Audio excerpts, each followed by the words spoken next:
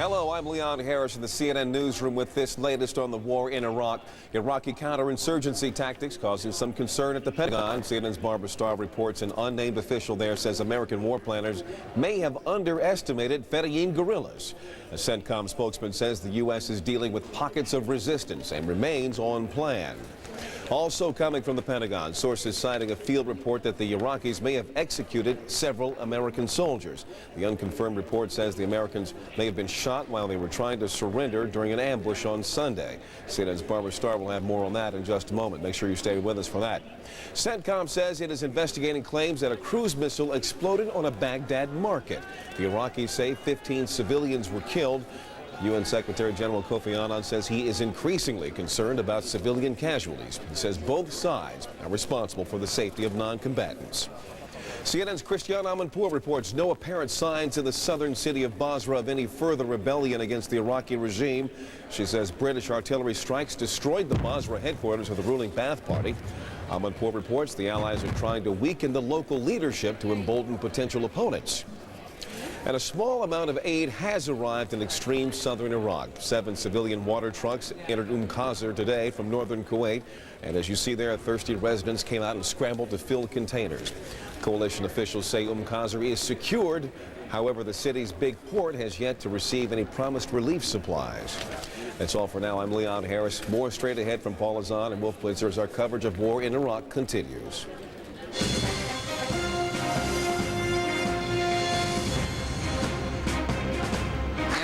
Today, our military is focused and unwavering.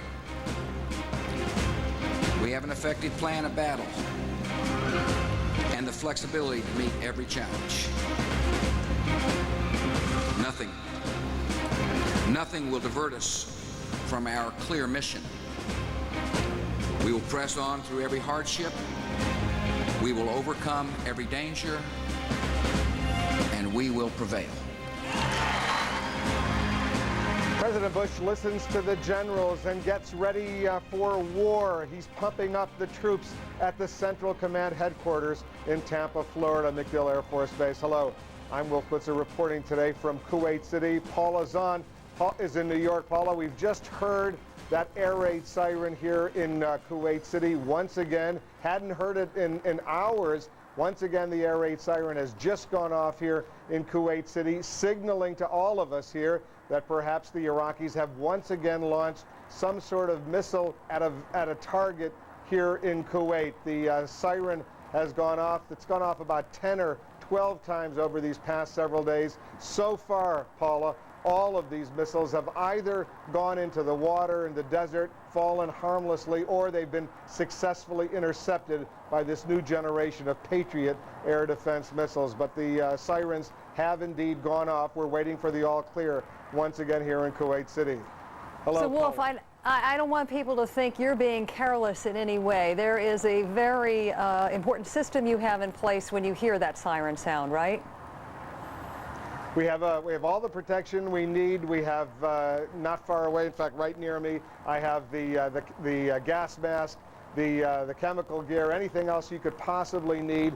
Certainly, if there were a missile, so far all the missiles have just had conventional warheads, and so far we're told by Kuwaiti and U.S. military personnel, none of the missiles have actually been those Scud missiles that were launched against Saudi Arabia, Israel, one missile into Qatar during the 1991 Persian Gulf War. All have been those shorter range missiles, including those El Samud missiles that have come in. Earlier today, we did hear at that briefing at the Central Command from General Brooks. He said that one of the missiles, though, did have more than that 150-kilometer range that is permitted under the terms of the 1991 ceasefire agreement. He said that missile had gone 190 kilometers, landed harmlessly, though, inside the waters of the Persian Gulf. But it's an issue, obviously, that people in Kuwait have to deal with, and those of us here who are in Kuwait City, we deal with it as well, and there's very, very good security precautions to make sure that no one gets hurt. But once again, Paula, those sirens have gone off, and we're just waiting for the all clear. I anticipate we'll get that momentarily. Well, I'm glad to hear you take all these precautions, but you know, in spite of what you tell us about Patriot missile batteries knocking some of these out and some landing harmlessly in the desert, you got to admit your blood pressure goes up every time you hear that, doesn't it? Well, you know, it's not the most pleasant experience to have to live through in the world, especially in the middle of the night. Sometimes you hear those sirens go off, and you know, you deal with it. Actually, it's been surprising. I think it's been a good 20 hours or so, 24 hours since we've heard it. What it does suggest, though, this last siren that just went off, and hold on a second, I think I'm hearing the all clear. Let me just listen. Yeah, we are hearing the all clear. That means any danger is over with. So the all clear has now been issued. But it does suggest that the Iraqis, even as they retreat, or even as U.S. and British forces move up from the south into the central part of Iraq and move closer towards Baghdad, the Iraqis apparently still have some capability to launch missiles at Kuwait. And as you know, the Iraqis, no love lost between the Iraqis and the Kuwaitis. But I'm happy to report that all clear has now been sounded.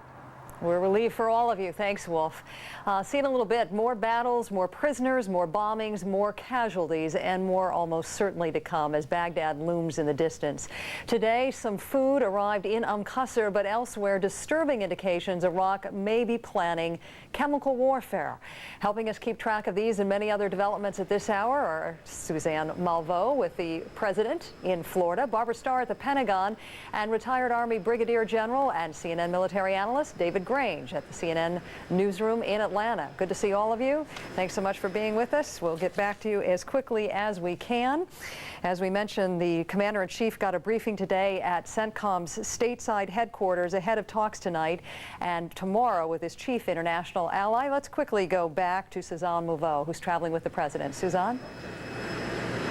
Hi, Paula. The President received a thunderous applause here at the air base here at home of U.S. Central Command. This is home not only to Special Forces but also to Allied forces, those soldiers who participated in conflicts in Afghanistan as well as Iraq. The President really boosting their morale here to thank them for their service. Also, it may be noted that it's just 7 days into this bombing campaign. The administration has been faced with a number of questions. Were they prepared for this? Did they think it would take as long as it has? Did they prepare the American people for this? And are they responding to the humanitarian needs in a timely way? Well, the President, determined to answer those questions today, said that we are ahead of schedule, the war is far from over, and that there will be a day of reckoning for Iraqi regime, and it's drawing near. This band of war criminals has been put on notice. The day of Iraq's liberation will also be a day of justice.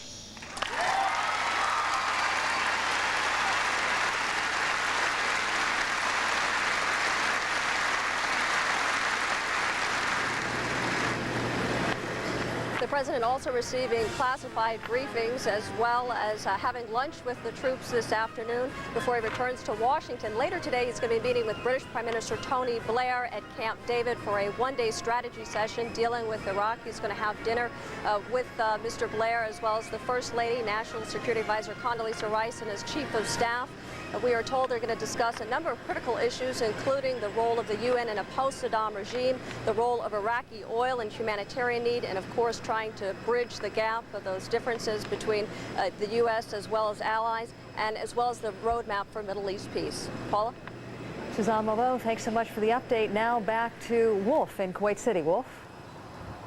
Thanks very much, Paula. The Pentagon is investigating a still unconfirmed report that Iraqi forces executed a group of ambushed U.S. soldiers who were trying to surrender. There are also some serious concerns about the size and location of so-called irregular Iraqi forces, in particular the so-called Fedayeen, considered Saddam Hussein's personal extra military enforcers. CNN's Martin Savage is with the U.S. troops. He's already deep inside Iraq, and let's bring him in now live. Marty, tell us what's happening where you are right now.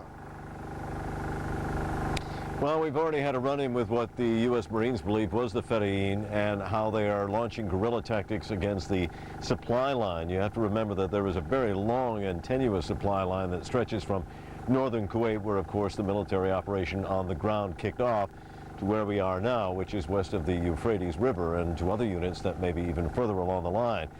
So keeping those supply lines open is vital, because everything comes in that way, whether it be ammunition, whether it be food, and whether it be, in one particular case, fuel. Yesterday, fuel, talking about the 1st Marine Division.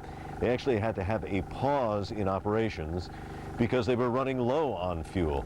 And the critical mission became, for us, with the 1st Battalion, 7th Marines, making sure that that supply line remained open and that the fuel trucks, and we're talking a lot of fuel here, well, 250,000 gallons of diesel fuel had to come in order to support a continued drive to the north for the U.S. Marines in the 1st Division.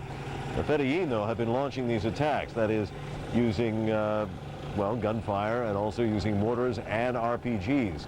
And they have been hitting along some critical areas of that supply line, very much in the area where we are now. So you've got this massive amount of fuel in huge lumbering tankers coming in, obviously a prime target. And how do you protect it? Well, that's what we were out on all last night. And for a long time, it was a running pitch battle of the armored vehicles and the part of the Marines and the Humvees racing through the night, opening fire with Marines firing out of the top of those armored vehicles, returning the fire that they were receiving from the other side in the pitch black darkness. And that's something to point out. This is the marshland area. Very tough, difficult terrain. Night vision goggles were of no use last night because it was just pitch black. You need some illumination. And so you have gunfire going off, you have vehicles racing through the night. The one vehicle we were on ran into a Humvee, and then after that we got backed into by another armored vehicle that sent us all flying inside. And then we ran into a building, ran into a house, actually ran over it. Fortunately, nobody was inside the house. When we finally got daylight back this morning, at least 2 armored vehicles upended in the swampy terrain here, but everyone was all right. The gun battle came to an end, the Fedayeen disappeared, and the fuel got through. And of course, for the 1st Battalion, or for the 1st Marine Division, that was the most important issue of all. The fuel has made it in, which will now allow them to drive forward. Wolf? Has the weather stalled the advance as far as you could tell from your relatively narrow vision of this war, Marty?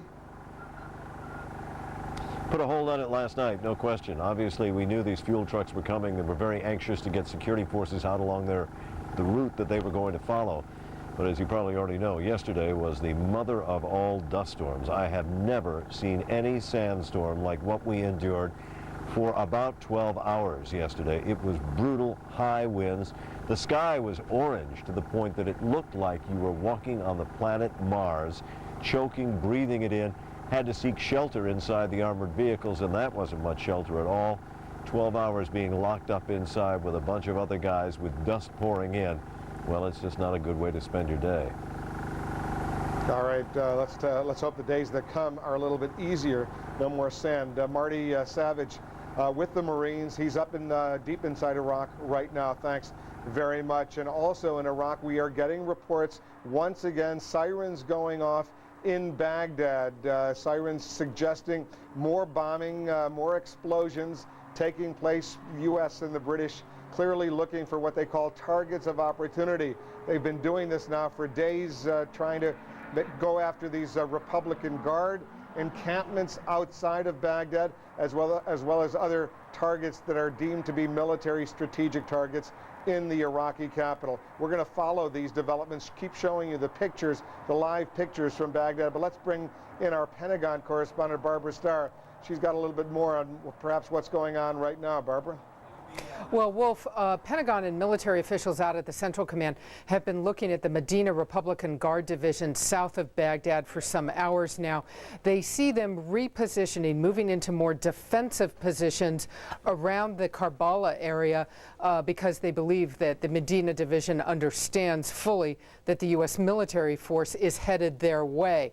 Now, in terms of what Marty was talking about, the Fedayeen fighters, the insurgents that have been causing so much trouble on the road all the way from Qasr all the way north, Pentagon officials are saying they are taking a very hard look at this situation, especially as there's been fighting with them in Basra and other areas. They believe that maybe, they say, they underestimated how well dispersed the Fedayeen were all up and down the line, that these irregular paramilitary forces clearly dispersed themselves before the war began, in those days right before the U.S. crossed the border into Iraq, and that they are all throughout all the cities, towns, and villages along the way, trying to enforce what the U.S. refers to as regime discipline.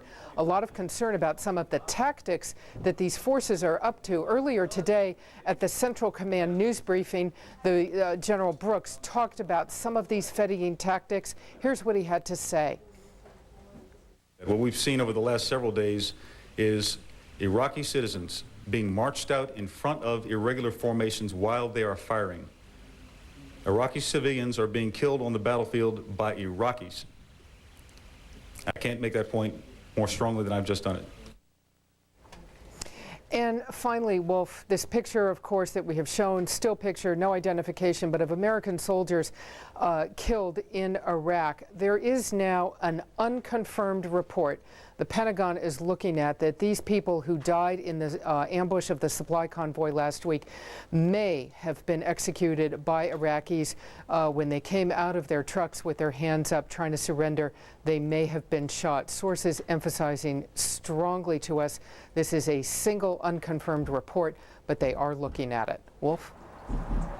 Barbara, we know last night, your time, early morning, here in the Persian Gulf, Iraqi television was off the air for a while, apparently the result of some sort of U.S. bomb.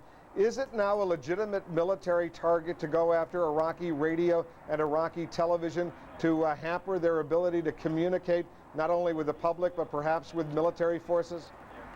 The Pentagon's view on that is yes, that they believe that Iraqi media is state-run, that it is sponsored by the regime of President Saddam Hussein, and according to Pentagon war planners, it is their belief that then it is a legitimate target that they can strike in order to basically strike and take out another communications link between the regime and the Iraqi military, these Iraqi paramilitary forces, the whole Iraqi regime organization. However, they also tell us, like anything else, they will target these areas with precision, that they will do everything they can to avoid any civilian casualties. Wolf?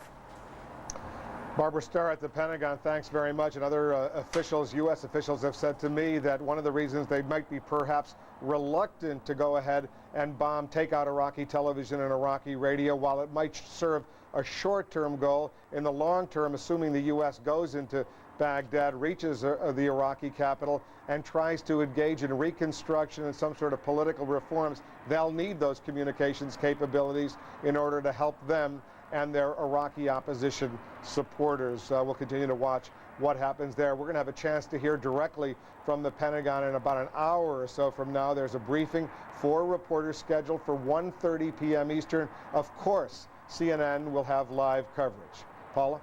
Thanks so much, Wolf. We've talked a lot throughout the day about the status and fate of the POWs being held by the Iraqis. No one is more concerned about what happens to members of the 507th Maintenance Company than folks at Fort Bliss, Texas. That's where that unit is based, and that's where we find CNN's Ed Lavandera right now. Ed, what's the latest from there?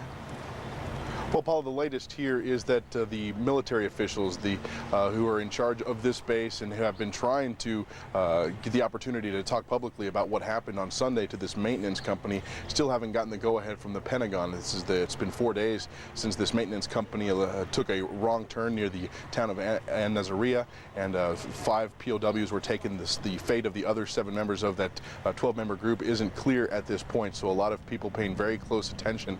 There are 5 confirmed POWs that come from this base. There are also the 2 prisoners of war that were flying the Apache helicopter over Iraq as well that were taken into custody as well. So for these 7 family members of these 7 POWs, it's very difficult times right now as they continue to await word. Many of the family members that we have spoken with say that they just haven't been able to get a lot of information out of military officials, and I think a lot of that has to do with the fact that the military officials here say they just don't have a whole lot of information to pass along at this point as well. But one of the issues that many family members are hoping will to resolve itself very soon, and one of the things that they're paying close attention to, is the status of the Red Cross and whether or not officials from the Red Cross will be able to get in to see these prisoners of war quickly. Many of the family members say, we understand that negotiations are underway. Red Cross officials are trying to not only get in to see the American POWs, but as the Iraqi POWs as well. And we had the chance to speak with the father of Shoshana Johnson a few days ago, and he says that the most important thing on his mind right now is to get that Red Cross in to be able to see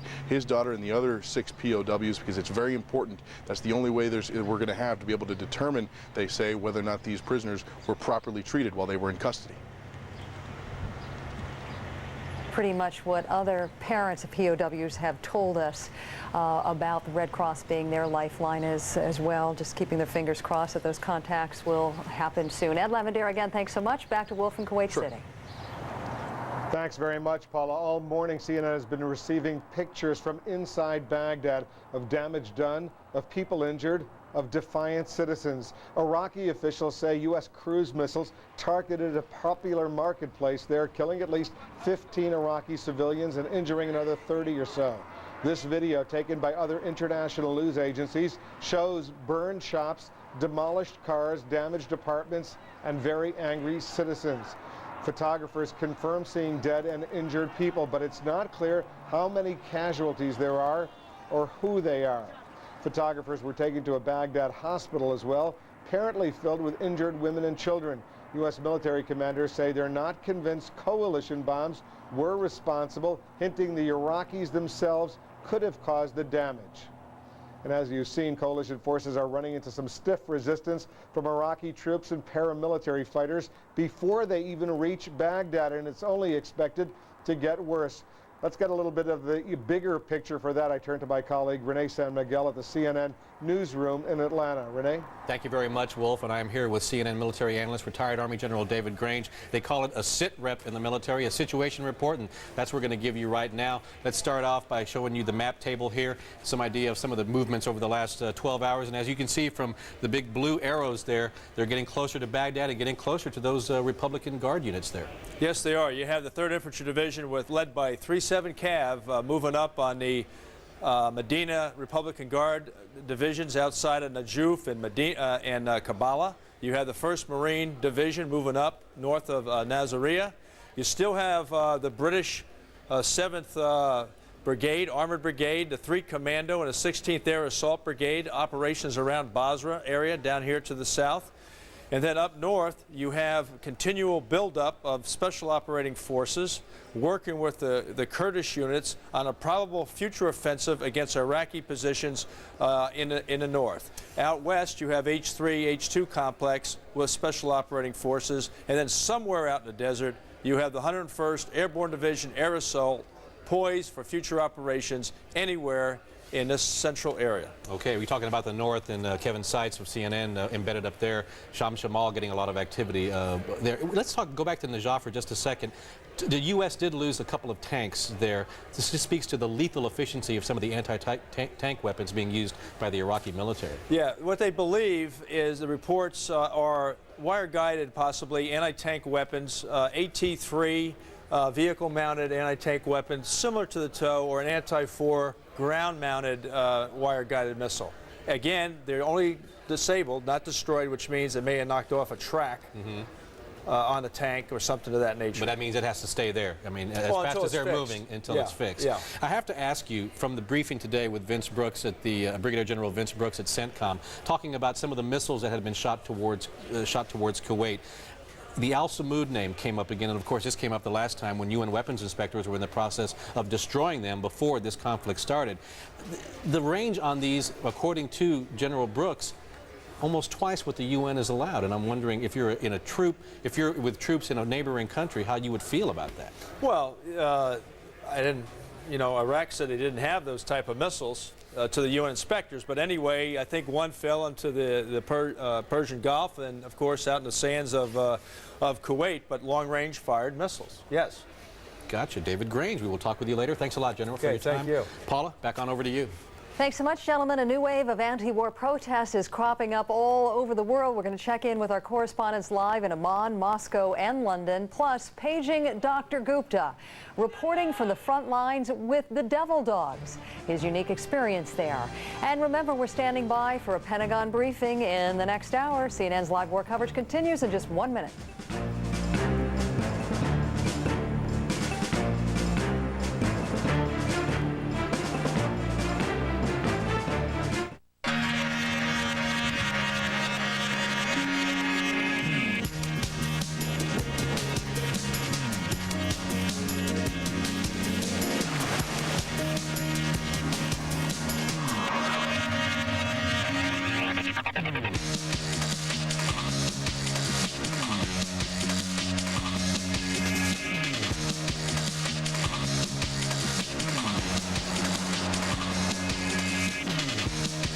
Think all mortgage lenders are the same? Think again. At Ditech.com, there are 2 fast and easy ways to apply for a second mortgage 24 hours, 7 days a week. You can pick up the telephone and call our toll-free number or apply online at Ditech.com. Right now, you can apply for a second mortgage with Ditech's no closing cost option. Use the money to pay off credit card debt, whatever you want. Ditech.com. There is a difference. Call 1-800-71-FIXED. CNN Tonight at 7, a special report. U.S.-led forces face intense fighting with Iraq's Republican Guard. Reports that Saddam may be ready to use chemical weapons. As troops approach Baghdad, we're live from the front lines. CNN Tonight, 7 Eastern.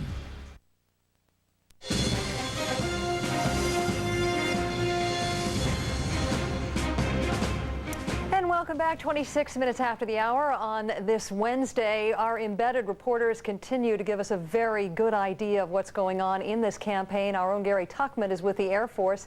He joins us now by video phone from an air base in the Persian Gulf. Gary, I don't know if you can hear me, but you can start your report now. Paula, hello.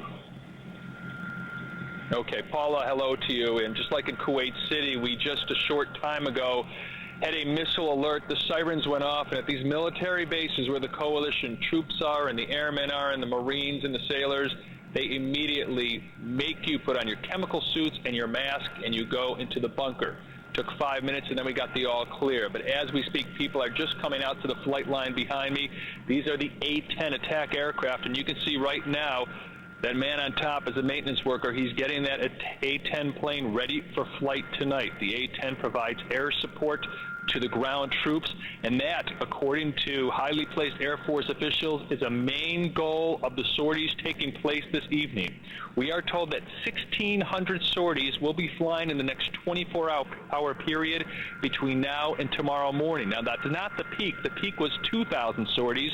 According to these Air Force officials, the reason for the lower number is because many of the pre-planned targets before the war have now been destroyed. So there is not a necessity anymore to have as many sorties going out. There are still emerging targets. There are still some pre-planned targets, but many of the pre-planned targets have been destroyed.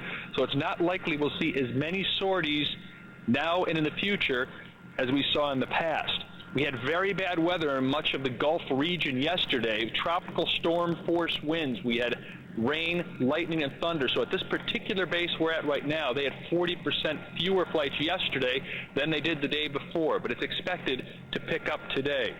We can tell you this base, talking about the alerts and the sirens we just heard, I was expecting to tell you when we knew we were coming on the air with you, Paula, that we hadn't had a siren for 30 hours. And it was certainly increasing the morale of the airmen who are at this base. Well, now that siren has come back, so they realize what reality is. A lot of the people we've been talking to here, and there's more than 8,000 servicemen and women, are saying they feel more relaxed now than they did in the first few days of the war, but many of them are anticipating what might happen when U.S. ground troops get into Baghdad. That, many of them say, they're concerned about. But either way, lots of planes are flying out again, but not as many as the first few nights of the war. Paula, back to you. I know these members of the Air Force are trained to deal with what you just did when the sirens went off, but describe to us what you saw when you see the siren sounded. What's really interesting, Paula, is, we've gotten to know these people quite well because we've now been here for 5 days.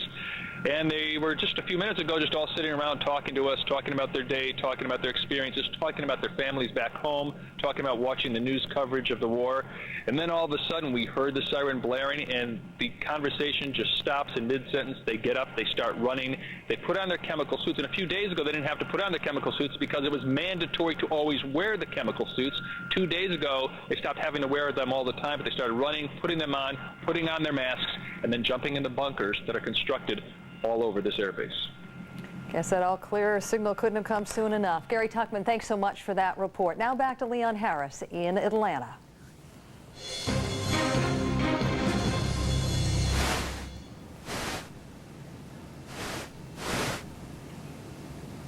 Harris at the CNN Center in Atlanta with another update on the war in Iraq. The nation's commander-in-chief rallied the troops in person today. President Bush told the forces at MacDill Air Force Base in Florida that a day of reckoning is coming for Iraq, but he said that the war is far from over. CNN's Martin Savage reports the delivery of crucial fuel has made it through the U.S. forces on the front lines, I should say. U.S. Marines protecting the convoy faced 2 tough days of sniper fire, artillery shelling, and vicious sandstorms. And the 250,000 gallons of diesel fuel means frontline forces can now continue to advance toward Baghdad. More reports coming that Baghdad is booby-trapped. CENTCOM says U.S. intelligence reports the bridges leading into the Iraqi capital may be set with explosives. Brigadier General Vincent Brooks told reporters, quote, "This regime will go to extraordinary lengths to protect itself." U.S. Central Command defended the use of its high-tech weapons in the war in Iraq. The deputy director showed reporters a video of one such weapon taking out a vehicle under a bridge in western Iraq. You see the video there. The bridge wasn't touched. The vehicle is gone. Well, the weapons demonstration follows international criticism over an apparent bombing of a popular Baghdad market. Iraqis say 15 civilians were killed in the incident. CENTCOM says it can't confirm that coalition forces are responsible for it and suggests that Iraqis themselves may be behind the explosion. A coalition airstrike over Baghdad has apparently failed to take out Iraqi TV. The broadcasts were interrupted after a pre-dawn air attack, but then they resumed later on. The Pentagon had said that the television station was on its list of targets. Coming up later on the hour, the latest on the U.S. military campaign in a live briefing coming from the Pentagon. We'll have that for you here next hour. And taking on Iraq. We'll take you inside the battlefield hotspots with our CNN military analyst and reported uprisings in Basra. Is this the popular revolt the U.S. was hoping for?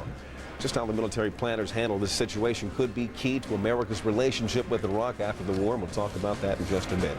I'm Leon Harris. Now let's go to Wolf Blitzer standing by for more. Wolf? Thanks very much, Leon. I want to immediately go to our Christiane Amanpour. She's now in southern Iraq. She's moving in with British forces. Christiane, what's going on?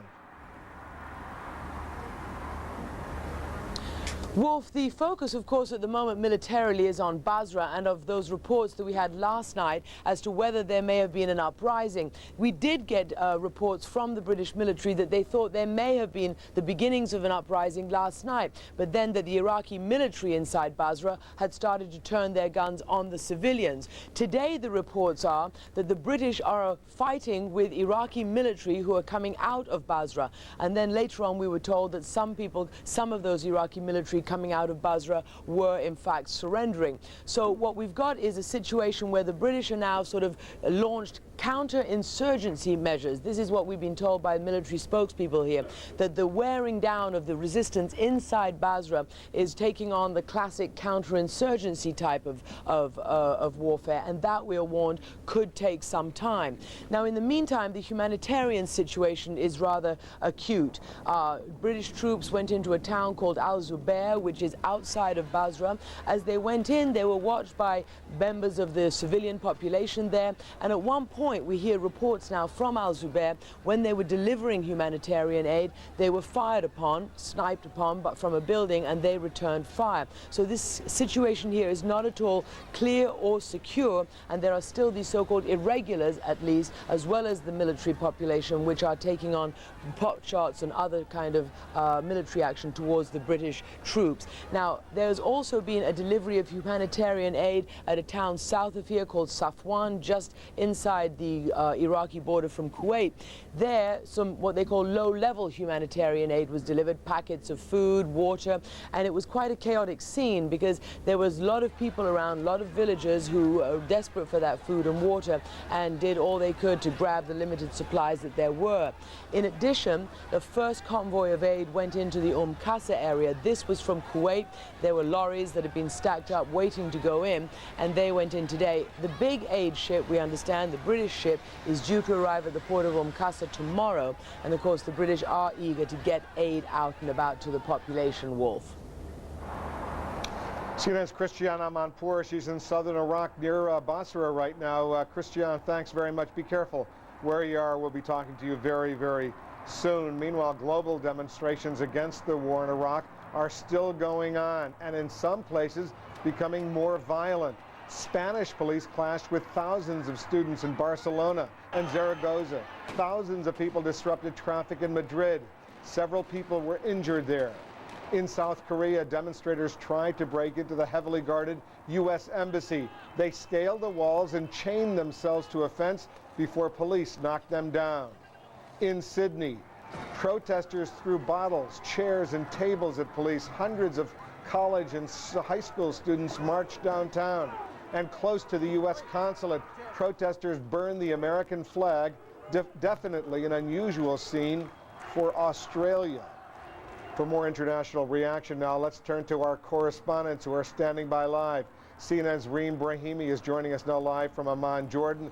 Jill Doherty is in the Russian capital of Moscow, and Robin Oakley, he's in London. Let me start with you, Jill. First of all, the Russians, we know that where the Russian government stands, but as far as you can tell, where do the Russian people, by and large, the rank and file, stand? Well, if you look at the polls, Wolf, you've got almost 90% of the Russian people opposed to this war. However, there are other polls that show indications that some Russians feel that there should be some type of action against Saddam Hussein. But you'd have to say overwhelmingly people are against this war. However, it has not translated into actual demonstrations. There have been a few. They've been pretty small, at the most about 1,000 people, and pretty far between. There's really not a lot of vocal statement coming from people, at least, regular people, about this war. I want to pick up on that in a moment, but I want to bring in Reem Brahimi in Amman, Jordan. King Abdullah is in an awkward position right now because I take it on the streets of Jordan, there's widespread opposition to what the United States and Britain are doing. Absolutely, Wolf. The Jordanian government is walking a tightrope. There is wide opposition here. Demonstrators went out into the streets yesterday, maybe not in many significant numbers as in Cairo or in Syria, for instance, but still very significant because the weather conditions were appalling. Demonstrators went out in the middle of a snowstorm, marching, chanting slogans against the United States. But that said, the Jordanian government has been monitoring the public reaction to the war in Iraq and even maybe preempting it. For instance, when the Iraqi vice president came out yesterday accusing Jordan of not providing food supplies to Iraq, well, the Jordanian foreign minister came out immediately, spoke to the press saying this is not what's happening, saying Jordanian people are also important, but we're very concerned about the Iraqi people. And also the local press agency, news agency Petra, is reporting that the Minister of Education has cautioned all school principals against that kind of disturbance, saying they must make sure that classes are attended at all times, cautioning them against groups that might want to exploit that situation, and also warning that he would not tolerate any disruption of law and order, saying that there's no demonstration will actually be able to help brothers in need. Now in Syria, Wolf, if I just may go to what happened in Damascus, that was a huge demonstration, hundreds of thousands of people marching in the streets of Syria. Now that was a government authorized demonstration as well, but the government actually authorized civil servants to go out in the streets, stop work for a day to go and protest. So they went out chanting, again, anti-American slogans, saying Americans out, down with Bush, the regular slogans, but also slogans against Arab leaders from Egypt, Jordan, Qatar and Kuwait. So that was also quite significant, especially as Syria was in 1991 an ally of the coalition in the war against Iraq, and of course now Syria is totally opposed to this current war. Wolf? All right, Reem, stand by. I want to get back to you as well. Robin, in London, I know you cover European affairs. Those demonstrations in Spain today, very interesting because the Prime Minister Aznar, has been a close ally of Tony Blair and President Bush in this whole war, the build-up towards the war. How significant are these demonstrations in Spain, and does it represent a threat to the government of Prime Minister Aznar?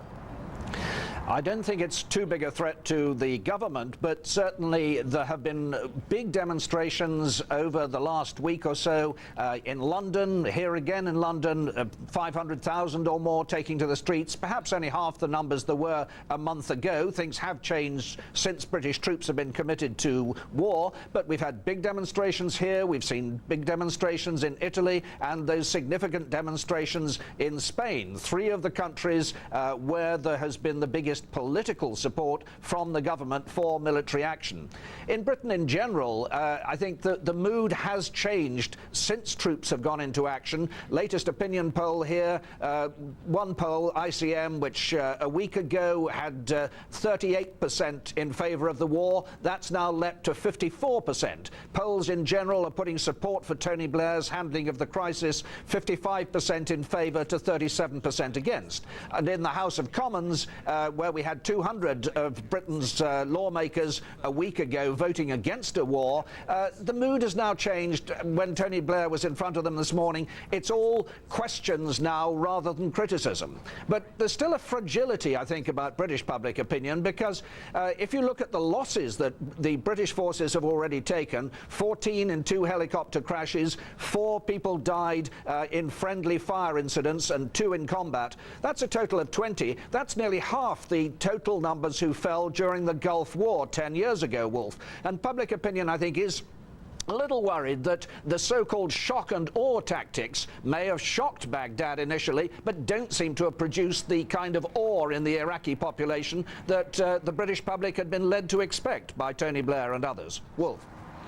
Certainly the public opinion polls in Britain not as favorable for Tony Blair as the public opinion polls are in the United States for President Bush. Let me bring back Jill Doherty in Moscow. Jill, you know that area of the world quite well, obviously, spent many years there. Why is it that so many of the democracies now, the former Warsaw Pact countries, the former republics, so many of them, of the former Soviet Union, like Lithuania and Estonia, these countries, Poland, the Czech Republic, they all seem to be supporting President Bush. The governments are in this war against Iraq, but Russia, which is, of course, a democracy now, is so strongly opposed. Well, you know, Wolf, really, Russia considers itself a separate entity, and there's always been friction between the Eastern Europeans and Mother Russia. The Eastern Europeans are trying to prove their devotion to the United States. After all, especially the Baltics and places like that, they felt that during the Cold War, the U.S. stuck by them, supported their right to secede from the old Soviet Union, and so they owe something to the United States. Russia has a completely different opinion. They used to be a superpower. There's a lot of the regret that they're no longer a superpower. And they also look at the game is no longer where they have some cards, which is the United Nations. They know that the U.S. can do pretty much what it wants to do. And that is galling to some people, especially in the military here, who wish that they could do what they wanted to do. They're very jealous of that. And then another factor, Wolf, is that basically a lot of Russians don't feel that this is their war. They will be affected in some way, but this isn't their fight. Well, let me bring back Reem Brahimi. And Reem, we don't have a lot of time, but I'm anxious to ask you this question. As you know, there was a tragic incident on the road out of Iraq the other day. A Syrian bus, a bus with Syrian civilians, was accidentally hit by a U.S. missile, and several people were killed, many others were injured. In that part of the world, in Syria, where there's widespread distrust of the United States, have they accepted the Pentagon's formal apology, the assertion by the U.S. military that this was in fact an accident, or is there a suspicion there that perhaps it wasn't an accident? Wolf, it's very interesting. These apologies are never quite accepted as such in this region. I think it's quite safe to say that. Of course, they're maybe taken and looked at, but if you ask many people, there's such a feeling of resentment with regard to the United States, and especially a feeling that the United States, being a strong ally of Israel, cannot be an ally or friendly in any way to any Arab people, that there's a lot of suspicion, and no matter what the U.S. might say about that, there will be probably a lot of suspicion as to what happened there. And at the very least, there will be still the accusation that what were you doing in Iraq anyway, bombing a country that is a brother country. There is that feeling very much. There's also the feeling, of course, that now there's a new crisis when the first one, the one between the Israelis and the Palestinians, hasn't been solved. And so a lot of mounting frustration, which is what, of course, worries a lot of the leaders in the region, which is why sometimes they allow those demonstrations just to allow people people to vent their anger while still keeping some sort of a lid on monitoring those kind of demonstrations as well. Wolf? CNN's Reem Brahimi joining us from Amman, Jordan, Jill Doherty in Moscow, Robin Oakley in London. Three of our best reporters joining us for that interesting discussion. Thanks very much to all of you. Let's get back to Paula in New York. Well, I would say 4 of our best reporters. I'd put you in that pack as well, Wolf. See in a little bit. Ahead, the war of words taking place about this war, how each side is battling to get its message out. We'll have more on that right out of the short break.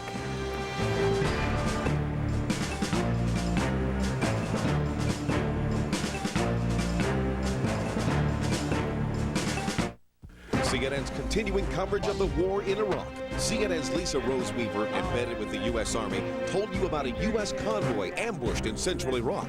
U.S. Central Command says more than 4,000 Iraqi POWs are in custody. For complete coverage of the war in Iraq, stay with CNN, the most trusted name in news. How do you invest to help secure your future? You start with your dreams. And Edward Jones. My life, my world, it all begins with a dream. Edward Jones. Your pet's same exact heartworm and flea medications delivered to your home, saving you time and money. 1-800-PET-MEDS. We deliver savings and convenience on HeartGuard, Advantage, Frontline, and all other pet medications. Call to order now or order online. If you want the benefits of refinancing, you have no choice but to stress over a long application, right? Wrong. AmeriQuest Mortgage gives you a choice and a personal loan advisor to handle just about everything. With 2 decades of experience, AmeriQuest knows how to offer you the no-stress home loan. The time is right, so call AmeriQuest now at 1-800-297-3260 or go to AmeriQuest.com. Call AmeriQuest, the company that knows you are more. You decided. Once again, CNN is #1. For trust and experience, Americans choose CNN as the most credible news source. CNN is the most trusted name in news.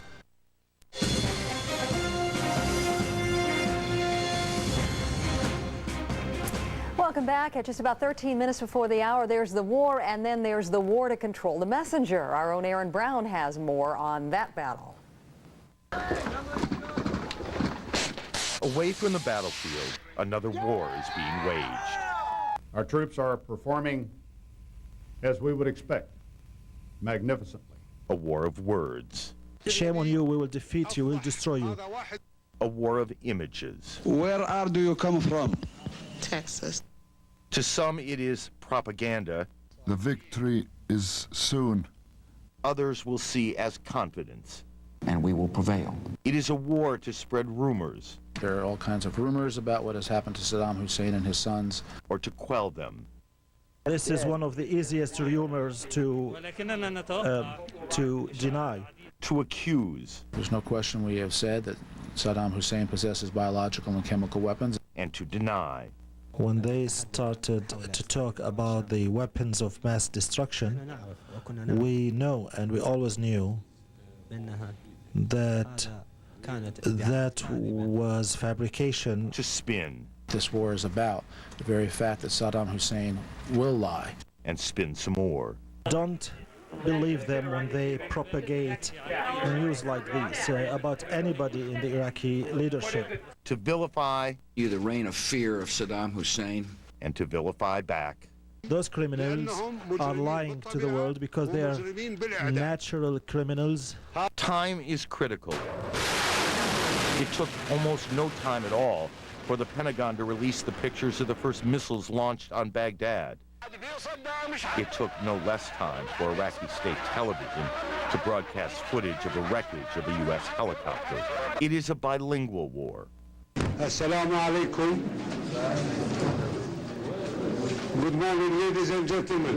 Where reality can be seen one way. Coalition forces have the key port of Qasr. But also another. About the lies they are repeating in the media. About Qasr. And caught in the middle, international media trying to do a job dissipating the fog of war. A media that can be embedded. We're out here with the 3rd Squadron, 7th Cavalry. Or expelled. Iraqi officials told us that they were going to close the CNN office. It is a psychological war, warfare to win the hearts and minds of public opinion around the world, opinion that is divided. USA! Here at home, as it is over there. Aaron Brown, CNN, Atlanta. For more now on this intense fight for viewers and the unprecedented access to this war, we're joined by CNN's media analyst and writer Howard Kurtz. He joins us live from the Washington Post newsroom. Welcome, Howard. Good to see you. Same here, Paula. As you know, there has been some criticism of this embedding process. In fact, in today's USA Today, Andy Rooney of CBS is quoted as saying, "It's very difficult to write anything critical about a guy you're going to have breakfast with the next morning." Do you think viewers are getting an accurate view of the war through the embedded reporters? I've talked to a number of the embedded correspondents. I think they're doing a terrific job under difficult circumstances. I hate to disagree with Andy Rooney, but yes, there's a bonding process that goes on when you're eating and sleeping and fighting with soldiers. But as the news has turned not so good in recent days, as some of these units have come under attack, as some of them have taken casualties, as some have been involved in friendly fire incidents, the correspondents, the embedded correspondents, have given us that bad news too. So I don't think they're in any way acting as a propaganda outlet for the administration. How about the specific criticism, though, that viewers have largely seen a sanitized war because of some of the restrictions they have to live by? We certainly understand why they're not going to provide any information that would compromise the safety of troops. Let's start from there. But beyond that, talk about some of those other restrictions. Well, I think the war perhaps has been a little too sanitized, but I don't think that's because of government-imposed restrictions. I think that's because American media organizations, and particularly television, are reluctant to show gruesome pictures of dead bodies and injured civilians. We've seen a little bit of that, but not that much. I don't think that's a question of government control. I do think that to the extent that people at home, and we've never had a technological war like this where you could watch, injured soldiers being interviewed in real time on the battlefield. To the extent that people at home are getting a distorted picture, I think it's not because of Pentagon restrictions. I think it's not because of taste issues. I think it's because the camera lens can only focus on one thing at a time. And so if you're with the 101st Airborne or the 3rd Infantry and it comes under attack and there are exploding shells, suddenly it seems to those at home that the war is going very badly, when in fact in the big picture it may be that coalition forces aren't doing that badly, but of course we can only see one snapshot at a time of these individual military units. Let's come back to that gray area for a moment, the issue of taste or respect. Do you think images of dead soldiers should be limited on TV? I certainly don't think they should be eliminated. War is an ugly business, and sometimes in the run-up to war and the enthusiasm of the media, this has been portrayed as it was going to be another video game war, pretty bloodless. We'd march on to Baghdad in about 2.5 hours and everybody would be cheering. Well, that's clearly not happening, and I think that the cameras need to record the uglier side of war. I don't think we should shy away from that. At the same time, I was not a huge fan of putting up this footage of this, the propaganda video made available by Saddam Hussein's government of POWs being questioned against their will about their names and so forth. I certainly think we should see a snippet of that, perhaps some still pictures, but beyond that strikes me as exploitation. And then out of curiosity, there's a new Pew Research poll out today showing that just 38% of those asked on Monday thought the war was going well. That's down from 71% on Friday. Do you think any of the coverage of the last couple of days has anything to do with those numbers? Well, absolutely. I mean, it's impossible not to turn on the television and see reports about the war not going so well, at least for those individual units that have taken some casualties, that have made some mistakes, that have had difficulties. I think the problem here is that the media were to some degree used by the Pentagon in the huge run-up to the war, Paula, where we gave the impression that this was going to be, if not a cakewalk, a pretty smashing success for the United States and British forces. And in fact, things go wrong in war, and there are mistakes made, and sometimes people die, and I think now the expectations are coming more in line with reality. Finally, Howard, did you see the same shift in tone that I saw in the various news conferences we covered today? Particularly at CENTCOM, very pointed questions being asked about, did you underestimate the strength of these paramilitary forces? Yes, I think that journalists, having perhaps leaned too far in the direction of this was going to be a smashing victory for the United States of America, are now becoming more skeptical, more aggressive, and trying to hold Pentagon and other officials accountable for what now looks to be like it could be a longer and somewhat more difficult war. That's okay. That's not going to make us popular, but that's the role of journalism to ask those kinds of questions. As long as we don't get carried away and start talking about a quagmire and so forth. That mistake was made in the early weeks in Afghanistan, which of course turned out quite well. But yes, I have noticed that shift in tone. It has been unmistakable. Yeah, hard to ignore today. Howard Kurtz, thanks so much. We'll let you get back to your column. Howard Kurtz of the Washington Post, also the anchor of Reliable Sources right here on CNN. Back to Wolf now. Thanks very much, Paula. Thanks to Howie as well. Paging Dr. Gupta, reporting on the front lines how this brain surgeon has now become a war correspondent. Up next, we'll talk with Sanjay Gupta.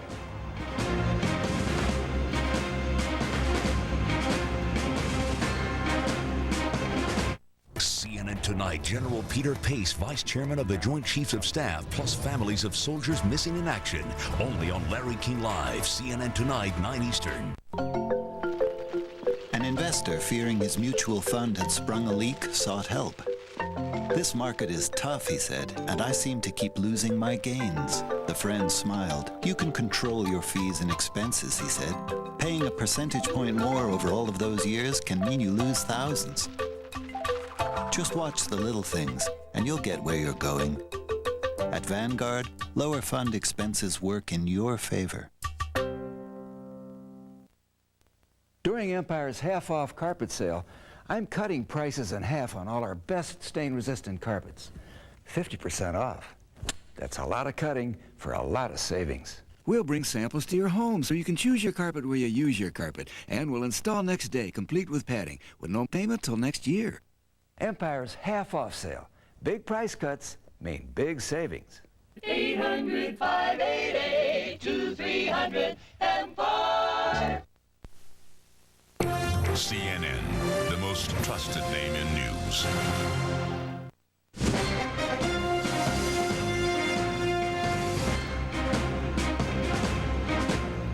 And as we move up to the top of the hour, that is it for me from New York. I'll be back here, same time, same place, tomorrow morning at 7 a.m. Let's check back in with Wolf. I'll be watching you the rest of the day, Wolf.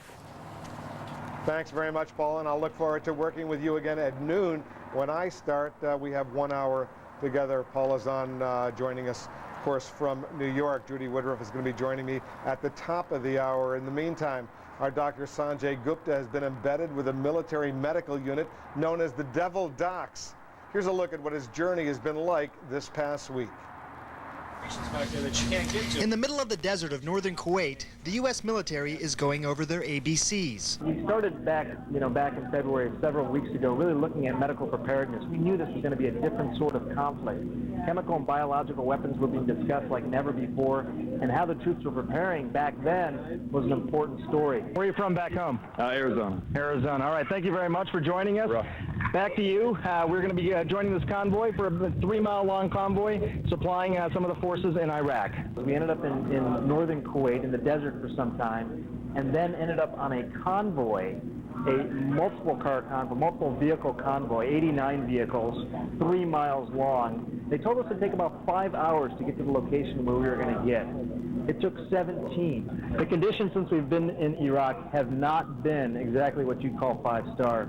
We have slept under the stars in sleeping bags. We have slept by a bunker just so that we could jump in it because there were so many times that the alarms would sound in the middle of the night. We have slept in the back of a huge truck traveling through sniper-infested areas of Iraq. We don't have bathrooms out here. We don't have showers. I haven't showered in 7 days now, and it probably shows. This is the 4th bunker call in as many hours. As you can see, we're wearing our masks, our Kevlar, and our helmets. That's because we were instructed to do so, as we were instructed also to be here in this bunker. I'm used to being in the studio, wearing a suit on the set, but this has been obviously a huge change for me. And people keep telling me that we're surprised that you're out there. Well, I can assure you no one is more surprised than I am. We are here just behind the front line in an FRSS, Frontline Resuscitative Surgical Suite.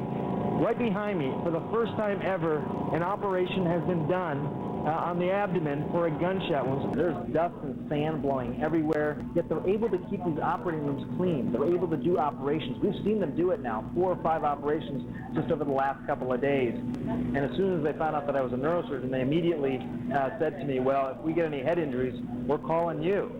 Bottom line, we can't take care of those things here. And I thought that was sort of an interesting thing to say, and certainly made me feel welcome, and that I would actually jump in, volunteer, and help out in any way that I could. I felt both medically and morally responsible to do just that. I haven't had to. The only thing I've had to do was help look at some cervical spine, neck injuries and determine whether or not they were going to be of serious nature later on. Have not had to perform any operations, but I can tell you, especially after having... Saying the blast could have been the result of Iraqi fire or a stray missile. More U.S. troops are heading to the Persian Gulf, another 30,000 of them getting their marching orders, including 16,000 from the 4th Infantry Division. President Bush, meantime, rallying the troops at McGill Air Force Base in Florida. There will be a day of reckoning for the Iraqi regime, and that day is drawing near. The president saying coalition forces are now facing the most desperate elements of a doomed regime. And on Wall Street, stocks reacting to the war front and the home front. New home sales hitting their lowest level in more than 2 years. The Dow surrendering about 40 points. So more bombs, more troops, more worries on day 7 of this war to liberate Iraq. We've got continuous coverage now with Major Garrett at the Pentagon, William LaJeunesse in Kuwait, Todd Connor at Amman, Jordan, and our own Chris Klein in northern Iraq. First to the Pentagon, where Major Garrett has been trying to get the latest on those 3 explosions in central Baghdad just about an hour ago. Major?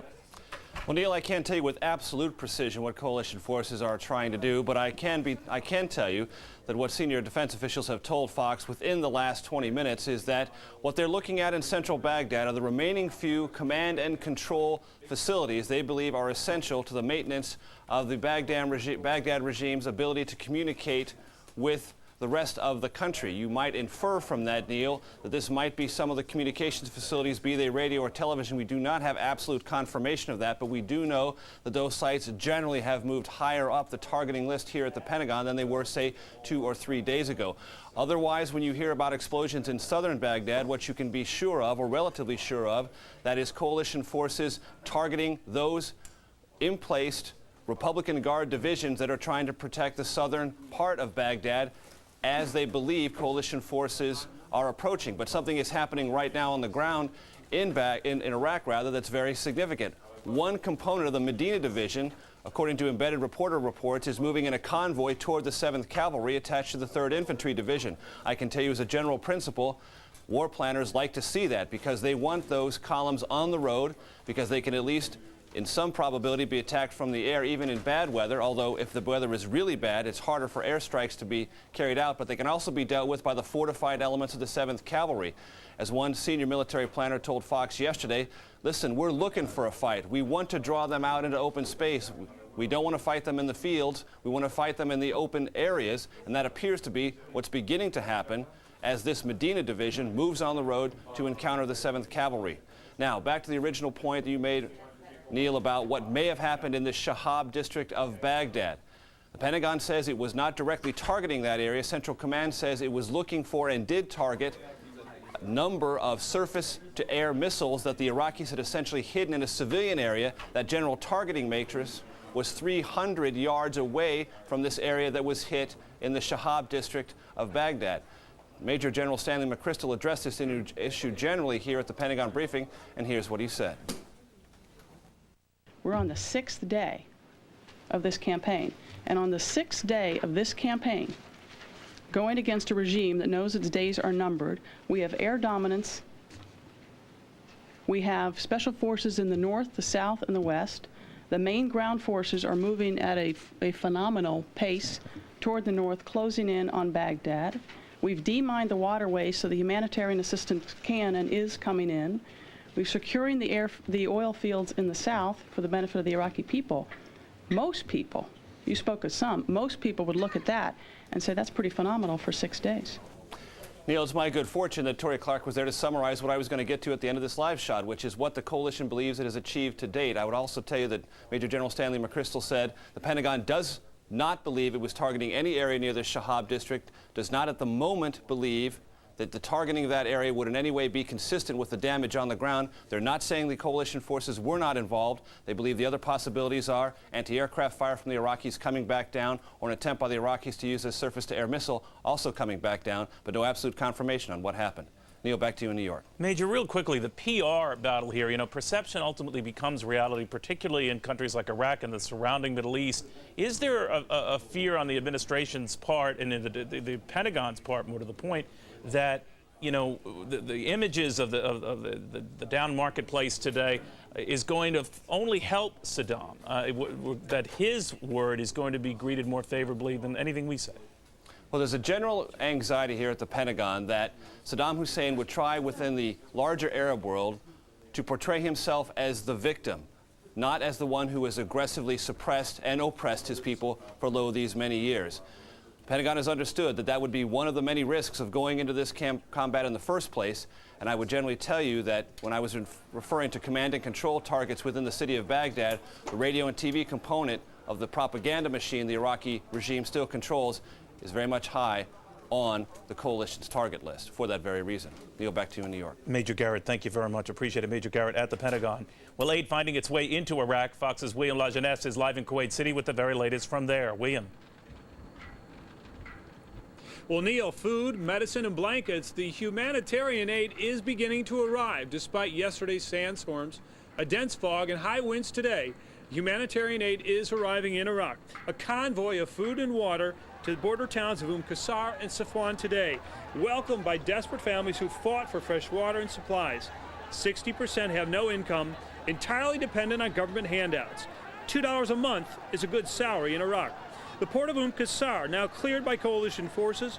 Humanitarian aid should begin flowing on a large scale. 12 tons of medical supplies, 600 tons of wheat, 3 million MREs arriving by ship. At least 4 tugboats and fishing dhows were seized by coalition forces in the waterway leading to the port. Many contained mines, many had not been laid. Meantime, British troops are encountering deep poverty in the oil-rich region of Rumelia. When the troops arrived, some of the locals were so desperate, willing to give up their weapons for food. Only 3 wells are still burning in the Rumelia oil fields, and officials predict they will be out within a week. 7 of 500 oil wells were set afire. A British colonel said the locals are impoverished but well armed. They're short of food. They've been storing nearly a quarter ton of food. I've found mixed ammunition, hand grenades, landmines, self-propelled rockets, small arms ammunition, anti-aircraft ammunition. Not the sort of thing you would keep for a afternoon shooting in England. Now, a second U.S. soldier has died as a result of that grenade attack of last week. Air Force Major Gregory Stone, who was attached to the 101 Airborne, died Tuesday of wounds suffered in that attack at the Ramstein Air Base in Germany. A member of that 101, Sergeant Hassan Akbar, was arrested. He has not been charged with the crime. The Army maintains that he did so because of retribution, because he was not being sent to the front. However, U.S. soldiers, some of his colleagues say, as a Muslim American, he was simply opposed to the American war in Iraq. Neil? William Lajeunesse, thank you, sir. Appreciate it. Now let's go live to Todd Connor, who is in Amman, Jordan, with the very latest developments in Baghdad. Todd. Hi, Neil. As you mentioned at the top of the show, several explosions heard in central Baghdad in the last few minutes.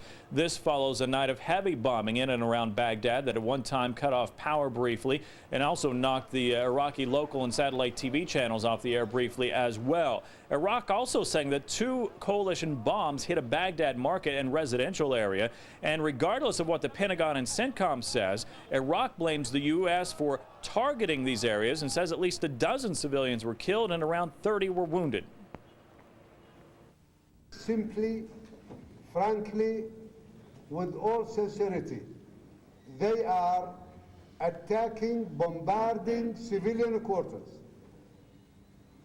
They are killing innocent people. Iraq routinely only takes international journalists to see damage in residential areas or to hospitals where they show off wounded civilians. What they haven't allowed journalists to show much of is the damage to government and military sites. Now, Iraq also claims the coalition forces are lying about controlling part of the country as a way to steer public opinion to its side, and it's public opinion on the Arab street that has raised concern here in Jordan. People are angry and frustrated. There is no question about it. And this is something that we have always cautioned the U.S. and others about. The street is angry. Anytime there is war in the region against an Arab population, you're going to find, of course, that kind of reaction. The Jordanian government continues to walk a tightrope, as it says, trying to find a good balance between the U.S. and Iraq, two good friends and two very important trading partners. Neil? Thank you, sir. Appreciate it. Todd Connor in Amman, Jordan. Well, Chris Klein is standing by live in northern Iraq, which has gone through intensive air bombardments. And poor Chris always seems to be right in the middle of it. Chris, what's the latest? Neil, for the time being, the skies over northern Iraq appear to be quiet, but as you point out, it wasn't the case overnight. Again, another round of intensive aerial bombardment against the northern Iraqi cities of Mosul and Kirkuk. And not only were Iraqi air defenses and heavy ground formations being targeted, we have credible information from Kurdish military sources that some of their long-range reconnaissance parties had spotted perhaps 12 to as many as 20 Iraqi surface-to-surface ballistic missiles in and around Kirkuk. And it would seem that the particularly heavy bombing around Kirkuk was targeting those missiles lest they pose a threat to the city that we're reporting to you from, Erbil, not so far away. Those missiles would be well within range. Elsewhere, the Kurdish forces continue their work of preparing staging areas for the expected arrival of far larger numbers of Allied troops as opposed to the very small numbers of Special Forces soldiers that are currently here, though they continue to trickle in, but airfields are being lengthened. One expects to accommodate large capacity Allied air transports. Staging areas are being set up, and on the whole, the Kurds are fulfilling a protective defensive function so that the Allied forces, if you will, can arrive within a secure perimeter, a safe perimeter that will enable them to gear up and prepare for their expected drive against the Iraqi cities of Mosul and Kirkuk and Tikrit, and provide some relief to the hard battling Allied forces in the south, and thereby in time finally now open up a second northern front and converge on the Baghdad regime from two directions. Neil.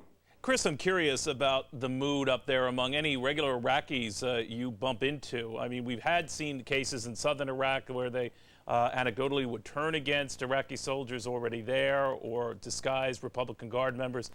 Anything like that among the people you see or bump into? Well, to be sure, amongst the Kurdish population, they are very eager to come to grips with the Iraqi army because they see this as the final stage of their own liberation, something that they've achieved with their own means with very little outside support over the course of the past 12 years. Now, as far as the situation that you described, I can tell you that in Kalak, a frontline position about 20 kilometers from here that we visited repeatedly during our deployment here in northern Iraq, we had heard of the surrender of two Iraqi officers commanding the garrison directly opposite us, only about 1,000 yards away.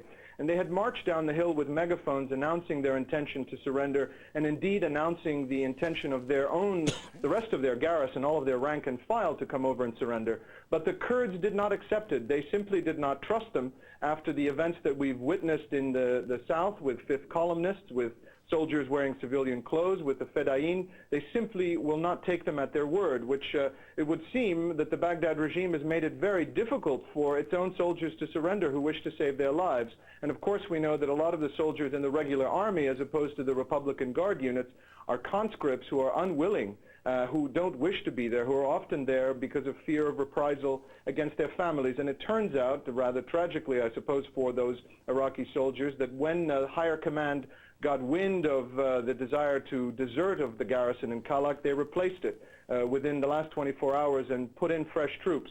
Now, the fate of those soldiers who wish to desert, one can ponder, is probably a very dark one. Amazing. Chris Klein in northern Iraq, thank you very much. Appreciate it.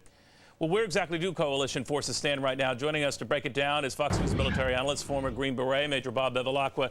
Major, first to a point Chris mentioned, and that is these troops, scattered though they are, still loyal to Saddam, I would imagine more out of fear of him than fear of us. What do you make of that?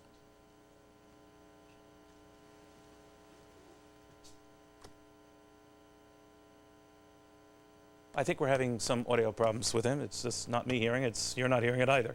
We're going to try to get that fixed up lately. But we have told you lately about some of the problems that are popping up in key regions of Iraq, in the north and in the south, when we do get cases of violence and some insurrection. It is usually short-lived. And that's an issue that I did want to take up with Major Bob, who hopefully hears me now. Major, do you hear me? I hear you, Neil. You got me? I do. It sounded... No, actually, we don't, do we? Do we have him? Okay. The point I was going to make is we hopefully get his stuff going very shortly, is this idea of why we've not seen more Iraqi soldiers in the face of this coalition onslaught simply switch sides or abandon Saddam. Something, as Chris Klein was pointing out, certainly in northern Iraq and in other key regions of the country, has kept them loyal. This is a point I want to take up with the former Army Secretary Togo West. We'll then hopefully get back to Major Bob. But in the meantime, Secretary, what do you make of that, the fact that so many soldiers are sticking, for the time being, with Saddam?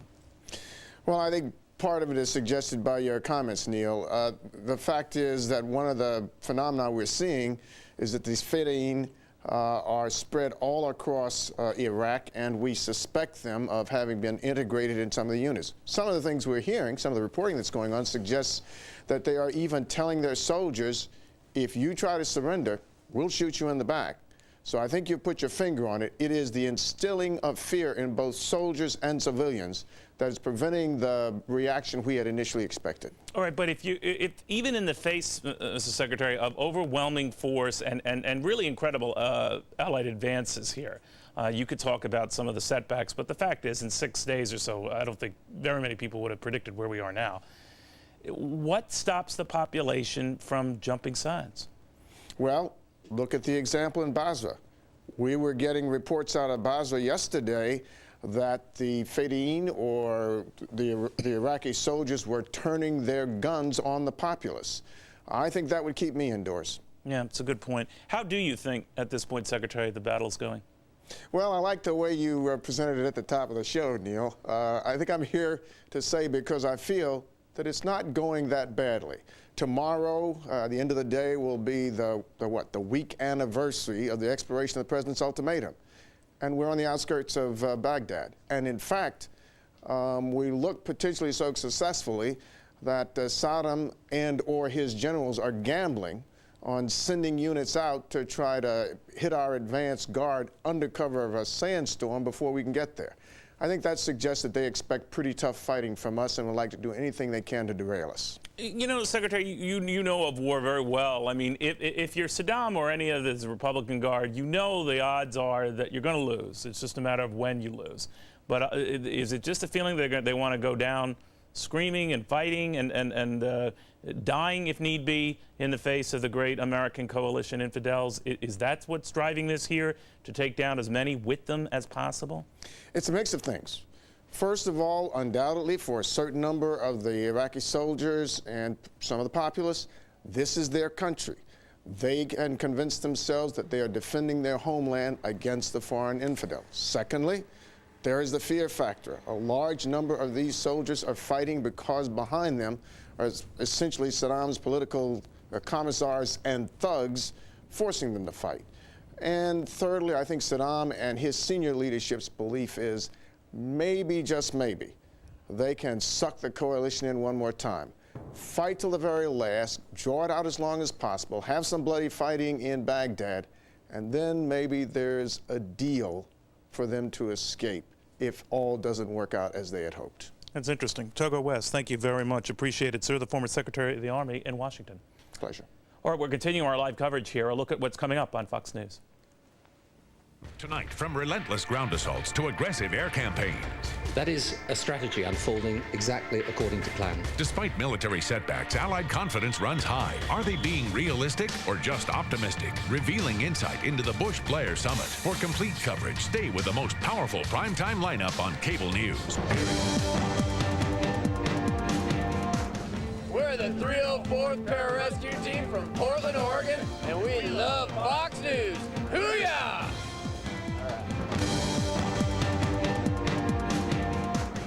301st Combat Rescue, Cocoa Beach. We watch Fox News. Hi, Mom. All right, welcome back, everyone. President Bush doing his part to rally the troops earlier today. Our Wendell Goler is at the White House with more on that. Wendell. Neil, the president says the military is making good progress in Iraq, but the war is far from over and the toughest battles lie ahead. He said Saddam Hussein's most desperate elements await coalition forces as they close in on Baghdad. At the same time, his aides say that the military is actually ahead of schedule. The president's comments were aimed at boosting the spirits of servicemen and women and also reassuring an American public that polls suggest was shaken by this weekend's deaths of American troops and the capture of American prisoners of war. Mr. Bush visited airmen and women at MacDill Air Base outside Tampa, Florida. That's the home of Central Command, the home of General Tommy Franks, the man directing the war in Iraq, and he visited with him by secure video link. Franks is in Qatar right now. The president said, "We cannot know the duration of the war, but we are prepared for the battle ahead." His visit came as Iraq blamed the U.S. for an explosion at a Baghdad market that killed more than a dozen people. The Pentagon said it had not targeted the area, that it didn't know whether it was a U.S. or Iraqi bomb, but the president said it's clear only one side in this war has so far shown concern for civilians. In the early stages of this war, we have also seen the honor of the American military and our coalition. Protecting innocent civilians is a central commitment of our war plan. Our enemy in this war is the Iraqi regime, not the people who have suffered under it. As we bring justice to a dictator, today we started bringing humanitarian aid in large amounts to an oppressed land. The president is meeting tonight with British Prime Minister Tony Blair at Camp David. Aides say they will talk about the progress of the war and the job of rebuilding Iraq afterward. Already there are problems on that score. Blair wants the UN to have an aggressive role in rebuilding Iraq, but members of the Security Council who opposed military action, the French, the Russians, the Germans, don't want to sign on to a UN reconstruction plan that they fear would be seen as legitimizing the war, and they also don't want to be shut out of rebuilding contracts. Now, Blair says he also wants to talk about repairing the coalition's image with the Arab world, and his main focus there is on the roadmap to peace in the Middle East, the peace plan developed by the United States, the European Union, the UN, and Russia that President Bush and the U.S. has been blocking while the Palestinians basically cut into the power of Yasser Arafat. Officials here say that plan will be released as soon as the Palestinians confirm their new Prime Minister, Abu Mazen. Neil? Wendell, I would imagine that the administration wouldn't be too keen on giving the French particularly a prominent role in whatever reconstruction or rebuilding activity goes on in Iraq after the fact. Well, the president feels that, quite frankly, United Nations intransigence is part of the reason we are fighting now. The UN's failure to stand up to Saddam Hussein and enforce its own resolutions. And quite frankly, the U.S. is not at all pleased at the politics at play in the UN right now over reconstruction. National Security Advisor Condoleezza Rice has had talks with UN Secretary General Kofi Annan. Officials here feel that what the other members of the Security Council should be doing now is focusing on the humanitarian effort to come, the job of rebuilding Iraq, and in fact the job of getting food and aid into the country now. And instead they are seeing a kind of twofold concern. One, a refusal to legitimize, if you will, the military action going on now. At the same time, they're hearing grumbling about being shut out of contracts post-war. Neil? Wendell Goler at the White House, thank you very much. Now back to Major Bob, who's overcome all sorts of war obstacles. But microphones, that's a whole other issue. Yeah, communications, Neil. I hear you, my friend. You can't do anything without it. Let me sort of get your sort of view of where this battle stands right now. Your original question, are the guys in the field acting on their own because they're afraid of Saddam?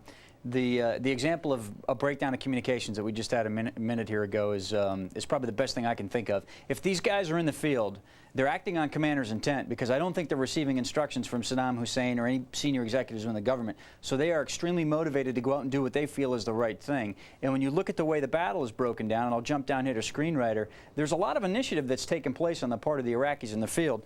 We've heard of a defense around Baghdad, this, you know, this circular ring defense. And I think what we've seen and what we're getting reports of are some of these units are actually moving out down on their own accord. And we've also heard of this in the south, down around Basra, that some units have actually pulled out of there and are heading down south to the port. I don't think they're being given instructions. I think they're taking some initiative, or they're executing part of a plan. Fortunately, we do have elements of the 3rd Infantry Division that are around Baghdad. I believe they are near the Karbala Pass area, which is where we believe the Medina and the Nebuchadnezzar to be. And of course, we have the 7th Armored from the Brits that are down south. So we have enough forces to engage anything that really comes into the area. The good news here, Neil, whenever these guys decide to move, for example, if I'm going to come and head down south, that provides a great target of opportunity for these guys right here to come in and roast a column of T-72s on the road. The worst thing they can do is come out of the cities, but it's great for us. It's good that they come out in the open because really, Neil, we do not want to go into a built-up area. And one of the things I'd like to do is go to a flyover next of Basra and show you that, because I'll tell you, look at this. This is a major city with major arteries and places to travel and move armored vehicles rapidly, not just for us, but for them. And as we come down on it, you see a lot of built-up, structured areas that provide cover and concealment for the enemy. When they take off their uniforms and they go into civilian clothes, they have the ability to conduct guerrilla-type, unconventional warfare-type operations against us. Now, this is very similar to what the French did in occupied France back in the 40s. It's very difficult to combat because even back then the Germans didn't want to outright slaughter the French. We will have the same problem. And if you look at this, this is a seriously built up area that will provide a lot of places for the bad guys to hide, and it does provide some protection for us, but for the most part our hands are tied because we cannot flat out level a civilian built up area. So we could effectively take control of Baghdad, but still deal with sort of like, I don't know the term for, maybe mini Mogadishu type issues. Well, actually, Neil, you're right. We could occupy Baghdad. Are we going to control it? Not unless there's a total capitulation or a total surrender on the part of the Iraqi government, and that trickles down through their military, through their masses. Control is a word that I really don't like to use in a time of warfare because it's very hard to have total control. I mean, that's what war is all about. It's about chaos. And fortunately, and I say this half-heartedly, the Army practices chaos on a daily routine, whether it's at war or it's not at war, which really makes them good at scenarios like this. But the hard thing, Neil, the most difficult thing of all is that this will be fought, if we go into Baghdad in a combat situation, this will be fought in the middle of millions of civilians, and that's not a good news story. So that's a protracted battle right there, right? I mean, that sounds like something that could go for weeks at least, right? Neil, I think that could go for months, many months, unless there's a complete and total surrender. And then what we would have to do is stand up the law enforcement community within Iraq and stand up a portion of their military that has been vetted and trusted in order to help create a stable and secure environment. Now, we had a problem like this in Haiti, in a town called Lakai. The population was only 250,000. It was called the desoukage. What happened was the civilians that have had atrocities committed against them by the military, they seek revenge out on the military, which is why a lot of these military units are going to fight to the death, because they do not want to go back to their town wearing a uniform if they have been raping and killing civilians. Trust me, they will not be welcomed back into those neighborhoods. That's one reason why I think we're seeing so much fighting. All right, Major Bob, thank you very much. Major Bob Bevilacqua in Washington. All right, we're going to take you right now to the USS Constellation. We see some aircraft being prepared for takeoff there. This happens usually about this time of day, so we can assume that maybe something is planned for later this evening. It is about 12:30 Iraq time, Baghdad time, so some aircraft getting ready for takeoff from the USS Constellation. Usually that's been the kind of procedure. We've had reports of our first bombings in Baghdad, now about an hour and 10 minutes ago. This could be a follow-up to that. We'll see. Of course, they have been successively pounding Baghdad now for these past 4 nights. Well, the battle of Nasara leads to a frightening find. Ross Appleyard from our sister station, Sky News, has all the details. British soldiers on the front line have been helping American Marines secure the town of Nasiriyah. Their heavy armor supplements the huge American batteries that have fired shell after shell into Iraqi lines.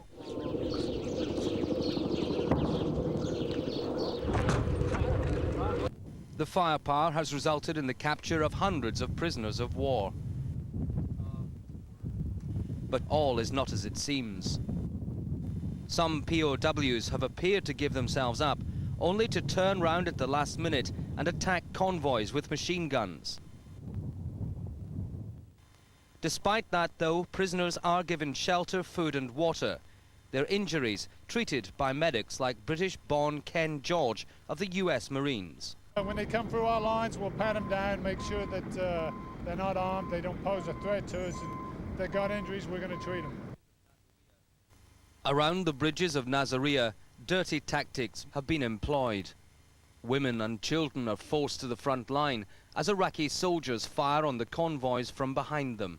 I have Marines up with my battalion up on the front that are no more than 3 kilometers from here that have positively identified that tactic. The guerrilla tactics have resulted in a small number of coalition casualties, but have also slowed up the advance towards Baghdad. These supply trucks waiting to head north have been delayed because the road ahead is simply still too dangerous. The heavy armor up in front needs its logistical support if the final aim of securing Baghdad is to be achieved. The Marines have been engaged in a major firefight just north of Nasiriyah at Ash-Shatra. The town is another important tactical bound on the road to Baghdad. Ross Appleyard, Sky News, Iraq.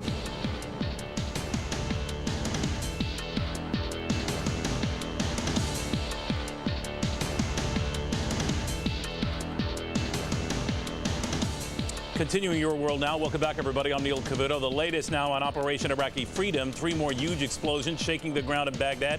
Coalition forces have been taking out Iraqi military targets. Some of those targets are in civilian areas. A major battle could be brewing. A 1,000-vehicle convoy of Iraq's Republican Guard is reportedly heading towards central Iraq, the scene of the heaviest fighting we've seen in this war thus far. At the same time, relief workers handing out much-needed food and water in the port city of Qasr. British officials say they want to show the Iraqi people that they are there to help them, not hurt them. And the war is wreaking havoc on the nation's airlines. The Air Transport Association says that domestic bookings are down 20%. International bookings down more than 40%. That is expected to last for the next 3 months at least. Well, elsewhere, we're going to get the latest now from Mike Tobin and CENTCOM headquarters in Qatar. Mike, what's the latest there? Well, Neil, a little bit you talked about, but under a dust storm, the Iraqi forces are believed to be on the move right now, according to U.S. Central Command. A column of about 1,000 Iraqi troops, believed to be Republican Guard, is heading south. They're also believed to be headed toward Najaf and the U.S. 7th Cavalry. Now, U.S. defense officials actually welcome this move because dust storm or no dust storm, once these vehicles are on the move, they can be easily targeted by coalition aircraft. According to British defense officials, a similar column, a smaller column, has pulled out of the second largest city in Iraq, Basra. They have also headed south, and at last report, coalition aircraft were busy pounding away at this column. This move is also welcome for the same reason. These units, these tanks, armored personnel carriers, and other vehicles were hidden in the city of Basra. The coalition aircraft couldn't get at them. Now that they're up on the road, they are easy targets, and it's believed that the A-10s and helicopters, the Apache helicopters and Harrier jets are making easy work of these vehicles now that they're out in the open. Some sad images coming out of Basra, however, the civilian population there leaving on foot with the paramilitary apparently in control of Basra. Reports came out yesterday that they had fired into the civilian population. The people are leaving. They haven't had water service in there since the conflict began, since ground forces moved in. It is believed now that the population of about 100,000 children in Basra is becoming at risk of diseases like cholera. Back to you, Neil. Mike Tobin, thank you very much. Well, our next guest was very outspoken against the war before it started. Now he's outraged at how much this war is costing. Joining me now is the senior Democrat on the House Financial Services Committee, Massachusetts Congressman Barney Frank. Congressman, welcome. Thank you. How do you feel now? Well, I don't know where you heard I was outraged at how much it was costing. We knew, I mean, the cost was one of the things that you took into account when you decide whether you're going to be supportive of this or not. I'm not surprised at what it's costing, and nobody that I know in the Congress begrudges enough money to make sure that our young people are very protected. What I feel now is that the case for the president's tax cut, which I always thought was weak, is even weaker. The fact that this is costing more because it's being a little tougher than we thought, the fact that we're spending billions now for some of our allies that will be committed to spending tens of billions probably for the reconstruction of Iraq, the relevance of this now, I think, is to further call into question the level of tax cutting the president is talking about, because I don't think you can pay for 2 wars with 3 tax cuts and still have a coherent fiscal policy in the government. But when it comes to the war itself, Congressman, you are standing by our troops. Oh, sure. There'll be, there's no concern, no objection to spending that money, although the money obviously will be to replace what's been spent. I would say, by the way, that one of the things that I think people ought to be noting now is that some of those criticisms that were made of Bill Clinton for having allegedly weakened the American military now, I think, are seen clearly to be just political rhetoric, because the American military that's now fighting is essentially still the one that was inherited from the Clinton administration. And it was Secretary Rumsfeld who pointed out that we're not only still doing operations in Afghanistan on a smaller scale, we're in this major effort in Iraq, and Secretary Rumsfeld said that if we had to, we could also deal with North Korea. So the argument that somehow the military had been seriously weakened at the end of 2000, I never thought that was true, and I think we now have evidence that that's untrue. Even though some of the improvement you would allow has been enjoyed because of the increased military spending that this administration has initiated, right? No, because you cannot, they have asked for more spending, but in this relatively short period of time, since January of 2001, much of that spending has not yet been able to take effect. In other words, there's a long lead time, certainly with weaponry, certainly with any technology. That's going to be for the future. But the lead time in terms of military weaponry and technology is such that you're essentially still fighting this with the military that was in effect at the end of 2000. Let me ask you about the progress of the war thus far. What do you think? I'm not an armchair general or even a battlefield general, and I'm very reluctant to comment. Obviously, war is a sad thing. People get killed and you feel regretful. But I think civilians like myself who try and second-guess tactics or become instant experts really ought not to get a lot of attention paid to them, and I try not to do that. Well, that hasn't hurt a lot of your colleagues, obviously. I guess what I would be asking is whether you think that in 6 days would you have envisioned we would have been within 50 miles of Baghdad and controlled 2/3 of the country? Oh, I thought it would be a war that we would clearly win because, as I said, it was clear to me that despite some of the partisan criticisms of 2000, the American military remained overwhelmingly the most powerful by far in the history of the world.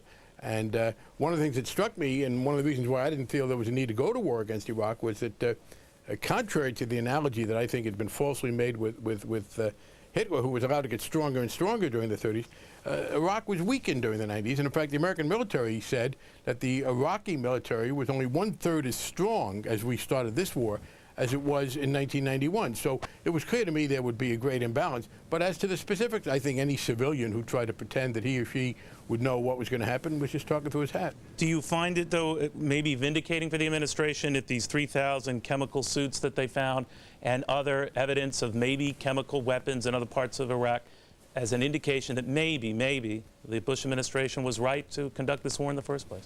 No, because I never was opposed to the war on the grounds that Saddam Hussein was a reasonable man. I always thought he was an evil man who wanted to do bad things. My point was that we had quite effectively constrained him. If you, and again, I think the analogy to Hitler is relevant here. Hitler was allowed from the day he marched into the Rhineland to get stronger and stronger and stronger. From the day Saddam Hussein marched into Kuwait, he was weakened. And before this war started, he was, I think, under control. As a matter of fact, we have no evidence that he was successfully able to do anything outside of Iraq damaging to us or anyone else since 1991. We have sanctions that I've supported. We were flying over and spying on him when I supported that. We had inspectors in there. We had a great deal of electronic surveillance. So all bets aren't off if he has chemical weapons, and you're saying, right? All bets aren't off if he has chemical weapons and then uses them? No, he's had, I believe he probably had some of these weapons. Okay. We were able to keep him from using them. My point is that we were able effectively to constrain the man without the great loss of life, political destabilization in the rest of the Middle East, and the cost of hundreds of billions of dollars. All right. Congressman Barney Frank, appreciate it, sir. Thank you very much. All right, well, Wall Street definitely marching to a war beat these days. The blue chips underwater for most of the day. Looking at how we ended, if we can take a peek at that, the Dow down better than 50, the NASDAQ off 3.5, and the S&P down about 4 3/4. So are investors sort of hunkering down? Let's ask Dagan McDowell, Fox News business analyst, Brenda Butner, the host of Bulls and Bears, Terry Keenan, the host of Cashin' In, and Jonathan Honig, the man behind Capital's Big Asset Manager, and of course, one of the other stars at Cashin' In. Jonathan, I ended with you. Let me begin with you. How do you think just the market's responding to the ongoing war? Well, Neil, the response has been huge. I mean, we've seen a huge rally in stocks and a big fall off in bonds. And to be honest, I've been playing the other side of that for quite some time. So I've covered a lot of my shorts in stocks, and I've actually sold quite a bit of bonds. For me, now's the time to be flexible. It's not a bad time to have some cash on the sidelines. As the old saying goes, you know, when elephants are dancing, mice get trampled. This is an easy time to get trampled with these markets so volatile. As we're going to be watching here, ladies, I'll continue with Terry, some B-52s returning to Fairfield Air Force Base. Is there, actually lifting off from the base, I should correct myself, is there a sense that this is going, let's say, just Wall Street's way, or is there disappointment that it's not going faster? I think there's disappointment that it's not going faster, and that's what we saw this week, because I think there was an irrational expectation that this would be an exact carbon copy of the Gulf War and would be over very quickly. And it looks like, you know, while things are going very well, that it's going to take longer. But that time we had 39 days of air raids. You know? Yeah, people forget that. I guess the thought was, you know, we'll do the quick air raids, and then the war will be completed very quickly. And I think now the market's taking that into account. The market's taking a breather right here, too. Investors are concerned about what happens to our troops when we try and take Baghdad. But remember, the market, the Dow, the NASDAQ, over the past little over 2 weeks, they're still holding on to 9% gains. That says a lot about the market's resiliency and the fact that people are at least willing to hold on to stocks. And imagine, if you will, that there were no war. And think about the last 2 days, for example. They're not that bad. There's very little volume, very little volatility. I mean, we really haven't lost that much. They aren't that, you know, yesterday was up, today was down a little bit. Now, granted, there has been a fixation on war, and today the rumor was that we were going to a code red. The market went crazy on that rumor. On a terror alert here, there is a fixation on rumor. There is a total, they ignore any earnings, any economic news at all. All right, guys, just so I don't mean to interrupt you, what you're watching is the planes F-14s and F-17s. By my likening here, of course, I could be wrong, taking off from the USS Constellation. But I will say that as we climbed up, there was huge volume. As we were going down, there was really no volume at all, and there's been very little volatility of the last few days. So I think those are positives for the bulls.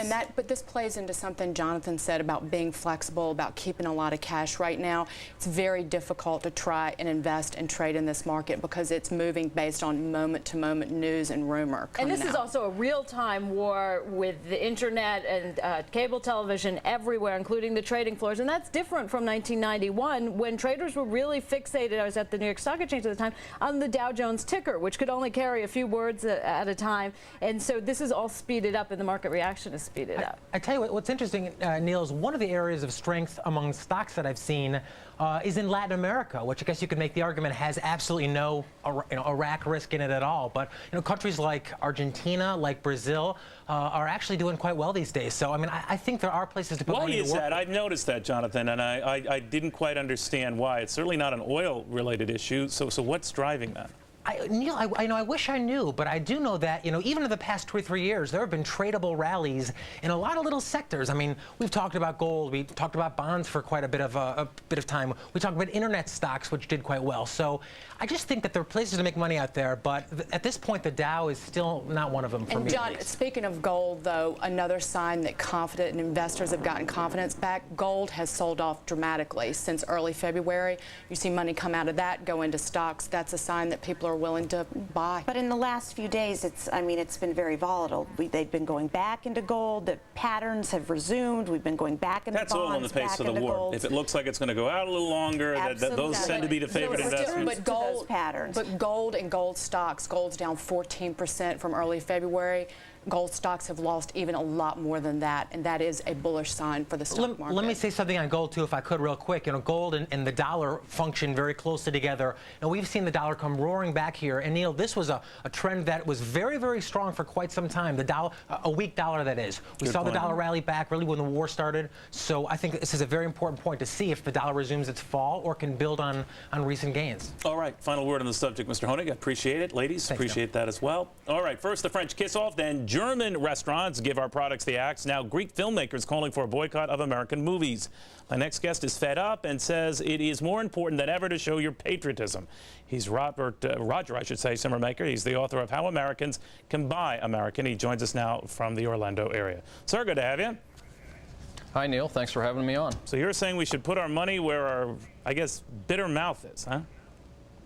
That's right. We should be supporting American-owned companies and their products because American-owned companies pay 3 times the taxes to our government than foreign-owned companies do. So we get the benefits of a stronger military, a stronger national defense, all the way down to a healthier healthcare system, Social Security. Anything that's funded by taxpayer dollars, we benefit from that directly when we support American-owned companies' products. All right. Now, Roger, as we're talking to you, we're looking at F-14s, F-17s lifting off from the deck of the USS Constellation. Quite a few of them, actually. So we're monitoring this one fairly closely. It could be more nighttime raids in Baghdad within minutes. So we'll keep you posted on that. But ahead of that, the fact that the French didn't want to be part of this, the fact that the Germans didn't want to be part of this, you're saying, Roger, enough already. Let's not buy their products. But then how do you do that? If they're, let's say, they're traditional French investments and French purchases, what's the American alternative? Well, there's American alternatives to just about every French product or German product that anybody could name. All right, let's look at the French products first. Okay. So what would you, now these are some popular ones. RCA, which I didn't know is dominated by a French parent. L'Oreal, you'd go after them. Motel 6, I had no idea. But these are the alternatives then. If you didn't like L'Oreal or Maybelline, you'd go to Revlon or Clinique. If you didn't like Red Roof Inns, you could go to Days Inn and Ramada. How are you getting this word out? Well, I have a very large French boycott list on my website, and I've gotten a lot of response to that. People are very interested in doing this and boycotting the French. They feel very strongly about that, and I'm encouraging them when they do to support buying an American-owned product in this place, because that better benefits America, and we line American pockets when we do that. And with the war in Iraq and a sagging economy, why not line our own pockets? All right, let's talk about the Germans. Now, you don't like them almost as much as you don't like the French, but again, if you're inclined to buy BMW or Mercedes, you look to Ford or GM. Why wouldn't you look to a Japanese vehicle? You're just saying, no, let's focus on America? Well, because like I said, American-owned companies pay 3 times the taxes to our government than foreign-owned companies do. All the profits return to America. The taxes on those profits are paid to the U.S. government, and we, the people, have to be able to afford the demands that we've placed upon our government, and we have to pay for these benefits that we all enjoy, from a stronger military and a better Social Security and national defense. That's very important in keeping America and the world free, and we can only do that by putting as much tax dollars into the U.S. Treasury as possible to pay for these benefits. You know, Roger, a lot of people are emotionally in your camp, but when you see the Germans not buying American products and also the French now beginning to boycott even Big Macs, I mean, does this lead to just very nasty trade wars? Well, I think if we do get into a trade war, America is better positioned to benefit from that. Whether it's a military war or a trade war, we have a very strong country. We have a lot of strong American brands out there, and it doesn't cost the consumer any more money usually to support buying an American-owned company's product versus a French product or a German product. So it's very easy to do. You going to go to Paris anytime soon? I don't have any plans, no. How about Berlin? Is that also off the travel itinerary? Yeah, I think so for right now. Okay. Because you're a recognizable guy. They're going to pounce on you if you get there. All right, Roger, thank you very much. Good chatting with you. Thank you. All right, well, a significant part, meanwhile, of shock and awe came from our stealth bombers. And Fox's Jeff Goldblatt now got first access to stealth pilots who flew some of those runs last week. He joins us now from Whiteman Air Force Base in Missouri. Hey, Jeff.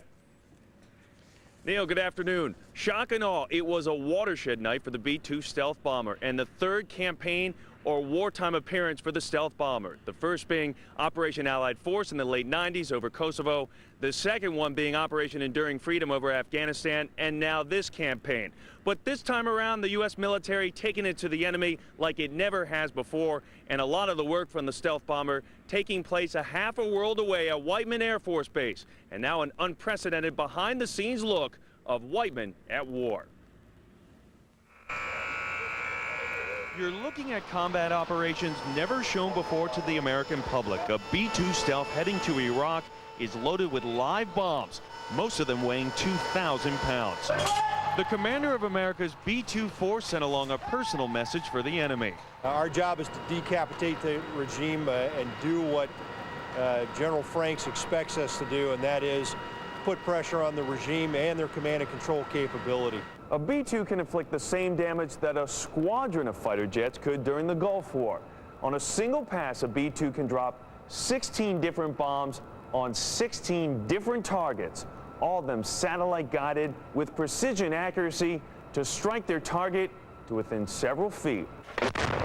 On the coalition's night of shock and awe, the B-2 made a grand and unprecedented entrance into battle. A record 6 sorties flew that night, leveling 92 targets.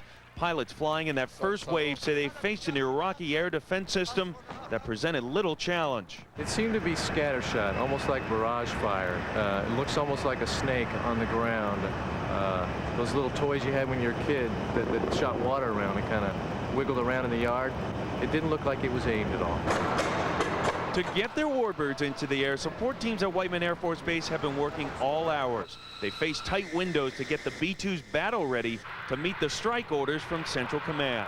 There are some valuable targets that emerge on short notice. My maintainers look at it as a challenge, and we're going to step up to that challenge, and we're always going to make it. And no timeline on the involvement of the B-2 stealth bomber, but day and night, B-2s taking off from here at Whiteman Air Force Base and also at an undisclosed forward location. That forward location, the first time the B-2 has been forward deployed in U.S. combat. That's the latest from Whiteman Air Force Base. Neil, now back to you. Jeff Goldblatt, thank you very much, sir. Appreciate it. My next guest knows what the families of current POWs are going through all too well. Her husband, Russell, was captured during the first Gulf War after an Iraqi missile hit his fighter plane. He was taken prisoner by 12 Iraqis and held for nearly a month. Now he's back in the region fighting yet again with the 2nd Marine Wing somewhere off the coast of Kuwait. Linda Sanborn joins me right now from Raleigh, North Carolina, along with her daughter, Caitlin. Both of you, welcome. Good to have you. Thanks for having us. Caitlin, if you don't mind, I want to talk to you first. How do you feel about your dad back in the same region he got captured 12 years ago? I'm okay with that because my brother gave him good advice.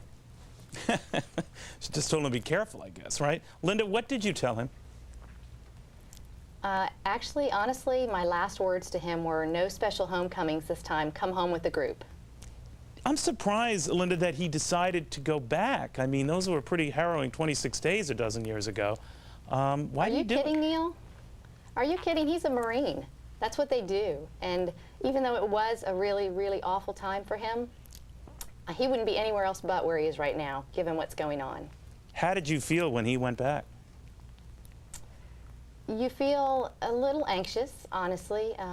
In the beginning, before the war broke out, I think we just felt like this is what Marines do, and it's a normal part of our life. But obviously, there's nothing normal about war. There's nothing normal about seeing POWs on television. And I think this weekend was the first time that we really revisited those feelings that were so difficult during the Gulf War, the not knowing, the watching the faces on TV and understanding somewhat what they feel. So that was tough, but God is very faithful, and he was faithful in '91. He will continue to be faithful, and we really trusted God to be with Russell and to be with us while he's away. All right. Now, of course, he was captured back then. Since that time, you've had 5 wonderful children. Caitlin is there among them. Where does she stack up among the kids? She's the second. She's the second. Okay. Then, Caitlin, let me ask you something. Did your dad tell you anything before he left? Yes. You want to tell me? He said that he'll miss me, and he said he'll come home safe. Do you, Linda, when you see some of these latest images we've gotten of some of the prisoners, do you worry about their safety? I feel anxious for their families and anxious for them, mainly because I know what Russell went through and I know what I went through. And so it's a hard memory. I think this past weekend was the first time I revisited those emotions. We've talked a lot about our experience in the last 12 years, but this circumstance made us revisit those emotions and to remember how hard it was. I am concerned for them, but I also have great faith in their ability to withstand whatever the Iraqis throw at them, and their resilience as trained United States forces, and the ability of our people to go in and get them back. And I think that's what I would want to say most, is that we survived this and they all came home last time, and we would certainly hope and pray that that would be the case this time. Linda, have any of those families gotten in contact with you? No, not yet. Not yet. Would you offer your services to them or advice or support? Absolutely. Yeah. Absolutely. It's very helpful to have someone to talk to that's been there. And if anybody would want to contact me, I would be very open to that. Caitlin, if I could ask you a question, honey. You're the kids at school. You know, your dad's a hero. And he's back fighting again for this country. He's protecting democracy. He's doing a lot of good stuff. What do they ask you about him, or ask about what you're doing now? They ask stuff like, do you miss him? And it's an obvious answer that it's yes. Do you, Linda, when you see a lot of the war footage that we are getting and some of these hairy battles some of these guys are in, you know, there's already some of the, I call them the armchair generals, Linda, in this country, who say, well, see, we're in for more than we can chew here. We've got a lot of problems. This is going to be a long, protracted war. I call them sort of like the Monday morning quarterbacks here. What do you think of them? I don't watch a lot of them, honestly. When General Franks speaks, I listen. When President Bush speaks, I listen. When Colin Powell speaks, I listen. I think they're pretty clued in, and so I don't feel the need to listen to all the analysts. I think that's too stressful for to have my husband over there and to have everybody analyze everything is stressful, so we try to avoid that. What do you make of those protests you see, Linda, all around the world, in this country too? I try not to watch a lot of that either, although I have told my children that when you see that in this country, you need to be thankful that you live in a country where we can protest if we disagree with something. And the people in Iraq certainly don't have that freedom. And so I ask my kids to look at that as a reminder of the many blessings that we have being a part of this country. Everyone has a right to their opinion, and I'm with the president when I say I respectfully disagree. Caitlin, when other kids talk to you at school about your dad, do any of them ever say, or do their friends say, we're not for this war? No. They're all for it? I mean, they don't really ask that question and say anything that's related to that. They just have fun. Because you know what, Caitlin, they don't want to mess with you. That's right, they just don't want to mess with you. Caitlin, thank you both very much. And Linda, I wish you well, wish your husband well, wish your dad well, Caitlin. Got a whole country here rooting for him, and for all of them. Appreciate it. Thanks, Neil. Thanks for having us. All right. Thank you. Linda and Caitlin Samuel. Makes you feel good to be an American when you see them, right? With all the people burning flags and ripping things up. Some positive ways to end a show. You know, a week ago tonight it did start, and ever since I've heard tons of complaints about what we started. Well, let me tell you what I see. I see coalition forces within 50 miles of Baghdad. I see them controlling 2/3 of a country the size of California. I see angry Iraqi civilians turning on their own duplicitous soldiers. I see children getting candy and adults water. I see the image of U.S. prisoners not scaring our soldiers, but emboldening them. I see clarity over sandstorms and truth over treachery. I see countries that mocked us worming their way into life in Iraq after us. I see second-guessing from wannabe generals who couldn't be more clueless, and senseless name-calling from countries who couldn't be more hapless. I see people without guts criticizing those who are giving their guts. I see people who've never known a day of battle pontificating on what we should do in battle. I see Iraqis daring to dream of the democracy they were refused to have, and some treacherous Iraqi neighbors fearing the very same democracy they have refused to offer. I see more countries jumping on our bandwagon, and others desperate to be on any bandwagon. I see leaders of countries still condemning us, but investors in those countries still investing in us. I see markets that will go up. I see economies that will improve, because I see a coalition of the willing teaching a thing or two to a coalition of the pathetic. I see prisoners and soldiers alike who will come home, and a nation who will greet them with open arms and sincere hugs. I see a hard battle, but I see a great victory. I see past the sum of our fears to the whole of our greatness. And finally, I see a great nation defined by the good things it does and not the bad things others say. I see those who will call me just another Yankee Doodle dandy. And I see this very grateful journalist more than happy to say, damn right. Good night.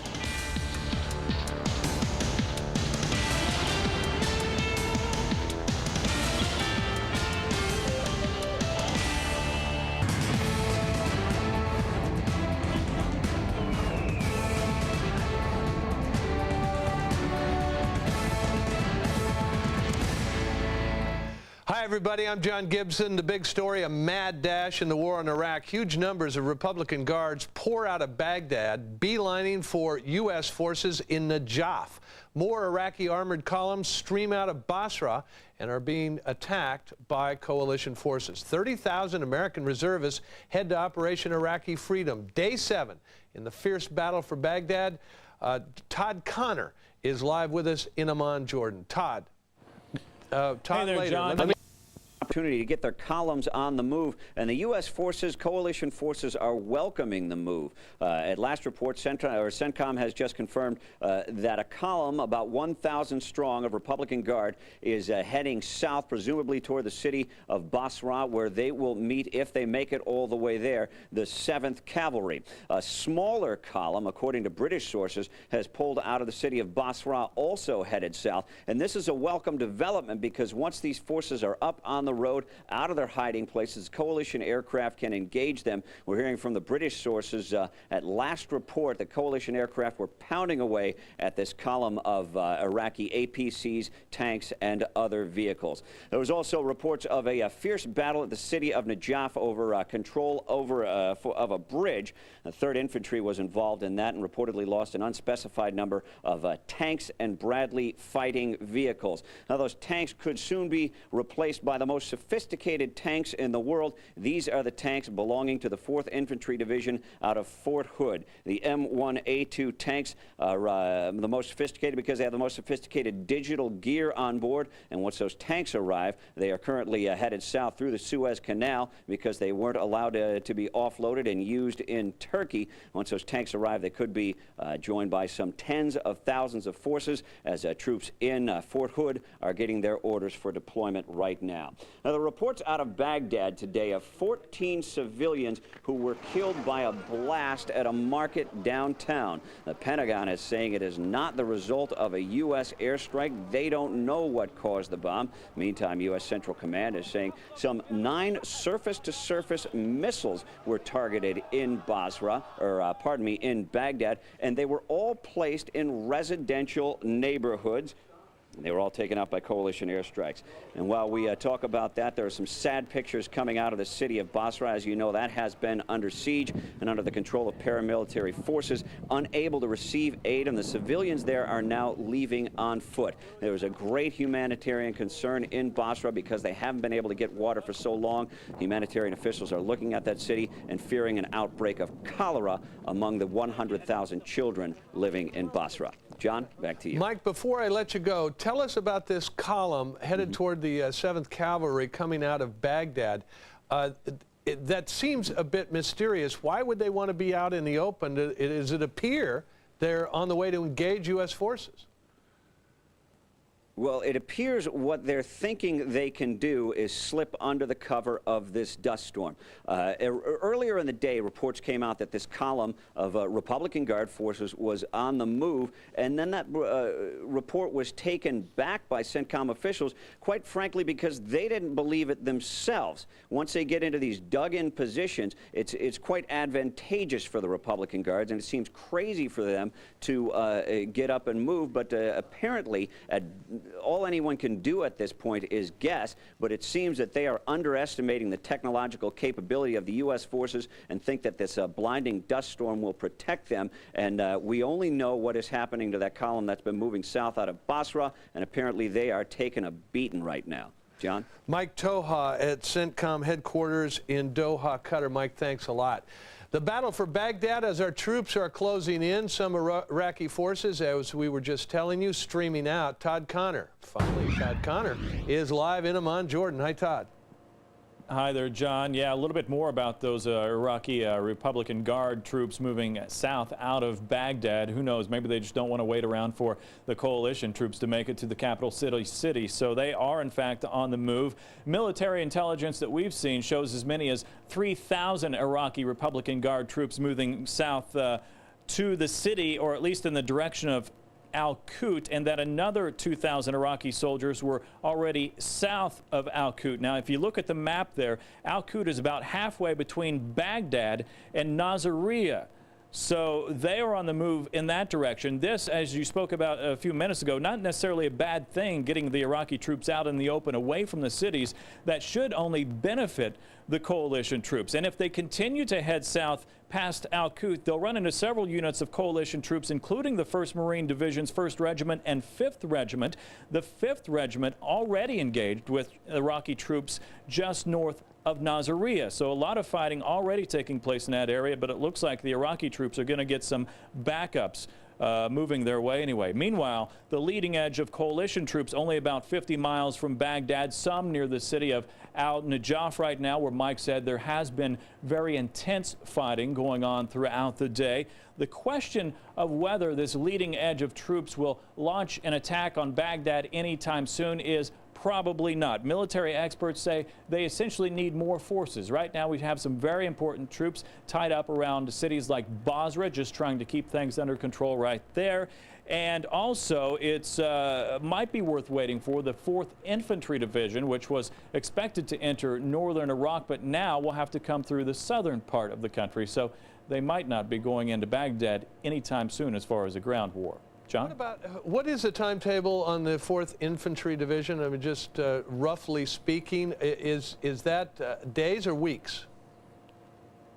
You know, I haven't seen an exact number. I would, you know, just guesstimate days. They got to fly all the guys in and get all their equipment moved all the way from the Mediterranean down through the Suez, all the way south back up into the Persian Gulf area. So it is going to take some time, but they have been on the move already a few days. So hopefully in a matter of days. But then once they get to the southern part of Iraq, as you know, it's going to take a few more days to get up to the leading edge of the coalition. Also, one more thing, if I might add, John, the weather, as we know, we've been having horrible weather over here, sandstorms. Tomorrow, another cool and not so nice day in Baghdad. But then the next 9 or 10 days after that, the highs are going to be anywhere from 60 to 90 degrees. That's a long-term forecast for Baghdad. So the weather, the wind might cooperate a little bit more, but it looks like the temperatures are going to soar quite a bit as well.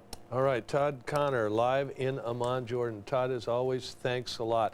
Let me show you a picture. This is the a British plane that's just landed at Andrews Air Force Base, I believe, carrying Tony Blair into the United States for a meeting with President Bush tomorrow, a war summit.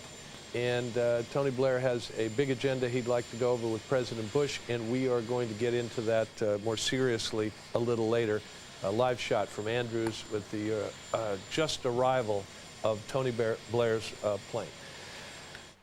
The U.S. has been worried about Saddam Hussein attacking his own people.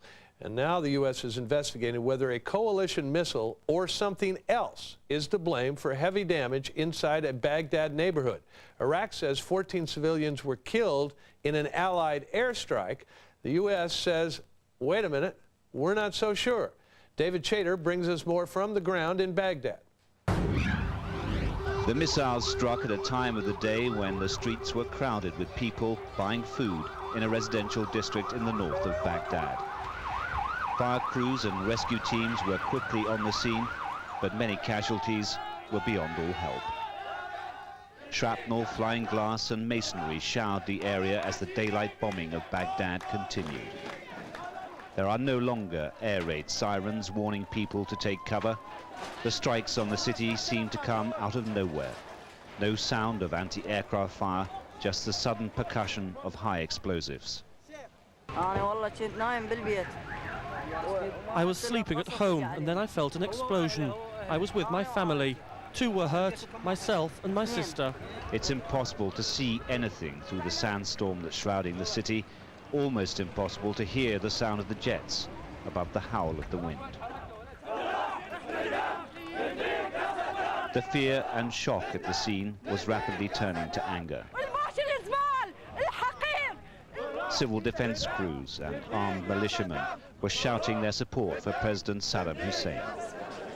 At the hospitals around the city, volunteers have been crowding the clinics to donate their blood to help treat the injured. They too have been shouting their defiance. President Saddam Hussein wrote to his Fedayeen last night ordering them to attack all the lines of communication.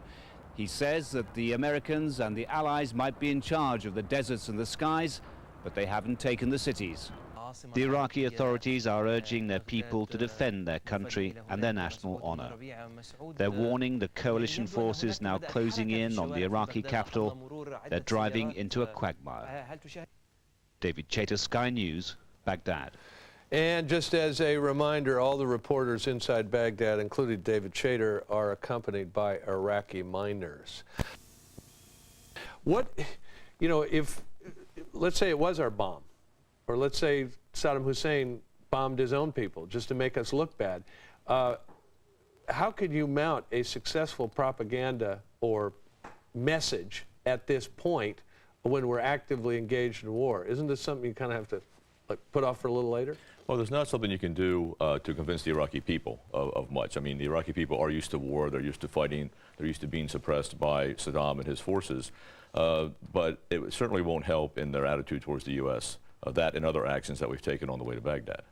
This morning, even the New York Times and several wire services are reporting that reporters in Baghdad who get a chance to talk to somebody for a minute, reporters in Basra who get a chance to talk to somebody for a minute, are getting whispered messages that we're afraid you won't finish him off.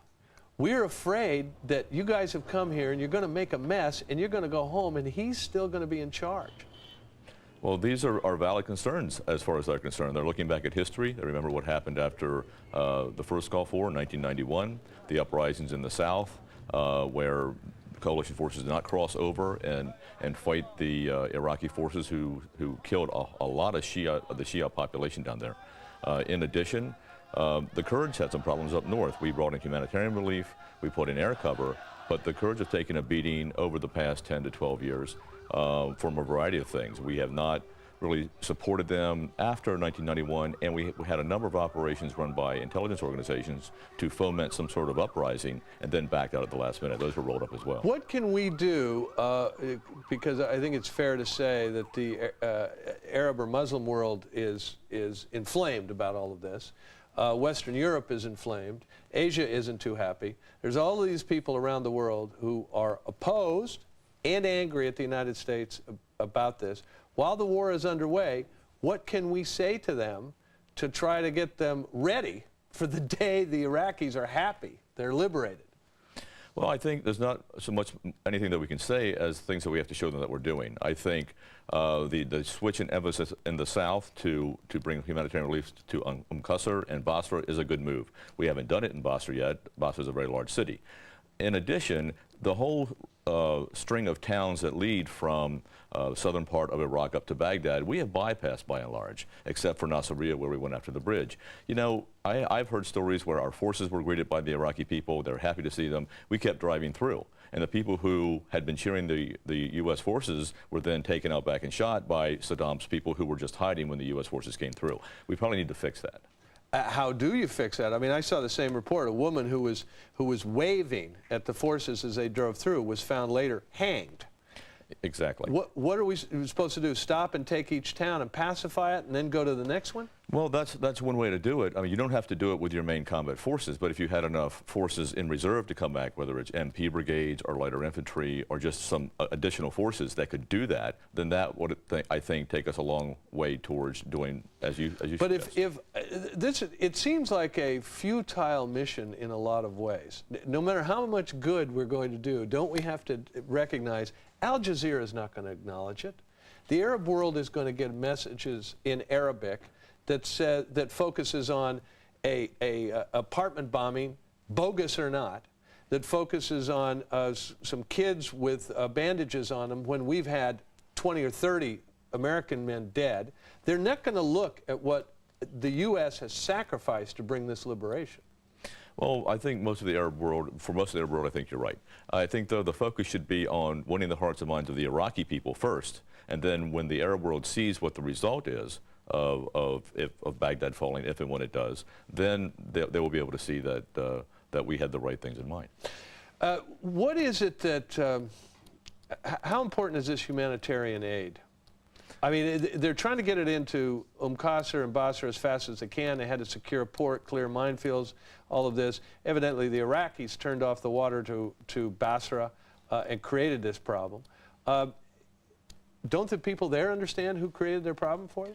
Well, they do, but they also understand that since the first Gulf War, the U.S. has been a leading proponent of keeping sanctions on Iraq, and so they partly blame the U.S. and they partly blame Saddam. They also still hold the U.S. responsible for not taking Saddam out in '91. They feel we could have, and we didn't. We worked out a deal with them. They're afraid that might happen now. And this government can't let that happen again. I don't see how they can politically. Up north, 1,000 paratroopers arrived in the Kurdish area from the 173rd Airborne. These are paratroopers today to open a northern front. 1,000 sounds a little light. Well, this is not a very large brigade. It's sort of the strategic reaction brigade for the U.S. forces in Europe. This is mainly going to be a small operation, again, an economy of force operation where you put enough of our forces in there to work with the Kurds, and I assume we already have special forces in there, to keep those divisions up north tied down so that they don't then join the fight for Baghdad. Would it be wrong for me to think that it's a force just creating a toehold for a larger force to come in behind them? Well, it could be, although you don't have a lot of combat power when you have one airborne brigade. They don't have any heavy forces. They don't have tanks. I think there's not much of a reason to put another force in there because that's not where the main threat is. I think what the coalition forces are looking at is the key objective here being Baghdad, and once Baghdad falls, the North will take care of itself. And there's probably a lot to say for that. Before I let you go, your prediction, when does the Baghdad battle commence? Well, I think it's going to depend on what happens with this new assault out of Baghdad with the Al-Nida Armored Division that looks like it's headed towards Al-Qud. And it depends on how long it's going to take to get our additional forces up near Baghdad to start the offensive. There are at least 4 Republican Guard heavy divisions in and around Baghdad, the Special Republican Guards Division, a couple of Republican Guards infantry divisions, and that's a lot of force. Okay, Lynn Todd, a military planner, Middle East specialist. Lynn, thanks very much. You've been looking at pictures live for the last few minutes while I've been talking to Lynn of the U.S. wounded arriving at the U.S. Naval Hospital in Rota, Spain, near Cadiz. The base is located in the southwestern portion of Spain on the Atlantic coast, halfway between Gibraltar and the border of Portugal. No information yet as to why they are arriving there and not going to the usual spot in Germany. Coming up, the possibility of a northern front as coalition forces step up their presence in Kurdish territory, and a look at the code of conduct for U.S. prisoners of war. What a soldier must say and do if captured. The judge explains, coming up right here on the Fox News Channel.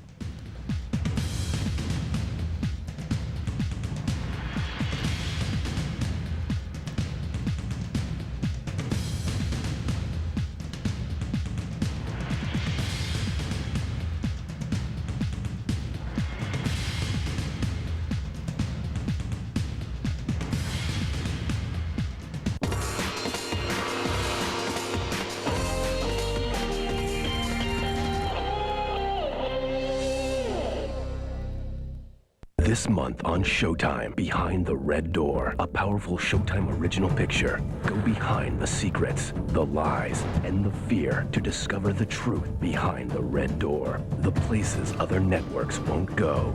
Things they will never show. Limits they will never test. Daring to do great TV. Showtime, no limits.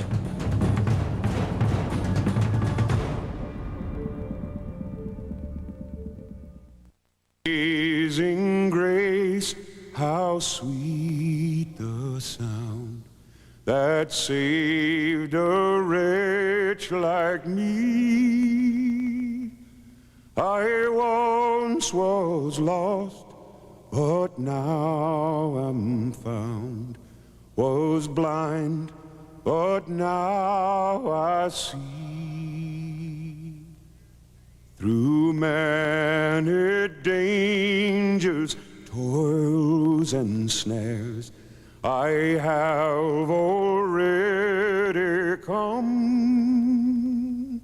'Tis grace hath brought me safe thus far, and grace will lead me home. Please call. We'll send you a picture and story of a child you can save.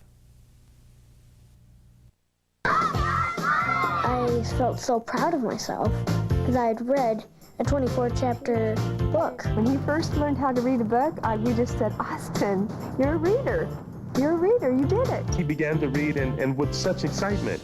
And if any program can set up excitement for kids to read, Hooked on Phonics is that program. Order Hooked on Phonics in the next 10 minutes and receive National Geographic's 30 Memorable Years on 10 CD-ROMs free with your paid order. Call this toll-free number.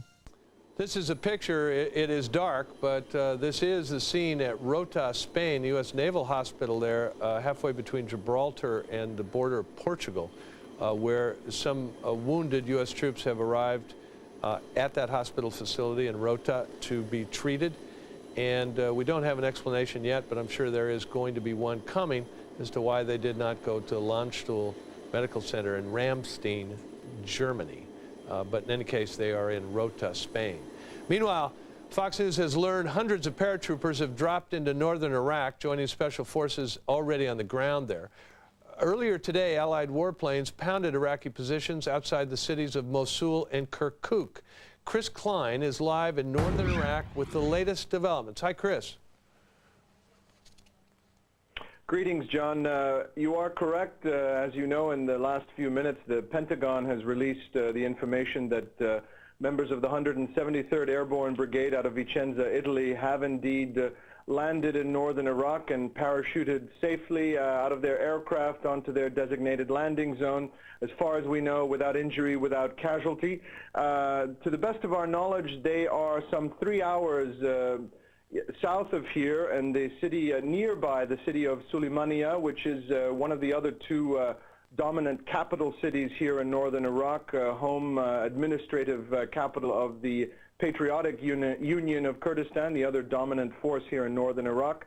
As far as we can gather, the advanced elements of the brigade, we're told actually a fairly large portion of the entire brigade, up to 1,000 paratroopers, are securing an airfield in Bakra Jo, which is a vital airfield, the most southeasterly airfield in all of northern Iraq, where we fully expect they will perhaps, as you alluded to earlier, be protecting and establishing a defensive perimeter around that airfield to allow for more troops to come in and indeed perhaps more supplies. Also, since indeed these paratroopers are light infantry, they would seem to be an ideal choice to work hand in hand with some of the Western special forces already in country, and indeed the guerrillas in the Free Kurdish forces. There is a brigade of some 2,500 Kurdish Peshmerga operating not so far away against the Islamic extremists of Ansar al-Islam, who continue to offer stiff resistance despite being pounded by Allied air power, missile attacks, and indeed ground efforts. by the Kurdish forces. It would seem a logical choice that perhaps beyond their task of establishing this security perimeter around this vital airfield, that some of those troopers may well engage as a fire force in a light infantry battle against the extremists of Ansar. John. Chris Klein in northern Iraq. Chris, thank you very much. And as we leave Chris in northern Iraq, the wires are reiterating that that column of Iraqi troops and heavy gear, tanks and armored personnel carriers leaving Basra has been attacked by the British, and giving hope that the British may be able to enter Basra soon. And of course we know of an Iraqi column trying to hide in the sandstorm, moving toward the Americans just outside of Baghdad. More news on that later. Coming up, the military code of conduct for our prisoners of war. What can they say? And what are they obligated to do if captured by the enemy? We'll take that to the judge coming next.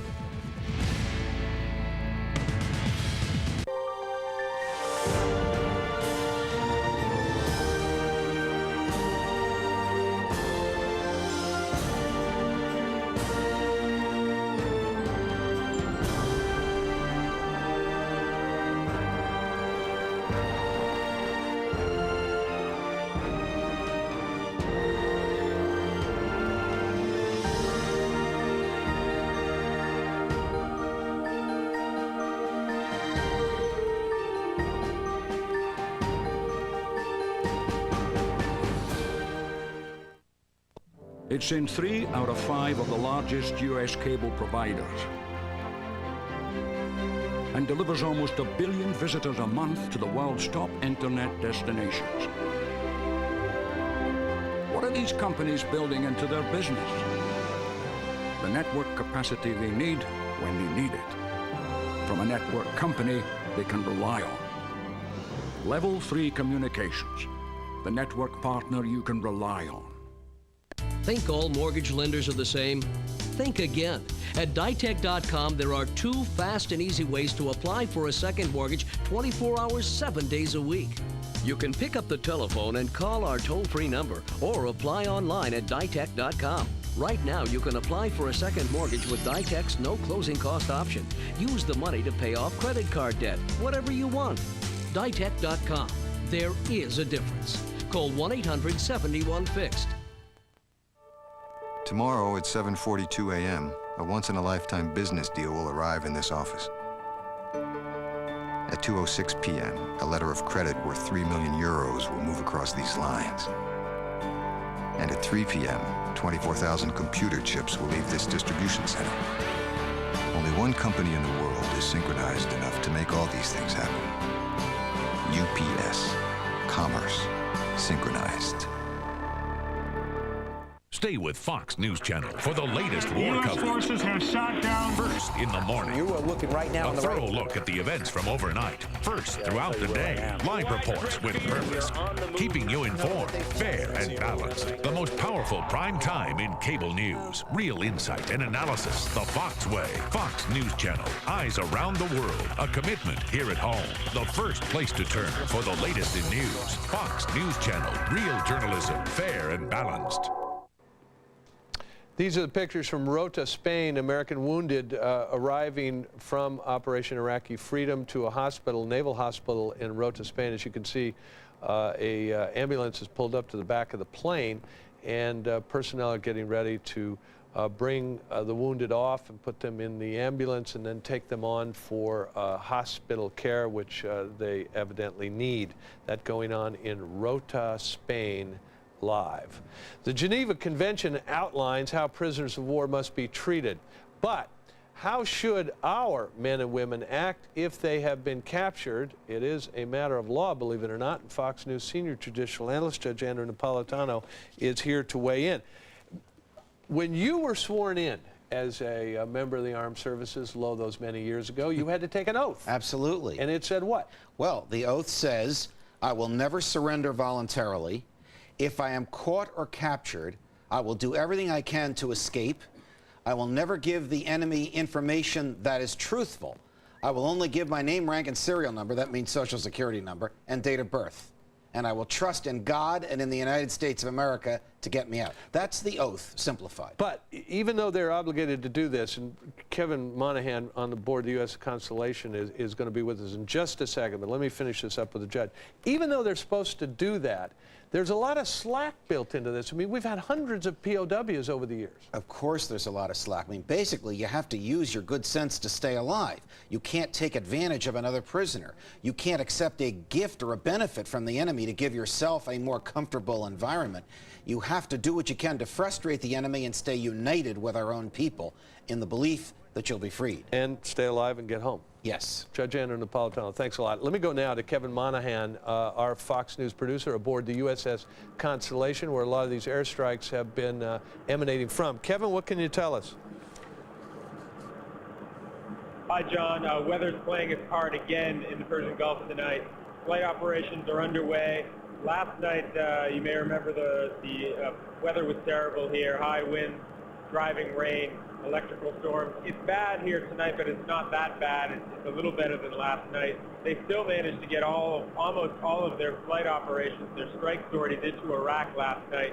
We spoke to the Admiral Barry Costello, who runs the entire battle carrier group here, and he said today that the risk level was a bit high last night, but they felt that the urgent need to help out troops on the ground was high enough that they were willing to take that risk, and they did fine. They had successes overnight. They hit APCs, armored personnel carriers. They hit tanks south of Baghdad. They also, in the Baghdad area, were able to attack targets of air defenses and command and control. They were very happy because they said they hit some very, very high value command and control targets.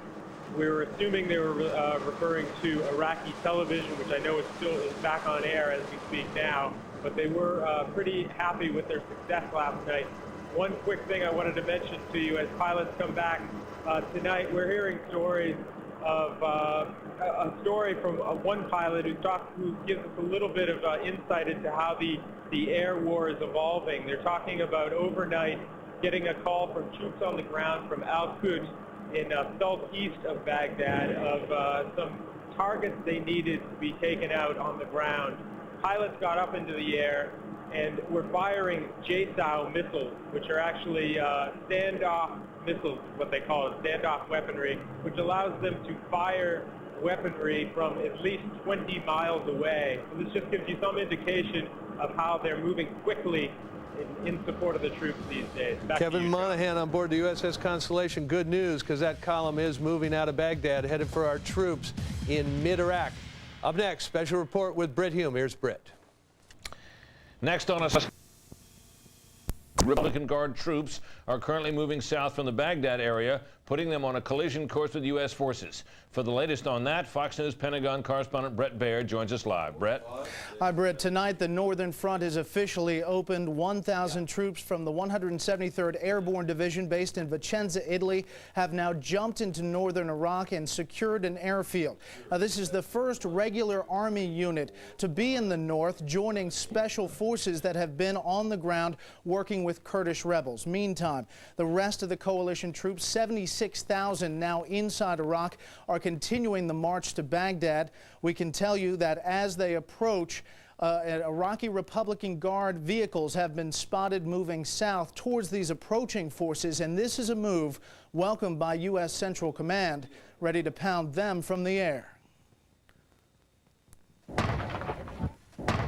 Ground reports indicate significant Iraqi Republican Guard forces are on the move tonight, heading south from Baghdad. Some coalition forces are already involved in firefights near the central city of Najaf, and Pentagon officials say stiff battles lie ahead.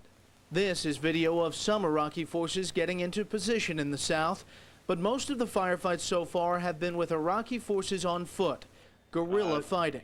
I don't know if I'd classify them as skillful fighters, but I'll tell you that they're fierce fighters, and they are more than willing to die for their cause, as many of them have.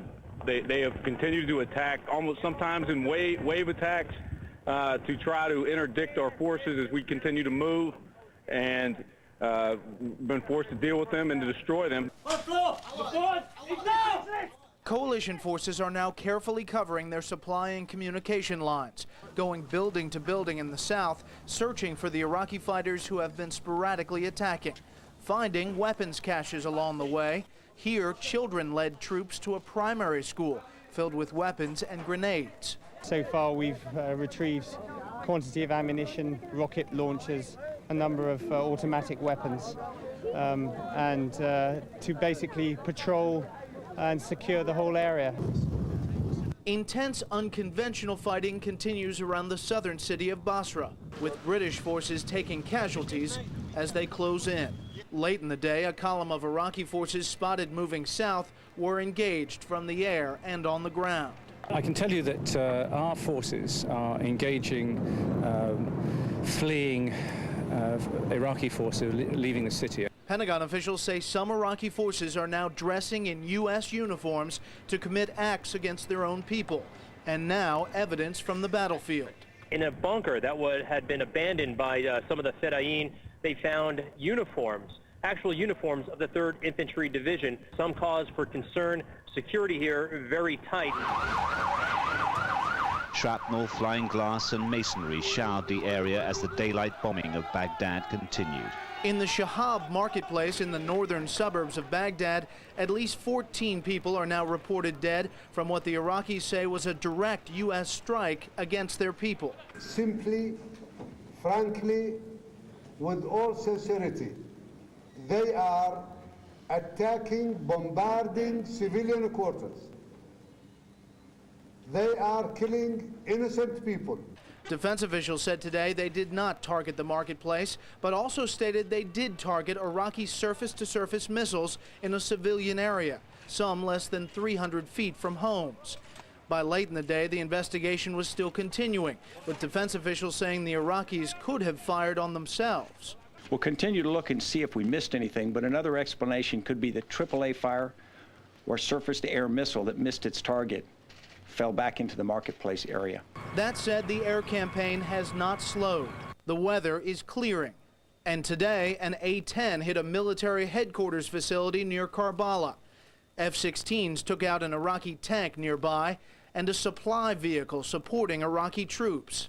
And one strike took out an Iraqi military vehicle hiding under this bridge. You'll see it attacked. The weapon comes in from the far right underneath of the bridge, and the bridge remains intact afterwards. Iraqi television was targeted last night. Multiple telecommunications facilities were struck by Tomahawk cruise missiles and precision-guided bombs.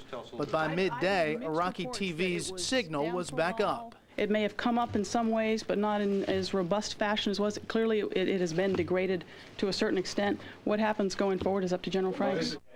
Senior defense officials say the latest strikes inside Baghdad tonight were aimed at Iraqi military and government-controlled communication systems, which of course both indicate and describe Iraqi TV. Brett, we've heard quite a bit in the last couple of days about the flow of forces into Iraq. How is that going? Because there have been questions about whether there were enough there. We will see a number of forces moving in as follow-on forces, including the 4th Infantry Division. Those troops are still in Fort Hood, Texas. Their equipment, however, is moving down through the Suez Canal. 35 cargo ships expected in Kuwait in about a week's time. Brett Baer, thank you very much. The United Nations World Food Program said today that Iraq will probably need the biggest humanitarian operation in history to feed its entire population after the U.S.-led invasion. Meanwhile, a 7-truck convoy arrived in southern Iraq this morning with Kuwaiti aid for hungry and thirsty civilians. Sky News reporter David Bowden has more on that in this report from Qasr. The first humanitarian aid into southern Iraq from Kuwait was greeted by a mass scramble in the town of Safwan. The 7-truck convoy was swamped by locals short of food and water since the war began. Scenes like these are likely to be repeated the length and breadth of Iraq once the conflict ceases. The United Nations Food Agency is claiming that 27 million Iraqis will need feeding once the war is over. Already it's spreading. The residents of Qasr squabble in the dusty streets over fresh water brought to them from Kuwait by the coalition forces. An Arabic-speaking soldier calls out that the water is here. انتباه انتباه انتباه القوات الائتلاف تحملوا مياه جيد للشرب. And then can only stand back or get caught in the stampede. This is the first time the water has been to this location. You've got to bear in mind it's only the second day, and at the moment they're afraid that we're just going to drive off and leave them dry. We come to these places for set periods of time. We vary where we go to so that hopefully they get to trust us and they know that we're going to be there. They don't have to squabble, they don't have to rush. Today is the first time here. Tomorrow when we come back, hopefully it'll be less hectic. There is no electricity, no running water, and very little food here in Qasr, and large-scale aid is still 24 hours away. So for now, the people clamour for what they can get.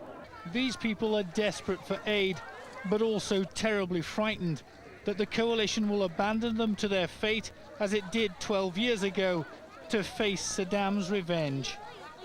Are you frightened? I don't ask this question, please. Okay? I don't answer this question. For the people of this part of southern Iraq, the relief from oppression and opportunity of more food, water and services brought by the coalition invasion is tempered by the fear that unless Saddam is crushed completely, they may pay with their lives and those of their families. David Bowden, Sky News in Qasr. U.S. officials blame the Fedayeen units for much of the resistance that has harassed the American-led forces advancing through Iraq, accusing them of faking surrender only to shoot Americans, using human shields, or enforcing gunpoint discipline among regular Iraqi army troops who may therefore be less willing to surrender. Sky News reporter Ross Appleyard has more on that in this report from Nasiriyah. British soldiers on the front line have been helping American Marines secure the town of Nasiriyah.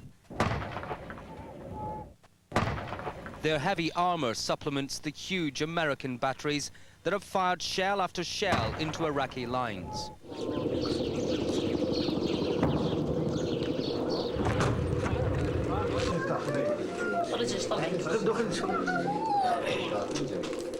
In Nasiriyah, Iraqi casualties are being treated at the local hospital. Women and children caught up in the fighting have been treated for a variety of wounds, despite a coalition determination to avoid collateral damage. The firepower has resulted in the capture of hundreds of prisoners of war. But all is not as it seems. Some POWs have appeared to give themselves up, only to turn round at the last minute and attack convoys with machine guns. Despite that, though, prisoners are given shelter, food and water. Their injuries treated by medics like British-born Ken George of the US Marines. When they come through our lines, we'll pat them down, make sure that they're not armed, they don't pose a threat to us, and if they've got injuries, we're going to treat them. The solidarity.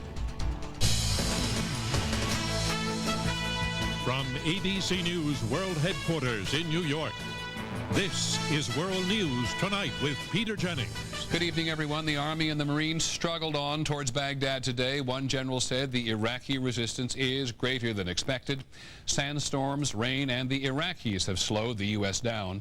At Karbala, the pilgrimage site for Shiite Muslims, the Army has been fighting sporadically with the Iraqi Republican Guard, and there is similar fighting around Najaf. And U.S. intelligence says it's picked up what may be a large column of the Republican Guard, hundreds of vehicles, they said, heading south in such bad weather, the U.S. has difficulty picking them off from the air. The northern front is getting more active. 1,000 paratroopers have now landed there, joining men from special operations already in the ground. And the U.S. bombed in the north again. They were aiming at Iraqi troops west of the oil city Kirkuk. Today, the U.S. bombed Baghdad again. There was a bomb or a missile in one of the neighborhoods on the northeastern edge of the city. Iraq says that 15 civilians died. The Pentagon says it didn't target the area. Iraqi television was back on the air today after being bombed last night. The fighting continued around Nasiriyah and outside Basra, way down south. A column of Iraqi tanks apparently trying to leave the city was attacked either by the U.S. or the British. They were pretty darn exposed. Those are the bare details. Now for the greater substance, we go to ABC's John McCarthy, who's at the Pentagon. John? Peter, with the arrival of those 1,000 paratroopers in northern Iraq, U.S. officials trying to make the most of it are saying officially the northern front is now open, though still with a very light force. It is, of course, in the south, southern Iraq, where the fighting is now of growing intensity. Iraqi forces were on the move all over the southern battlefield today, some fighting as guerrillas, some in full retreat, some trying to reinforce units under fire. The Iraqis were using the cover of continuing bad weather to move, making attacking them from the air more difficult. The weather continues to make this a pretty challenging time to fly, has been now for about the last 24 hours. Despite the distractions, the U.S. and British kept pushing troops, weapons, and ammunition closer to Baghdad, preparing for a major land battle against tens of thousands of Saddam Hussein's best troops. U.S. sources say there will be some surprises for the Iraqis when the battle begins, with U.S. troops coming from directions they might not expect. We're comfortable with how the battle is progressing. We're on our timeline. But the 220-mile-long resupply route that is often bumper to bumper with military trucks and equipment has become the target for Saddam Hussein's irregular forces, sometimes called Fedayeen. There are far more in the south, and they are better trained than military commanders had anticipated. The Fedayeen and his special police forces, the SSO, are putting up a struggle. And as that struggle becomes more asymmetric, more terrorist-like in its nature, it becomes harder for us, configured here as conventional forces, to fight against it. American troops discovered that in Najaf, a city of 100,000 that the U.S. had bypassed on the way north, but has now been forced to deal with after 36 hours of heavy fighting. It's now surrounded. And further south, there was Nasiriyah, where Iraqi irregulars fought from a hospital. When the Iraqis surrendered, Marines discovered 3,000 chemical weapons protective suits and cases of the antidote for nerve gas. Not a good sign, officials say, for what may lay ahead on this battlefield. In the southern city of Basra, where there was the beginning of a local uprising last night, Iraqi troops appeared today to be retreating. North of our position here, something like 70 to 120 vehicles, Iraqi armor, tanks, armored personnel carriers, were seen to be heading out of southern Basra. And as they moved, coalition aircraft were following them away from the city. Coalition aircraft are now striking even through the bad weather. Peter? Thank you, John. John McCarthy at the Pentagon. The unexpected resistance around Nasiriyah continues to keep U.S. troops from moving forward towards Baghdad. ABC's John Berman is just outside Nasiriyah. The Marines I'm with say they made a major find today. Based on information they were given by prisoners and informants, they came upon a building they think is a Ba'ath Party intelligence headquarters. After minimal fighting, they seized the building, and inside were terrain models, those are 3D maps, also weapons and ammunition. Based on this and other evidence, the Marines think the militias they are fighting both a coordinated and an organized effort. A couple things make this effort here so difficult. One of them is the terrain. Al-Nasiriyah is not the desert at all. It's the swamp. Palm trees and plenty of mud to bog down the Marines and their vehicles. The other thing that's so difficult is it's almost impossible to distinguish between the civilian population and these militia groups. The militias wear plain clothes, so often the Marines are forced to go into towns, villages, houses, dealing with innocent people, asking them many questions, not knowing who is friend or who is foe. One Marine said to me, the other military forces are in Iraq fighting Desert Storm 2, or here in Al-Nasiriyah fighting Vietnam. John Berman, ABC News, with the 3rd Battalion, 2nd Marines in Nasiriyah. You keep hearing this phrase, asymmetric. It's two different modes. The U.S. Army is configured one way, and these roving guerrilla bands are configured in another way. That's the reference there quite regularly now. ABC's Bob Woodruff is where more Iraqis have been taken prisoner. The U.S. Marines were still carrying Iraqi wounded from the battlefield this morning, some of them barely alive. They've been out there for hours, or sometimes more than 24 hours, and we're finding them as we search farther and farther into the area where they were dug in. These are some of the same men who have been ambushing U.S. Marines for nearly 2 days. 37 Iraqi prisoners of war, and today one prisoner at a time was untied to help feed the others. Without any Arabic speakers, the Marines used a machine to communicate. This is a phrasolator. I'm going to try to find something here I can ask him if he has any other wounds. Marines say these men were later taken to a more permanent facility and the badly injured flown to hospital ships in the Gulf, treated the same as any American wounded. Kind of plays with your mind. 1 minute they're trying to kill you, and then the next minute they're calling out for help. And tonight, despite these ambushes, the Marines continue to bring their heavy armor north to try to secure the road to Baghdad. Bob Woodruff, ABC News, with the Marines in Iraq. Iraqi officials said today that 15 civilians were killed by 2 missiles which landed in the heavily populated neighborhood of eastern Baghdad, across there on the eastern side of the Tigris River. U.S. military officials said the attacks were not aimed at the neighborhood, although earlier in the day they did say that Iraqi missile sites located less than 300 feet from civilian homes had been targets. Here with more is our correspondent there, Richard Engel. Peter, more civilians were killed here today than on any other day since the war began. Witnesses said 2 missiles slammed into this crowded neighborhood in northern Baghdad at around 11 in the morning local time. The blast threw cars from the streets and shattered homes and storefronts. I saw no evidence of any missile parts when I was allowed to visit the site about 3 hours after the attack. What I did see were pools of blood and severed limbs.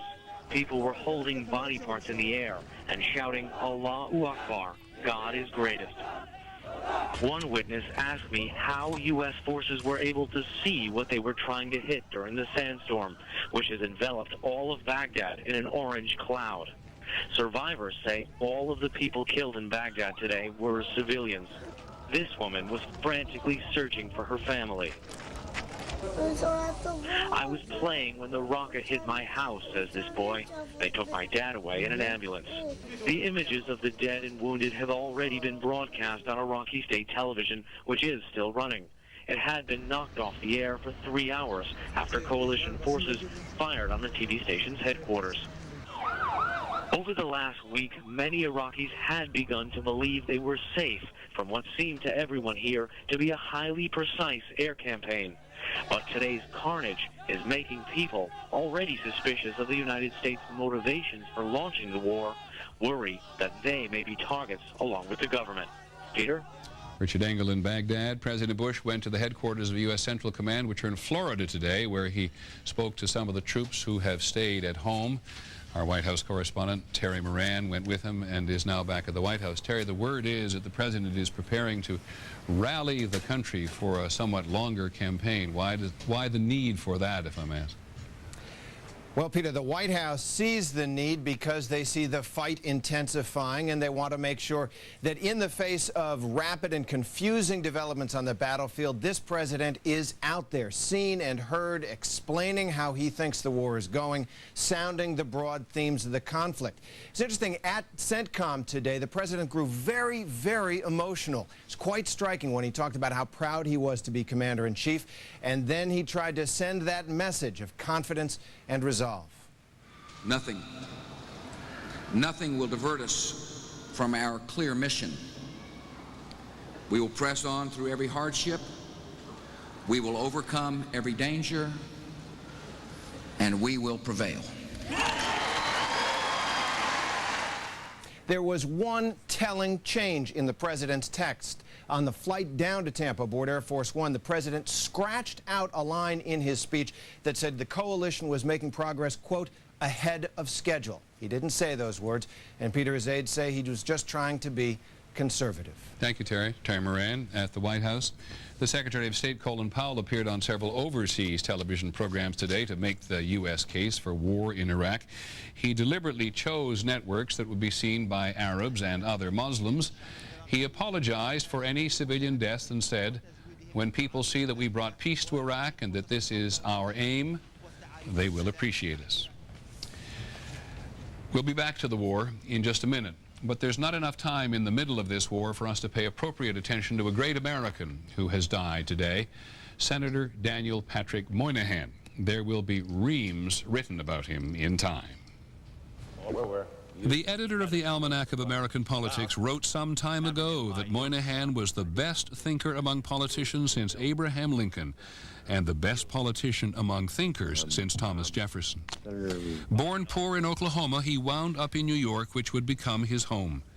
He worked his way through school, he served in the Navy, he worked for 4 presidents, 2 Democrats and 2 Republicans. He ran for the Senate in 1976, and he was never beaten. George Will, the columnist, once said, "The senator wrote more books than other senators have read." He was among the first in big government to understand the impact of poverty and unemployment on black families. He was fiercely anti-communist, and in the 70s an outspoken ambassador to the United Nations. We are not perfect, and we make no pretense to perfection.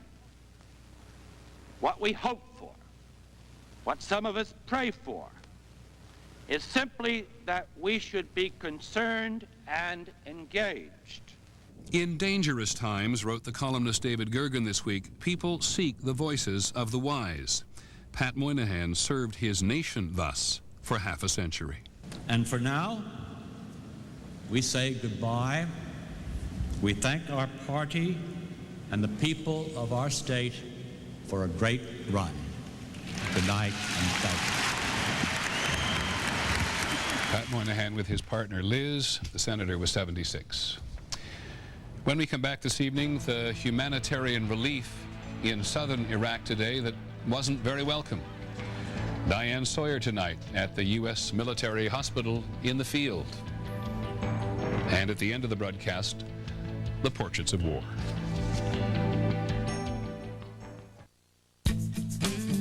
I'm not taking any chances. I'm not putting it off a minute longer. 58% of women in their 50s have thinning bones, and risk increases with age. But a quick and painless bone density test can tell if your bones are thinning. If they are, this is the age of Fosamax. Fosamax once weekly is for postmenopausal women at risk for or with osteoporosis. It's proven to help reverse bone loss. You should not use Fosamax if you have certain disorders of the esophagus, are unable to stand or sit upright for 30 minutes, have severe kidney disease, or low blood calcium.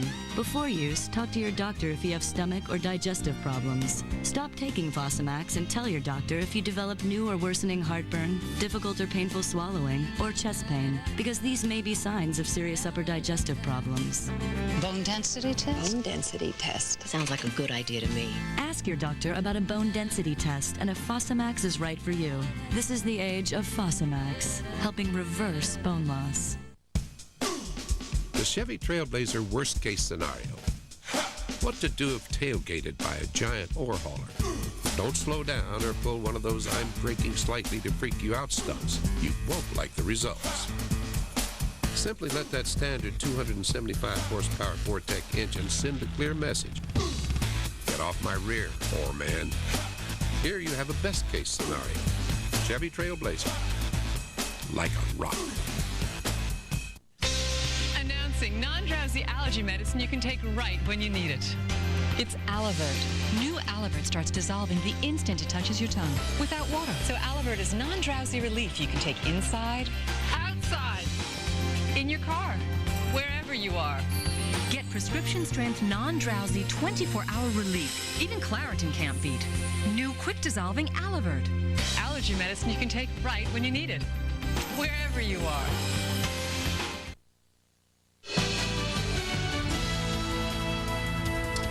Well, the first humanitarian aid is getting into Iraq today. The Bush administration has said repeatedly that its intent is to liberate the Iraqi people and give them the food and medicine they need.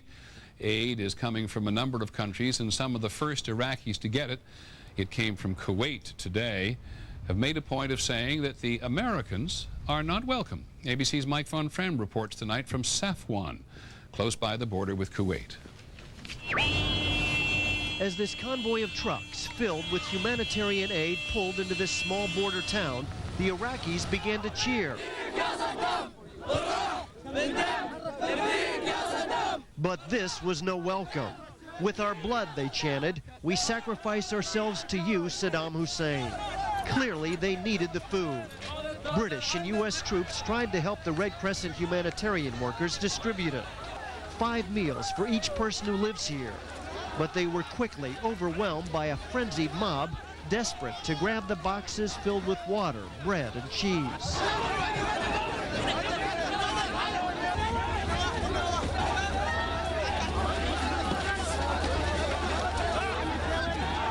Some were bloodied in the mayhem that lasted for almost 2 hours. Others tried to hide their faces, embarrassed to be seen fighting for a handout.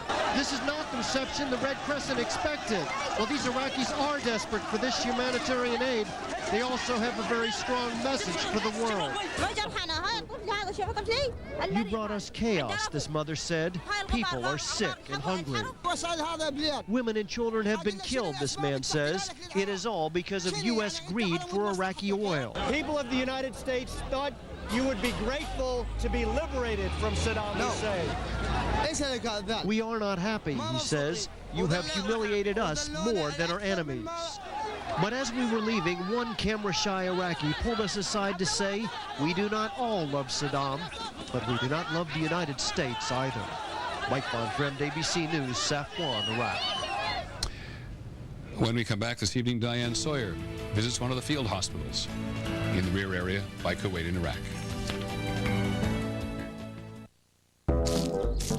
Hey, Pollen, what's with the toolbox? We got work to do, Ragweed. We got to start her nose running and her eyes itching. Hey, we're allergens. It's what we do. See that bottle of Allegra? Oh, yeah? It makes this job tough. Oh, really? Seasonal allergies live to make you miserable, but Allegra is specifically designed to block the histamine that triggers multi-symptom allergic responses, which may be why it's the #1 prescription antihistamine. Some job you did. Does that look like suffering to you? No, actually. Allegra is for people 12 and over. Side effects are low and may include headache, cold, or back pain. Ask your doctor about Allegra. Come on, let's go find someone we can really hammer. Allegra, so much relief for so many symptoms. How old do you have to be to run away from home? 8? 68? Somewhere in between? What would you take with you? And where would you go if you could go anywhere? We have a lot of places to explore out there. The kind of places that require a map and a friend. There are over 4 million miles of roads in Alamo country, and with values like this, they're easy to explore. Alamo, the official rental car of the American vacation.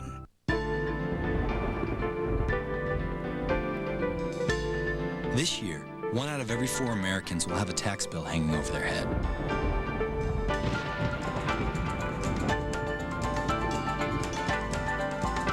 Now you can have more time to pay it.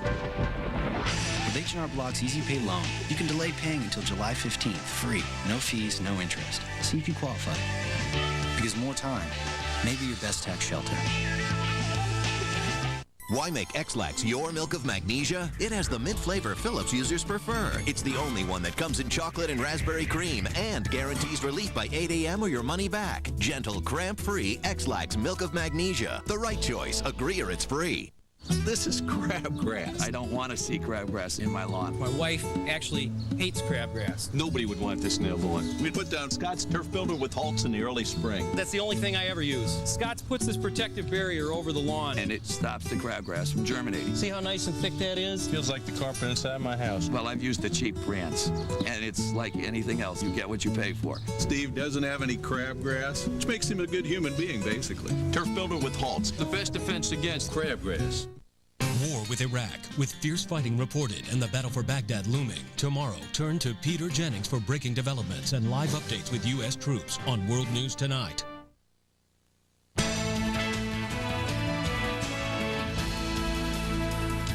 According to the Pentagon, 25 American soldiers have been killed so far, either in combat or accidents. 7 more are listed as prisoners of war. 9 is missing. And there has been a small stream of wounded Americans taken to military field hospitals in the rear. ABC's Diane Sawyer has paid a visit.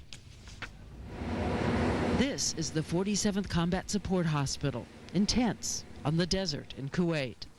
A 12-acre facility, 300 beds, 8 separate ICU wards, state-of-the-art radiology. This is big.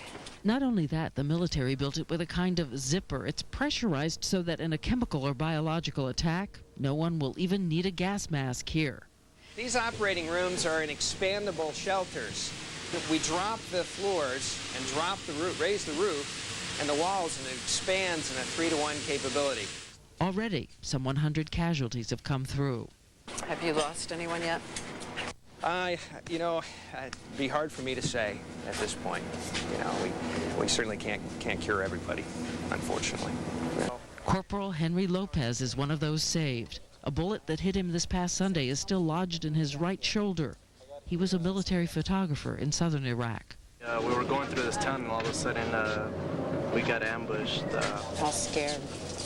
It was really scary, man, because you could hear just bullets just flying by. They were firing artillery also, and it was scary. It's like, I've never felt that much fear in my life, ever. In bed 4, Corporal Al Hastings. Just 2 days ago, he was fighting in southern Iraq when the Iraqis threw a grenade toward him. Hastings still has shrapnel in his left eye. Did it knock you unconscious at first? I don't know. I didn't really realize what had happened to me. I just kind of fell down, and then I realized I'd been hit, and I didn't. What do you know about your eye and its condition? It's still kind of iffy. And there was also a farewell from a Marine just out of surgery, hit in the leg. A message through his parents. They just taking Iraqi RPG, and I got a bruised up leg pretty bad, but I'm gonna be okay. And I'll see you when I see you. But don't worry about me. Just pray for the guys that are still over there. Pray for my guys. Snapshots of war, wounds, and endurance from the desert. Diane Sawyer, ABC News, Kuwait. When we come back this evening, the portraits of war from today. They said it couldn't be done, that you couldn't grow fresh-tasting fruit and cereal together in a box. Here in the fields of Battle Creek, we said we could. So from the early buds of May, to when they're young on the vine, to when they're ripe with real strawberries and blueberries, sliced almonds and wheat flakes, we did it. We're working on a watermelon you can fit in a shoebox. That may take some time. New Kellogg's Fruit Harvest, ripe for the picking. Grandpa, how come you're always chugging Metamucil? So it won't get thick and gritty. Mommy doesn't chug. I found an easier way to take fiber. Betafiber. It never gets thick like Metamucil can. It's taste-free, too. Smart mommy. Betafiber. The choice is clear.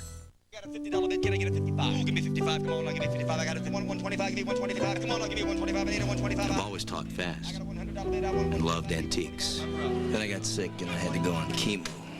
Doctor told me I might become anemic, maybe feel weak, but it slowed me right down.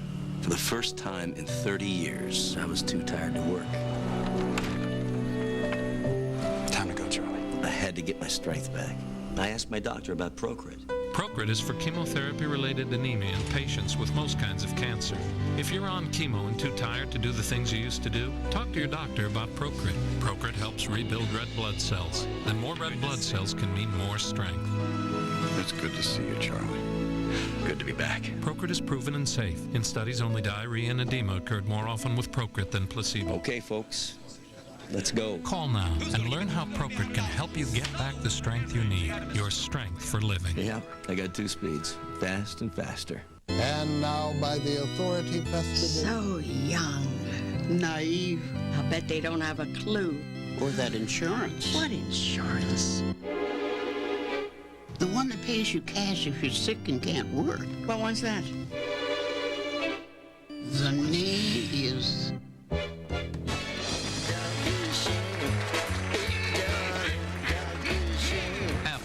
Ask about it at work. Why suffer through thick glasses of Metamucil for regularity? Try a refreshing change. Pure, natural water with Fibercon caplets. Just as effective as Metamucil, and Fibercon is refreshingly easier to take. ABC ABC Tonight, meet the new bachelor. What's your last name? Firestone. Like the tires? Yeah. This time, it's for love and money. Then, as the search for the girl who has it all continues, the competition gets really ugly. Pick one girl you think has had plastic surgery. All-American Girl, following The Bachelor, ABC Tonight.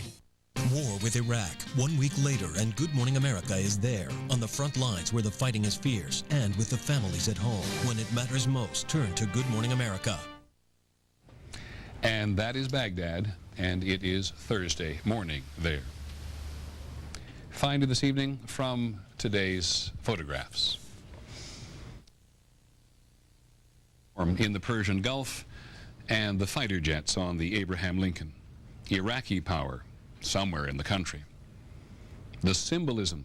Someone threw paint on the replica in the south of France. France gave the original one to America. The solidarity. Yellow ribbons to remind us. Don't grow up until I get home. It's an American pigeon. No, it's a British pigeon. The photo editor couldn't make up their mind, but the soldier is British. He got 3 small bags of food today when the Kuwaiti Red Crescent made it to Safwan in southern Iraq. Outside MacDill Air Base in Florida, where the president went today. Outside MacDill Air Base, where the president went today. That is our report on World News Tonight. We'll have more on the war throughout the evening, later on Nightline, and tomorrow on Good Morning America, of course. I'm Peter Jennings. Good night.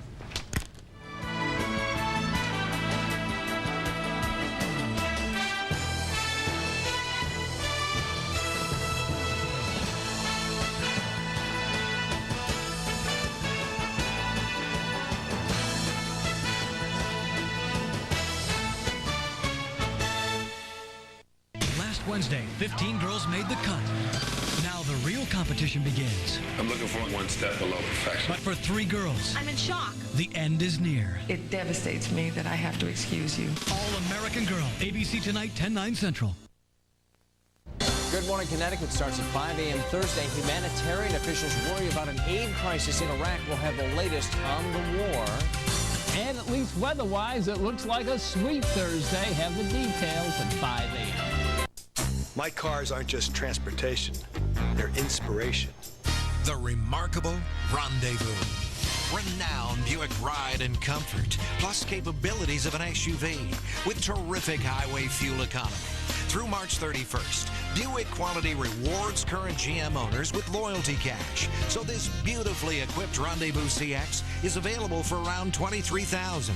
Move up to Rendezvous. See your select Connecticut Buick dealer today.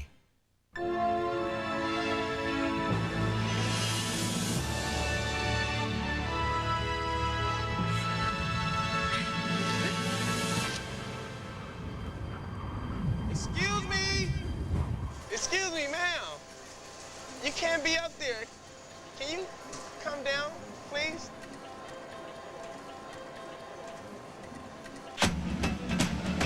The new Mohegan Sun. Come play. This is Jeopardy! Here are today's contestants. A pediatric resident from Greenville, North Carolina, Corey Dean. A graphics technician from Federal Way, Washington, Robin Rogers. And our returning champion, a psychology professor from Coventry, Connecticut, Luis Cordon, whose one-day cash winnings total $24,801. And now, here is the host of Jeopardy, Alex Trebek. Thank you, ladies and gentlemen, and Johnny, and welcome to our show. Robin and Corey, good to have you joining us today. Luis, good player, won a lot of money yesterday. Will it happen again today? You have something to say about that, so good luck to all 3 of you. Here we go. Jeopardy round, 1 daily double, clues worth from $200 to $1,000, and whatever you can add with that daily double in these categories. Religion. Was the information ministry. We know, because we've talked to some of the pilots, that another target was an airport or airstrip where some Iraqi jets, MiG jets, were on the ground. The success of those hits, too early to tell at this point, but that's how the city looks at 6 o'clock in the morning as the war in Iraq is now 1 week old. Good evening again, everyone. There is some suggestion coming out of the Pentagon today and this evening that this war will take longer than many anticipated, months to fight. That's the Washington Post reporting on the story, and that will be one of the storylines we'll be looking at today. But before we get into the individual puzzle pieces of this through the next 4 hours, we'll take a look at the broad view of how this day has gone. Moving by night over unfamiliar ground, coalition ground forces continued their march toward Baghdad. The Bush administration saying it will not change its strategy of aiming for the heart of the Iraqi regime. We have air dominance. We have special forces in the north, the south, and the west. The main ground forces are moving at a phenomenal pace toward the north, closing in on Baghdad. As best we can tell, here is the situation on the ground. A major ground battle is believed to be brewing between American and Iraqi tanks near the city of Najaf, not far from where the American 7th Cavalry lost 2 of its Abrams tanks, but no soldiers, in a firefight last night. The Americans have already taken a key bridge over the Euphrates River. As they approach Baghdad, our fighting units are facing the most desperate elements of a doomed regime. We cannot know the duration of this war, but we are prepared for the battle ahead. Hundreds of American paratroopers landed at an airfield in Kurdish-controlled parts of northern Iraq. Meantime, badly needed supplies of fuel and food reached elements of the 7th Marine in south-central Iraq, and British units were still involved in house-to-house clearing operations inside the city of Qasr. Refugees could be seen outside of Basra, where explosions lit up the night sky. Supplies of food finally reaching the Iraqi village of Safwan, where there was a near riot during its distribution. Iraqi television, knocked off the air last night for several hours, was back on today, showing footage of casualties and severe damage in a busy Baghdad market. But American officials insist they did not send a missile crashing into the area. And finally, the Pentagon says it is still checking reports that as many as 7 American prisoners were executed after their supply convoy was ambushed not far from the city of Nasiriyah. That's the broad view as you look at Baghdad on a Thursday morning.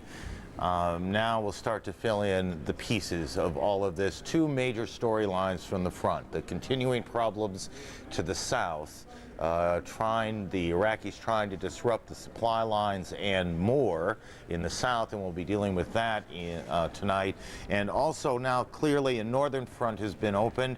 Paratroopers have landed. They left from a base in Europe, and Steve Nettleton is the embedded correspondent at that airfield with the Army's 173rd Airborne Regiment, and Steve joins us now on the video phone. Steve? Yeah. Steve, if you can hear us, go ahead. The runway here at the airbase is now full of C-17s. Now, of course, without their human cargo, they are empty after having dropped hundreds of paratroopers into northern Iraq. They now begin to upload all the military equipment which they will take to that airbase.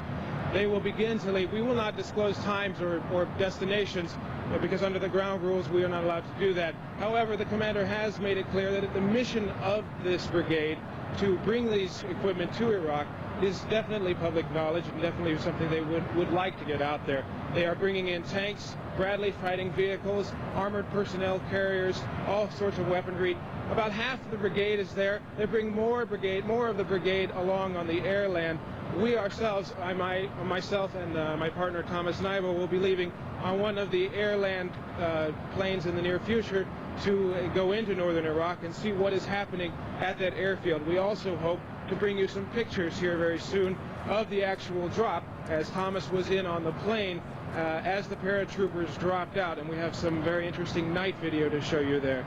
The mission of this drop is to secure the area in northern Iraq to pave the way for the larger armor column, the larger armor force to come in, but also to be more of a diplomatic move, just to stabilize the area, to try to prevent other forces from taking advantage of a power vacuum in the area, perhaps fighting with other groups, perhaps the Turks coming down south, perhaps the Iraqis coming in on their own, and therefore eventually lead the way to humanitarian aid. Excuse me, thank you, Steve Nettleton. At a base in Europe where the paratroopers took off from, Brent Sadler is at the airstrip where the paratroopers landed and where they are now trying to secure that area, and he joins us on the telephone. Brent, it's good to talk to you, and just tell us what you see, what they are doing. Good morning, Aaron, from here. It's just daybreak within the last 30 minutes, and I'm overlooking an airstrip which is about a mile plus, almost 2 miles long. Now, there are two major airfields in northern Iraq, and what I believe is happening, we have U.S. military activity, not just at one airfield, but two airfields. I'm not seeing this airborne drop actually unfolding in front of me. What I am seeing now through my binoculars are two U.S. helicopters. Look like they are just parked off the main runway, and they are unloading groups, what I believe, from what I can see from here, would fit in with the description of special forces. There are groups of men with equipment offloading from two helicopters, and it's interesting to see, Aaron, that it's the Kurds, the Kurdish forces, who are picking them up and shipping them out in 3-ton lorries and taking them off to unknown destinations. This has been going on during the hours of darkness here and is continuing as I speak to you. It's going on quite calmly. This is, after all, friendly territory. We're not getting any visibility here of attempts to stop us from overlooking this position, so that gives you an idea of the perhaps calmness around here compared to deployments of U.S. forces, obviously, in the south. So what I believe, just to recap, is happening, we have a continuation of special force deployments at an airfield called Haria, which is about 2 hours, just under 2 hours from the nearest sector of the northern front where I'm speaking to you from, and also at another airfield, I believe, which will be near Sulaymaniyah, near the Iranian border, because I'm not seeing any evidence on the ground at this location at Haria of deployments of large numbers of paratroopers or any heavy equipment. These are light forces being picked up by the Kurds and being moved on elsewhere. But certainly what we have here now, given that we saw series of airstrikes against northern front positions in this sector, we're clearly seeing the northern front beginning to open. Back to you, Aaron. Brent, thank you. Brent Sadler. In fact, those airstrikes, as we were in the last hour of our coverage last night, about 1 in the morning, we both Ben Wiedemann and Kevin Seitz, who were in the area, were noting that the airstrikes were coming in, sort of preparing for the paratroopers to come in. General Wesley Clark is with us. General, this is obviously the earliest of stages in the opening of a northern front, but put the piece in the puzzle where it fits. You can use Telestrator if that helps, or just explain it, however you want to do it. Well, let's use the Telestrator for a second. Here's the Iraqi front line somewhere around in here, and here's our initial airhead coming in here. We're going to build up our strength, and then we're going to squeeze this position south toward Baghdad. And that was always the plan. The question is, how much combat power can we get into that now that the Turks haven't allowed us to go through? And we'll continue to use this airhead and continue to build up combat power until we're successful. So you have about 1,000 soldiers in, a rough number in now, and their task is to do what, which then leads to what? Well, the first mission is always to secure the airhead. So you've got to occupy the high ground around it. Maybe it needs some improvements. Maybe it needs communications and navigation equipment so you can get in light at night and in dust storms and so forth. All that'll be put in. There'll be an Air Force tactical air control element that will be put in on the ground to bring these aircraft in. You've got to establish the marshalling area on the ground so you can bring a lot of aircraft in and work that piece so you increase the tempo of the airflow, and then you just start landing. So we've got lots of forces in Germany. We can fly in one tank on every C-17, a couple of Bradleys on every C-17, and in no time you can build this force. And for those of us who truly don't know what in no time means in this, are we talking in a matter of a couple of days, or are we talking about a week to build up a large force in the northern part of the country? To build up a brigade-sized force, you're probably talking 2 weeks for all armored. But you can have a heavy light operation, and you can bring assets up from the 101st and deploy them around, and you can put a combination force on the ground that within a few days, 5-7 days, will be combat effective and make a difference. When you talk about light, you're talking about? Dismounted infantry, foot mobile. They can be moved by helicopter. You can move them by Humvee. You can commandeer some local trucks and put them in the back of trucks. Apparently that's going on now. And when you talk about heavy, you're talking about tanks. Exactly. Armored fighting vehicles that you fight from within. Okay, so that's where that fits in the puzzle part. Now, Ben Wiedemann is also in the northern part of Iraq tonight, and also Kevin Seitz. And when we left them, not necessarily when you did, they were reporting airstrikes that were coming in. Kevin, I think you had the first reporting on that. So, Kevin, has that continued throughout the day? Were you aware of the? Aaron, after. Go ahead. After we talked to you yesterday for the last time, airstrikes continued 5 more times throughout the day, fairly severe airstrikes. The first one happened at about 5:39 a.m. after we had finished a live shot. And as I think I mentioned to you, it was a thunderous explosion. The whole sky turned orange. The car alarm of our vehicle outside of our compound went on. The building shook. It was a pretty thunderous explosion. 20 minutes later, another thunderous explosion like that. Then perhaps over the next several hours, 4 more attacks, all hitting this ridge line, this Iraqi frontline position. This is the last Iraqi line of defense west of Kirkuk. We're about 40 kilometers west of Kirkuk.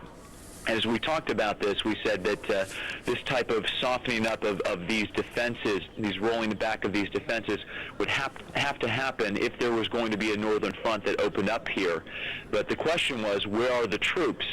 Now Central Command is telling us that those troops have landed in the largest paradrop in this war so far.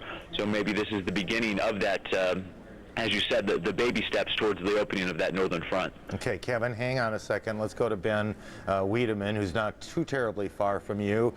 Ben, are you hearing any indication that more air is in the area?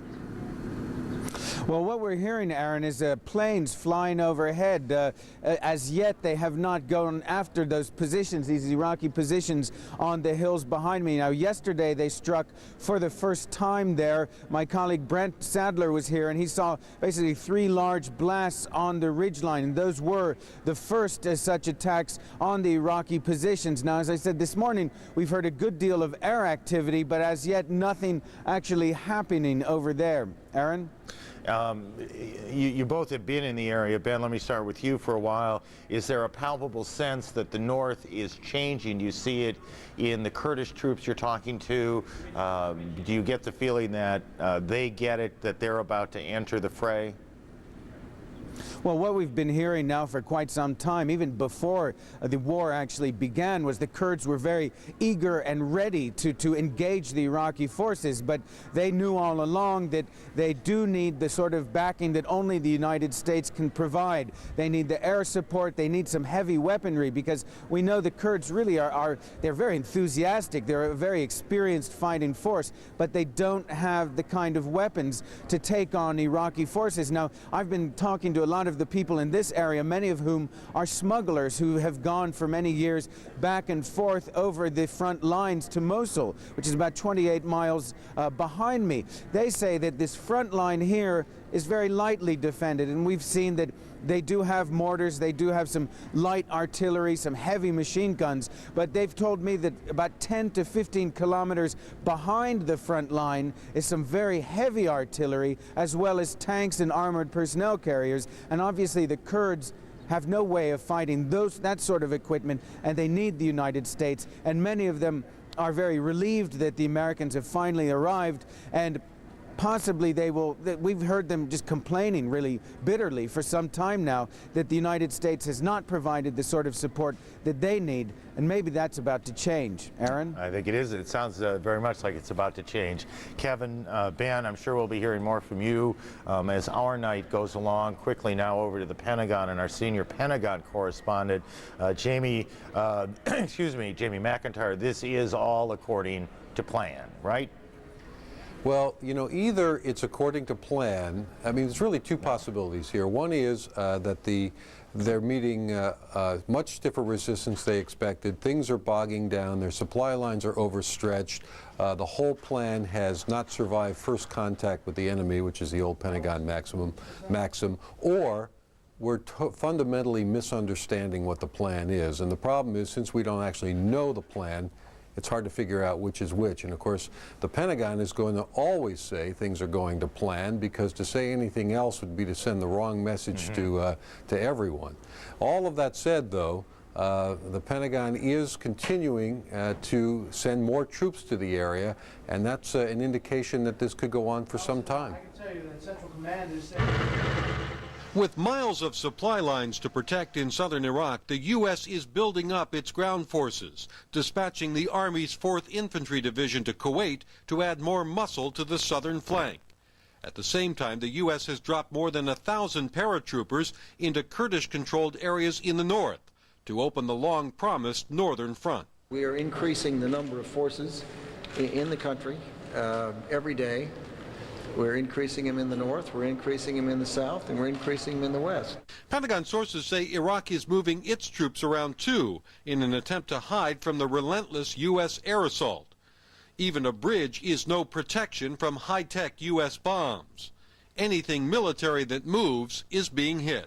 An initial battlefield report suggesting a major movement of Republican Guard forces turned out later to be a small group of reinforcements. We understand there are a few vehicles that are coming south from Baghdad towards the Karbala Gap, I guess would be the general directions, and they're being engaged as we find them. And it won't matter whether it's day or night, we'll be able to find them.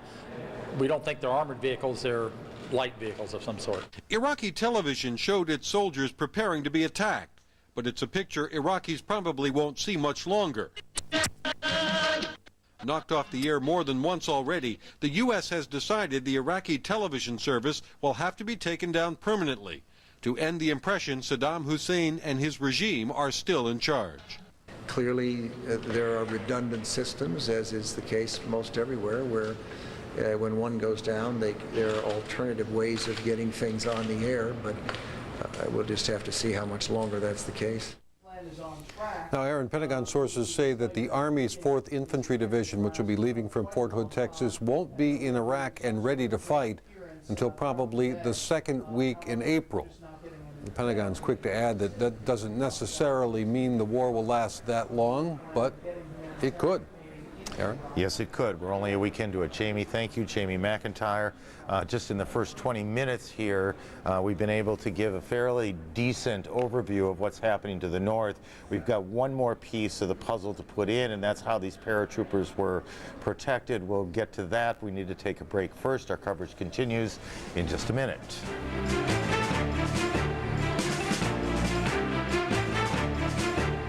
Business travel got you squeezed in? Don't downsize, Amerisize. Get more workspace in a spacious suite for the price of just a hotel room, plus our free bountiful breakfast buffet. AmeriSuites. Don't downsize, Amerisize. Trying to remember what day the free shipping offer is over? At Gateway, shipping is always included on our home PCs. Plus, Gateway desktops have everything you need built right in from the start. A fast processor, big hard drive, CD burner and DVD drive, lots of memory, and a big monitor. And shipping's always included on our home PCs. Call, click, or come in. Gateway. Gateway 500 series PCs feature Intel Pentium 4 processors. Business travel cramping your style? Don't downsize, Amerisize. Get a spacious suite for the price of just a hotel room, plus our free bountiful breakfast buffet. AmeriSuites. Don't downsize, Amerisize. Get triple miles and triple points, only with Prime Rewards. As the war in Iraq continues, CNN is there. From the front lines to the home front, around the world, around the clock. When you need to know, stay with CNN, the most trusted name in news.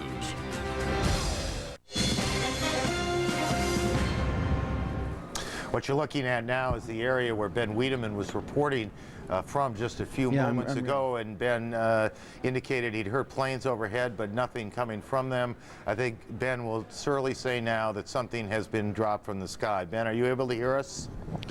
Yes, I'm just getting out of the shot for your own benefit. Yes, just a little while ago we were watching as two planes flew overhead, and as you can see, one has dropped some sort of explosive device over there on the Iraqi positions. That was just about a minute and a half ago. Aaron?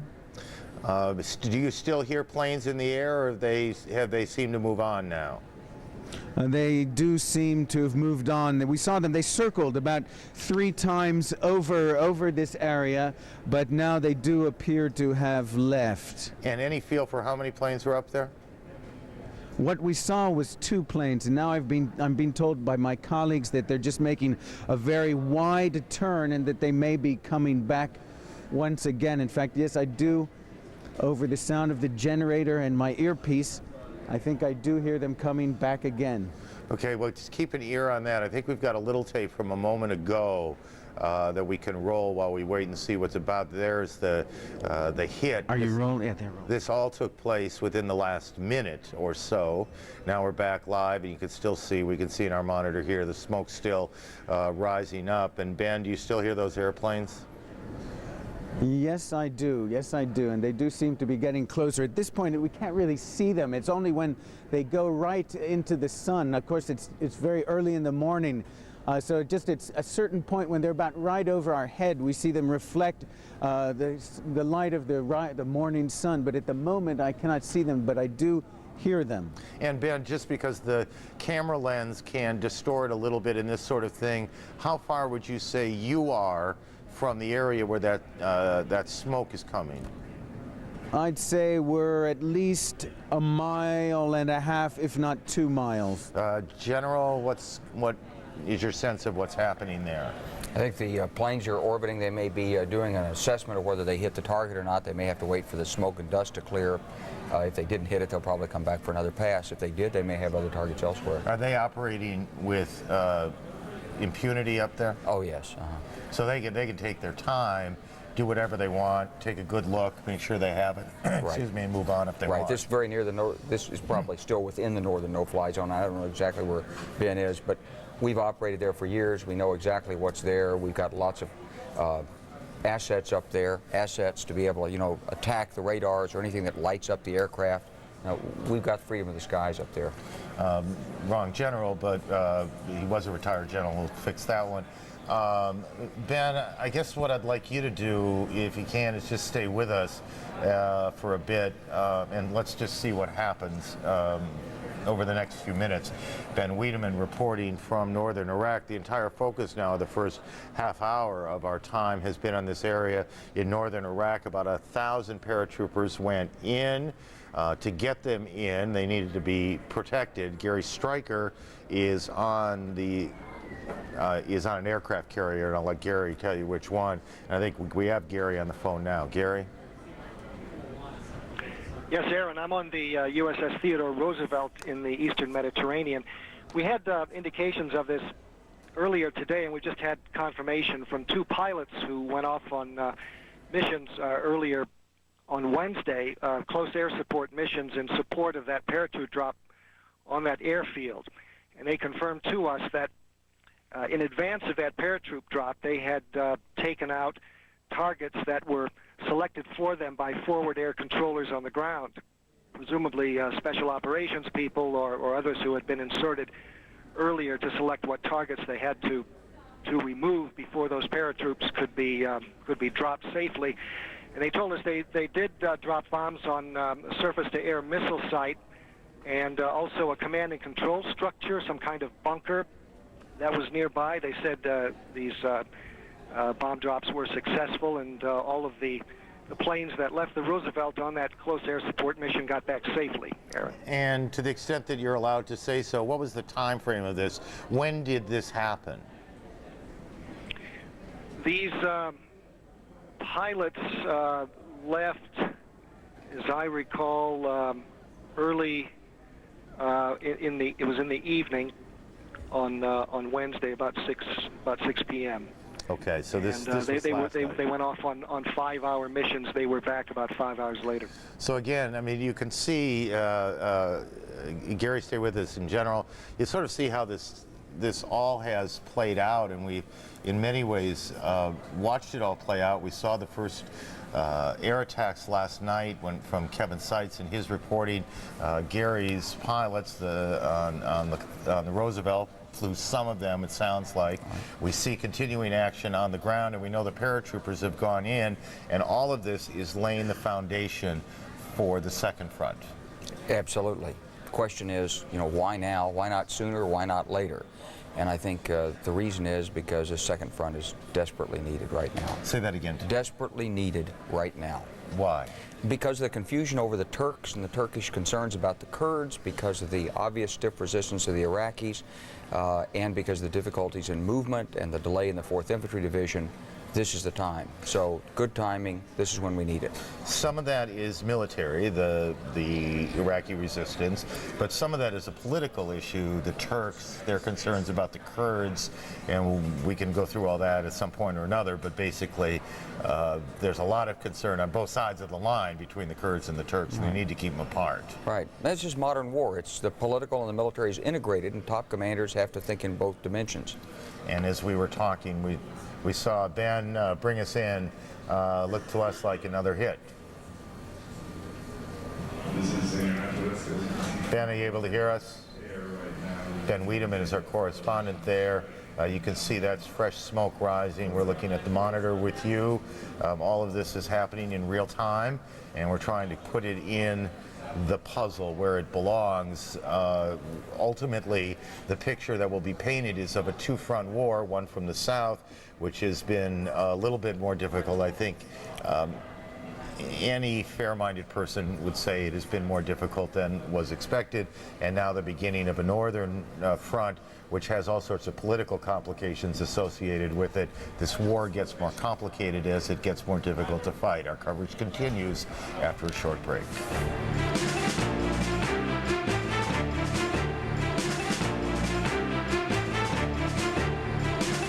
Danielle, can you find another place for your backpack?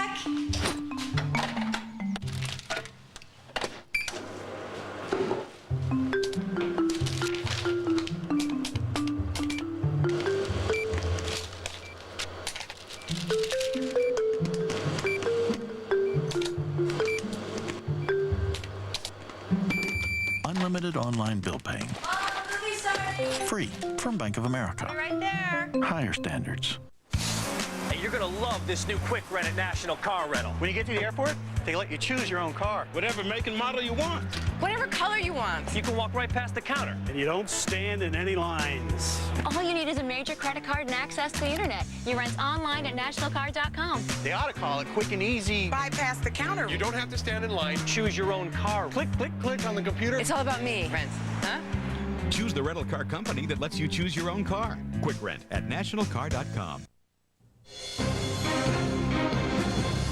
Good evening, everyone. I'm Heidi Collins. Here's a quick look now at the headlines. As Aaron Brown and General Clark were talking about, U.S. Army paratroopers have secured an airfield in northern Iraq that could become a staging ground for a northern front. Near Basra today, British planes bombed Iraqi tanks that appeared headed for the Allied-controlled port of Qasr. And citing bad intelligence, the Pentagon is downplaying reports that said a large contingent of Iraq's best troops were charging south toward U.S. ground forces. The Pentagon says the U.S. may have underestimated the threat posed by the Fedayeen militia. The paramilitary group is loyal to Saddam Hussein's son Uday and may be as large as 30,000 men. U.S. intelligence says they may be moving around in civilian vehicles like pickups or SUVs. Meanwhile, the Pentagon says some Iraqi tactics won't change the coalition's overall game plan. Pentagon spokeswoman Victoria Clark says Iraq's use of human shields and placement of weapon systems near civilians' homes show the Iraqi regime couldn't care less about civilian lives. Joint Chiefs Chairman General Richard Myers. They do not follow the laws of armed conflict. In fact, they violate most of them. Americans might not think the war is going as well as first expected, but they still support it in overwhelming numbers. In a recent CNN USA Today poll, 71% say they favor Operation Iraqi Freedom, and 3/4 believe the U.S. is winning, but that is down from 84% last weekend. CNN's political analyst Bill Schneider takes a closer look at public opinion in the next hour with Aaron Brown. And former New York Senator Daniel Patrick Moynihan has died. Moynihan died today of complications from an emergency appendectomy earlier this month. He was 76. Moynihan was elected to the Senate in 1976 and served 4 terms before stepping down 2 years ago. That's what's happening at this hour. Now back to more comprehensive coverage of the war in Iraq. Heidi, thank you very much. Bill will be along with one of the things that's interesting in the polls is while the support stays steady, clearly people are reacting to the news day to day, and their emotions move the poll needle, and we'll get into that a little bit later. Back to northern Iraq, Ben Wiedemann has a extraordinary view of what is a bombing run that is going on as coalition forces prepare the area for more coalition forces to come in. 1,000 are already there. Ben, quickly update us on what's happened in the minute or so that we've been away. Well, there has been basically at this point there have been a total of 2 very large blasts on that ridge behind us, or rather that you're seeing in front of you. And these blasts have been delivered by 2 airplanes that we've been watching circling time and time again over this area. At this point, we don't hear those jets anymore. It seems to be fairly quiet now, but in the past they've gone away and come back. So just to sum up, 2 bombs on these Iraqi positions on the ridge line behind me, and we've been here for about a month in this area and have been coming on a regular basis, watching the Iraqi soldiers digging in, bringing in more weaponry, preparing their fortifications in theory for airstrikes like this. But from the looks of it, and we've been watching them very closely through a very good lens that gives you a vivid view of what's going on up there, they don't seem to have been able to dug deep enough for this sort of airstrike. Aaron? Ben, thank you very much, and I suspect we'll be coming back there before the night is done.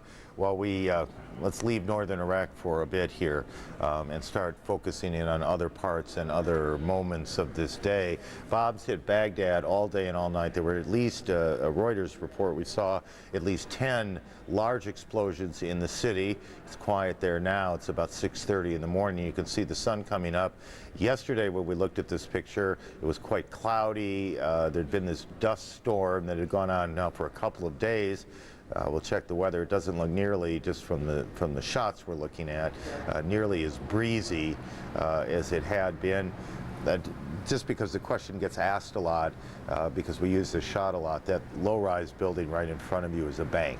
It has no strategic importance, and it's just where we could put a camera. It's one of 4 cameras that are around the city and still operating around the city. How long they will operate around the city, of course, is anybody's guess, but it's the last live view, these cameras that we're going to have in the city of Baghdad. Baghdad was hit pretty hard again last night. Nick Robertson was expelled from Baghdad 3 or 4 days ago. He made his way to Jordan and is back now at the border, the Iraqi-Jordanian border, and Nick joins us again from there. Nick, good morning.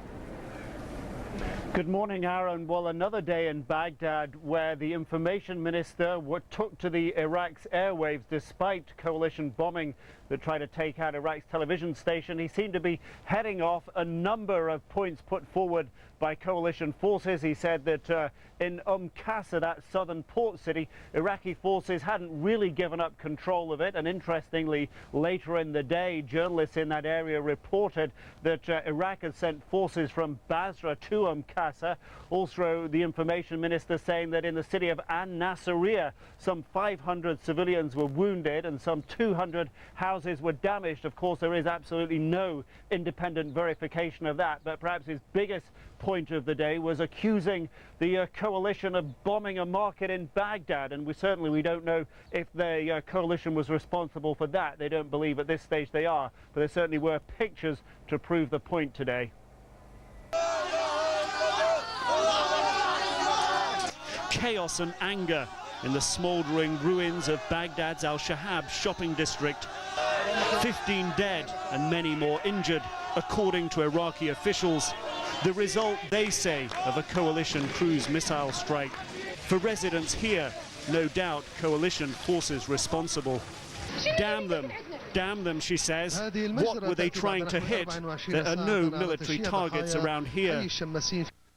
A boost for Iraq's leaders battling to keep popular support. They are attacking and bombarding the residential civilian areas. They are killing innocent people. This is a fact, and please go and confirm that freely on your own. But as CNN is banned from Baghdad, it is hard to independently confirm casualties. However, other correspondents who witnessed the damage do report seeing bodies in the debris. In a nearby hospital, the injured received treatment, the obvious innocence of some heightening international concerns. I've just heard the reports that a missile struck a market in Baghdad, and I would want to remind all belligerents that they should respect international humanitarian law and take all necessary steps to protect civilians. Besides, they are responsible for the welfare of the civilian population in the area. At Coalition Central Command, too soon to say what caused the devastation in the Al-Shahab market. When we have something like that, we will go back and examine flight paths, weapons release, what the circumstances were, and try to determine whether or not we had an impact on something like that. Right now, we simply don't know. Coalition planners, however, do confirm a strike on Iraq's state-run television station. It seems on a day when military planners attempted to lessen Iraq's propaganda capabilities, they may have given Baghdad more fuel to fan the flames of anti-Americanism. And certainly, Aaron, that's the message that was coming from Information Minister Al-Sahaf, and a message that he does appear still to have Iraq's airwaves to continue to air his thoughts on. Aaron? Nick, thank you. Nick Robertson, who's on the border between Jordan and Iraq, and perhaps we'll get back to Nick. We're going to take a short break. We'll talk with Don Hewitt, one of the legendary names in the news business, the man who created 60 Minutes, and in many ways the evening news as we know it on television. A break first.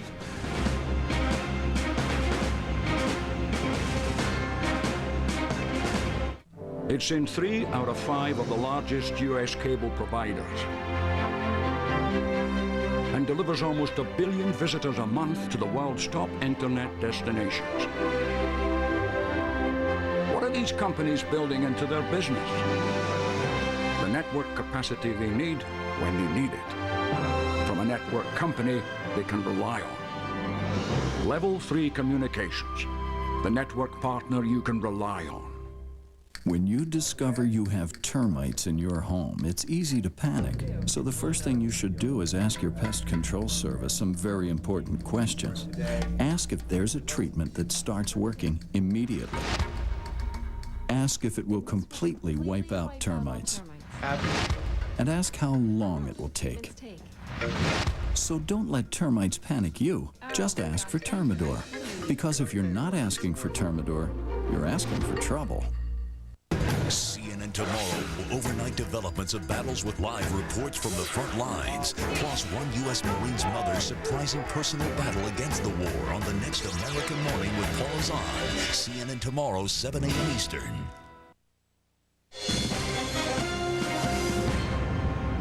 I think it is I think it's fair to say that no living person knows more about the evolution of this medium, television, than Don Hewitt. Mr. Hewitt was there when the evening news was invented.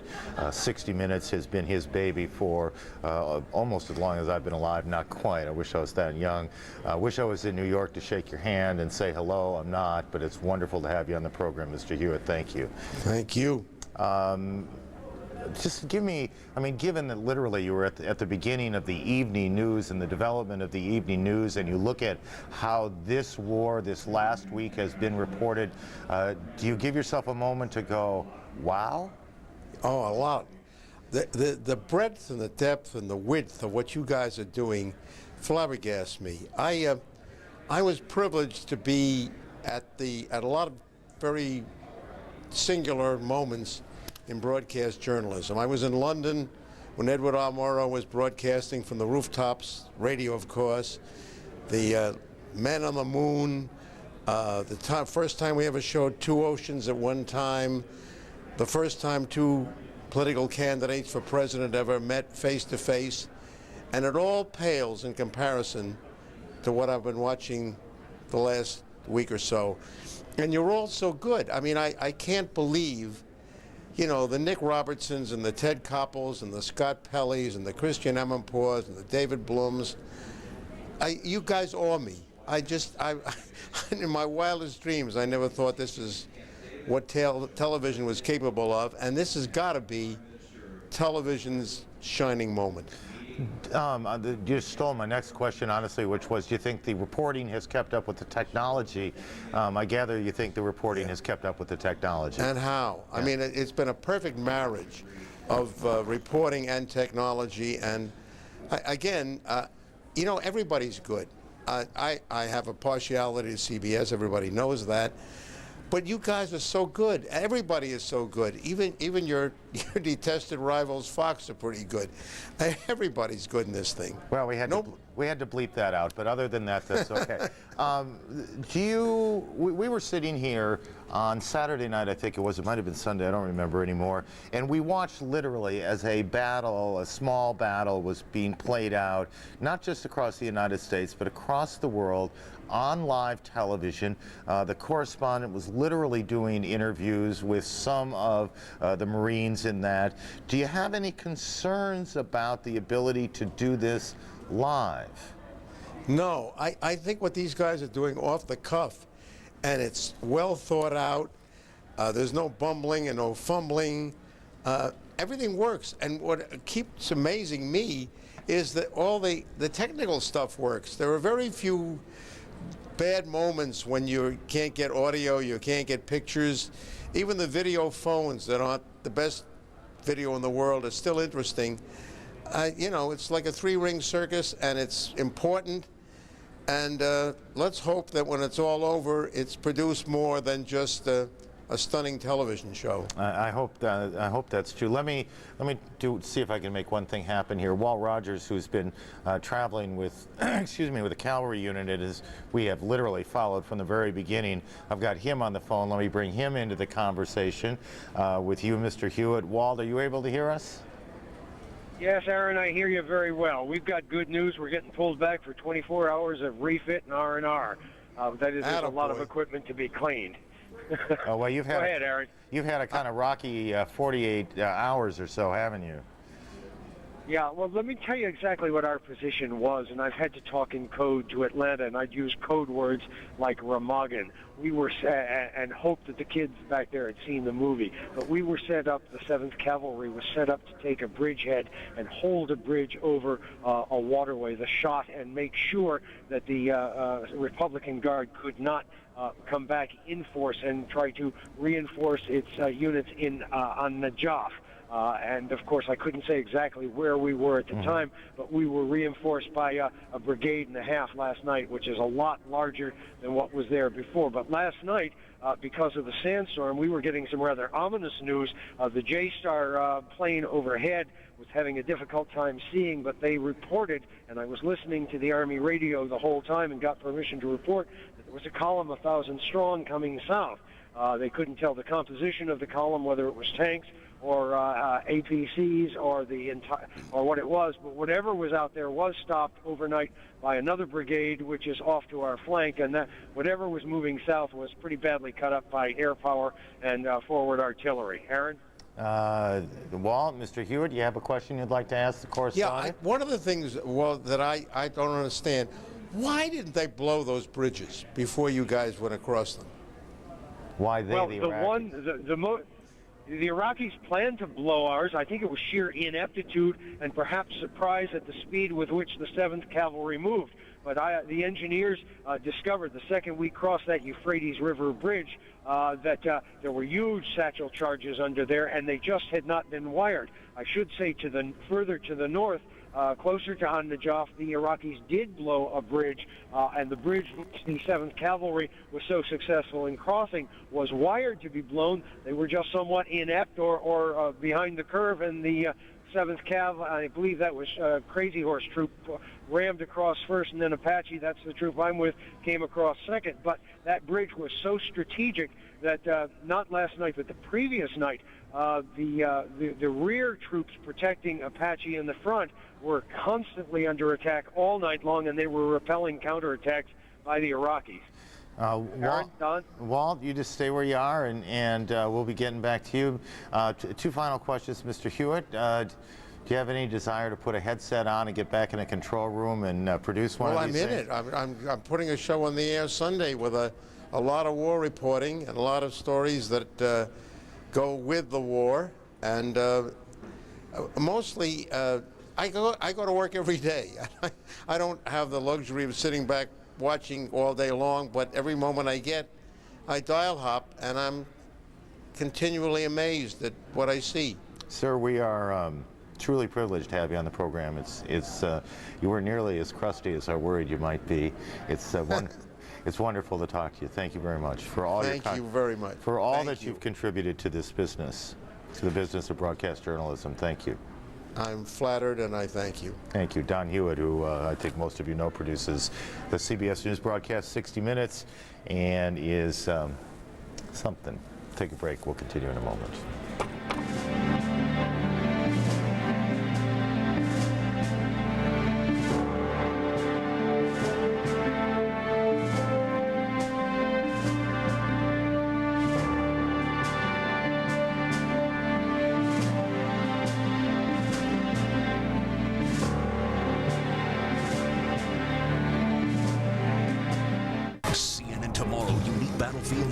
With former Joint Chiefs Chairman General Hugh Shelton and the latest from the front lines, only on Larry King Live, CNN Tomorrow, 9 Eastern. Executive Jeep announces incredible savings at our state-of-the-art facility on Universal Drive in North Haven. Now get rebates and discounts up to $5,000 and low finance and lease rates on our entire inventory. Get a new 2003 Liberty Sport for under $20,000 or a new 03 Grand Cherokee for under $24,000. Plus, get free lifetime oil changes with every new Jeep. The best values in America are here now at the totally new Executive Jeep. Exit 9 off I-91, North Haven. Using eyewear is a very personal experience, so why not trust your eyes to the professionals at Fritz & Holly Vision Center? 3 generations of the Fritz family have made personal eye care their profession. Fritz & Holly's team of experienced, licensed professionals ensure you're getting the service you deserve. From a thorough medical eye examination to choosing eyeglasses or contacts to selecting a frame style that is just for you, through the proper fitting of your new glasses, let Fritz & Holly be your family's vision center. 2313 Whitney Avenue, Hamden. CNN, the most trusted name in news. Well, it has been a very busy 50 minutes around here, and it goes on. This started for us, reporting to you that the 1,000 paratroopers had moved in to the northern front. Brent Sadler is on the phone, and I believe what he's going to tell us is that there's at least a few more coming down on their parachutes. Brent? Yes, Aaron, the light has cleared here at Harare Airport, and I can now confirm that hundreds of paratroopers from the 173rd Brigade Airborne Division have now landed. I can see some pretty incredible scenes here of American paratroopers with their parachute rigs on their back. They've hit the ground and they're walking across the open fields here and assembling. What's happened here is there's been a parachute drop. The soldiers hit the ground and they've now started to assemble from the drop line. This is a big area around the airstrip. I can see 2 helicopters also offloading equipment. I can see various groups of soldiers securing the perimeter around the airfield. I guess there's probably about a battalion.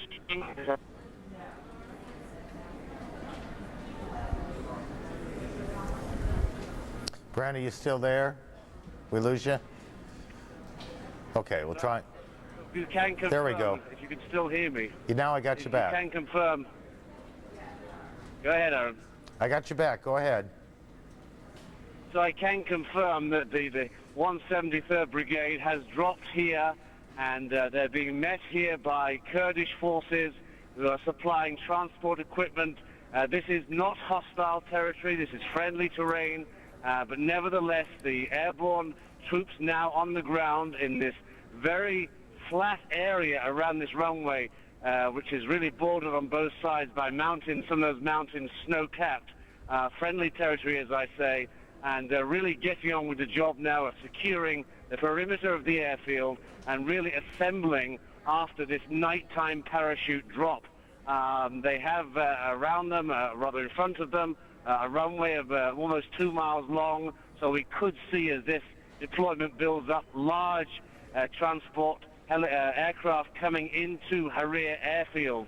I'm talking to you about 30 miles from Erbil, Aaron, maybe about 2 hours to those ridge lines where we were watching coalition aircraft strike Iraqi frontline positions some 24 hours ago. But it really is quite amazing to see these hundreds of U.S. paratroopers from the Airborne Division really just walking across down from high ground and then just meeting, walking casually, I would say, no sense of urgency, no running around, because this, as I repeat again, is friendly territory, and they're now being helped along their way to unknown destinations at this stage by the Kurds. So quite extraordinary scenes unfolding here, Aaron. Brent, thank you, and we'll hopefully at some point get some pictures on that. We also expect to get, in not too long a time, some pictures of the drop. It's, well, not that drop, but the drop that preceded it from one of our embedded crews in Europe. These soldiers left Europe headed for, they left an airbase in Europe, which is at this moment all we can say. And it's about a 5-hour flight. They made their drop, and those planes are now back in Europe, and we're just trying to get the pictures back to us, and we should have that at some point. We'll go to the White House. The president was on the move today for a couple of purposes. Chris Burns will join us in a moment. We need to take a break first. CNN's coverage of the war in Iraq continues in just a moment.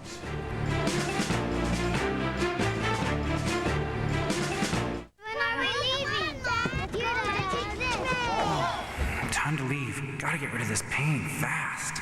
The moment of choice, Tylenol or Advil? Which will work better on muscle aches? Truth is, with Advil liquid gels, you can feel better, faster. Only Advil liquid gels give you advanced, liquid-filled capsules that work faster, stronger, better than Tylenol on tough pain. Advil liquid gels rush relief where you need it. Gentle on your stomach, too. For better relief, advance to Advil.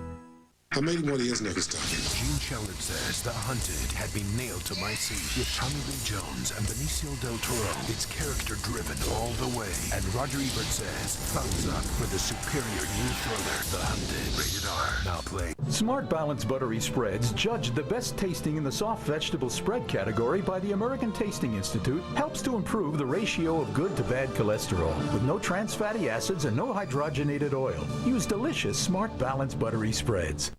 CNN puts you alongside the troops. I'll tell you about the two main things that the strike fighters are dealing with. There goes a plane taking off now. More reporters in the region to keep you informed. No one gets you closer than CNN, the most trusted name in news.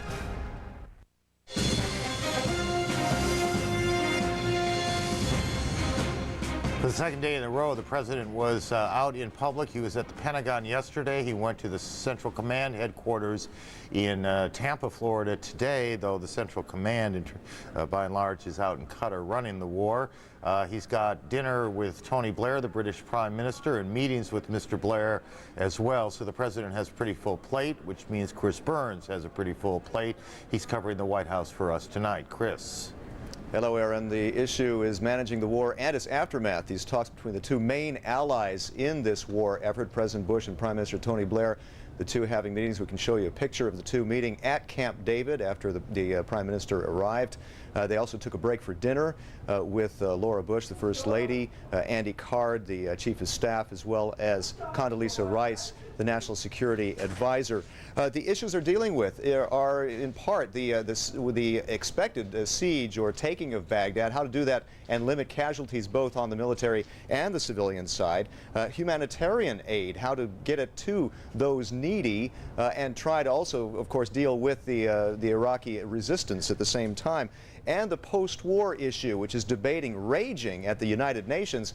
What kind of UN involvement should there be? It seems like Washington wants more of a U.S. leadership of it, whereas Europe is arguing for a more UN management of it. Tony Blair trying to play the middleman in between that. They will be joined by Secretary of State Colin Powell tomorrow, Thursday, before they have a press conference and then a lunch. Blair will be going on to the UN to talk with Kofi Annan, the Secretary General of the UN. The President Bush went to Florida earlier in the day to MacDill Air Force Base, where he visited the troops. Another effort to show his moral support, and at the same time trying to refute arguments that the war effort is getting bogged down by those setbacks. The President Bush gave a speech, and at the last minute struck a couple of words out of that speech, however, trying not to be too overly optimistic. He struck the words ahead of schedule off the script, but instead he said this. We cannot predict the final day of the Iraqi regime, but I can assure you, and I assure the long-suffering people of Iraq, there will be a day of reckoning for the Iraqi regime, and that day is drawing near.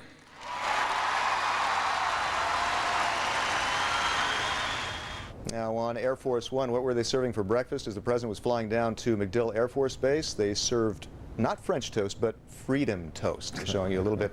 Things are still raging on, Aaron. Okay. I guess they are. Someday we'll all get past that, but we're not there yet. Chris, thank you very much. And we watch those meetings with Mr. Blair tomorrow. General, if you're the general running the war in 30 seconds or so, what do you want from civilian leadership, from the president? What is it that you want him to do? You want the backing, you want the confidence of the president, you want the reinforcement flow to continue, and you want the flexibility to escalate and time the fight as the battlefield conditions dictate. We'll pick up on that more as we go along. Michael Gordon is on the phone. We'll get to him in a moment or two. We need to take a break first. Our coverage continues in a moment. This is CNN. Going to the airport? Hey, Bill, you stayed here too? Yeah, want to share a cab? Deal. All right. Great hotel. Yeah, pricey though. Wasn't that bad. Yeah, if you're CEO. Why? What did you pay? Here's my bill. I didn't pay nearly that. Not even half. You got ripped. Hey, buddy, I can get you a great deal on the Brooklyn Bridge. Save up to 70% on hotels worldwide. Hotels.com. The best prices at the best places, guaranteed. That's so incredible. The system must think I'm him. Who? Him. Holy, that's all his stuff. I can't believe we're in here. Talk about your insider information. Be cool. He can see us. So... Cover me. I'm going in. Browser. Someone you never worry about when your systems are secure. Novell.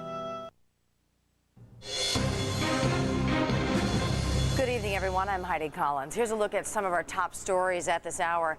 It's a new day in Baghdad right now, the morning after a night of fresh bombings. The most recent bombing runs included missions targeting an airfield for Iraqi MiG fighter jets. And the Pentagon is discrediting earlier reports that a massive column of armored Iraqi vehicles was pouring out of the capital. In the north, there were new explosions today, and one of the biggest airdrops in the war is helping the U.S. open a northern front. 1,000 paratroopers from the Army's 173rd Airborne secured an airfield in northern Iraq in an area held by the Kurds. It is expected to be a gateway for tanks and armored personnel carriers from the 1st Infantry. In southern Iraq, shipments have begun to arrive in the embattled port city of Qasr. British forces are trying to secure both land and sea routes for bringing in emergency aid for Iraqis trapped there. Humanitarian agencies have begun to warn of disease stemming from tainted water. British and Iraqi officials continue to dispute who is in control.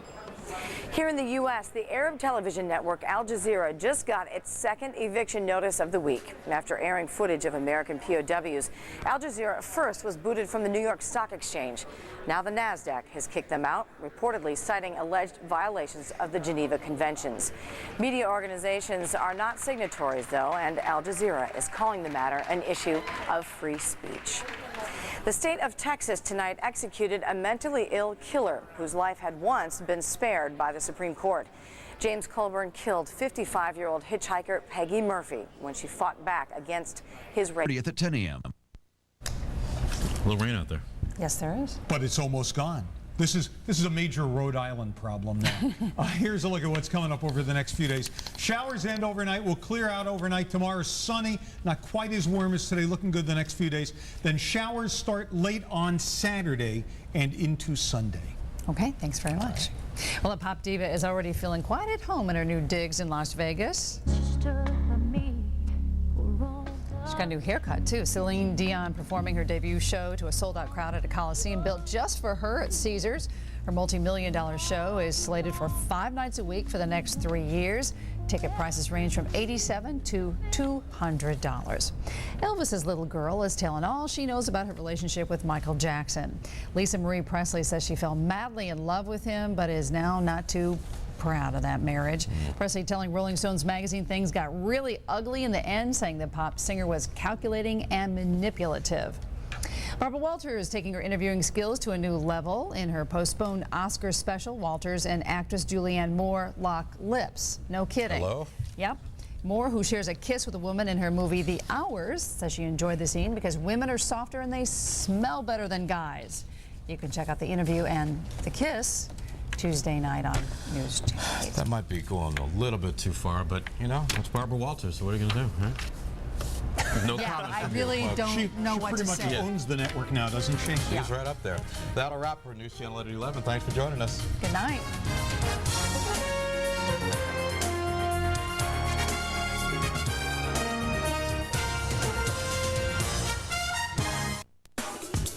The Hyundai Elantra, a comparison.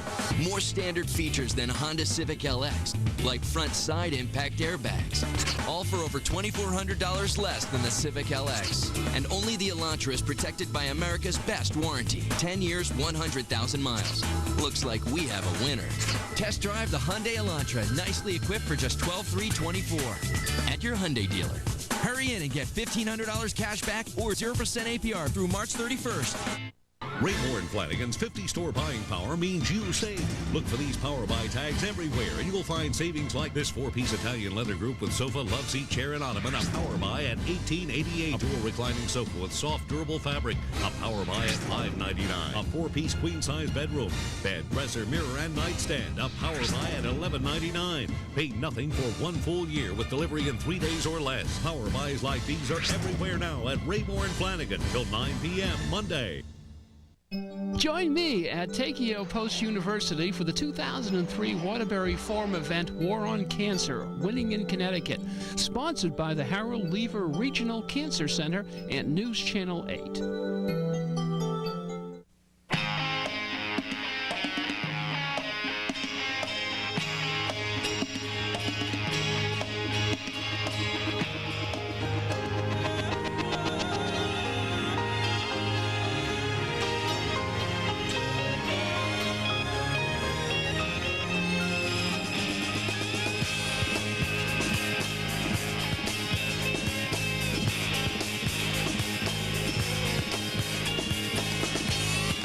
Nervous about foot odor and wetness? Get Odor Eater's foot powder and kick the problem. Odor Eater's powder gives protection on demand. Even kicks out heavy-duty odor and sweat.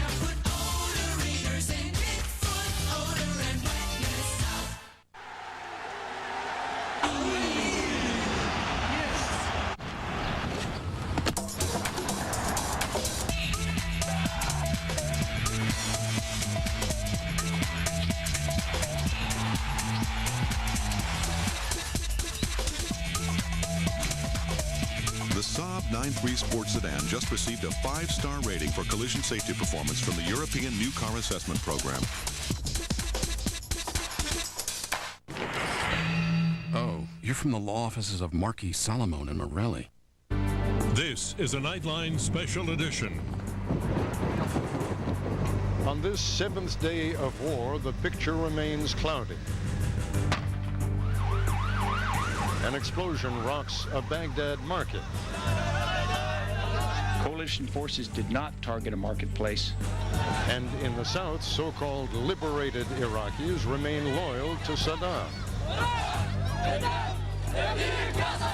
We've seen some things that were truly unexpected. Soprattutto dal Kuwait. While the battle rages on in world opinion, Der Vormarsch der amerikanischen und britischen Americans and Iraqi troops move toward what may be the biggest battle yet. We will press on through every hardship. We will overcome every danger. And we will prevail. Tonight, collision course, the messy business of war. From ABC News.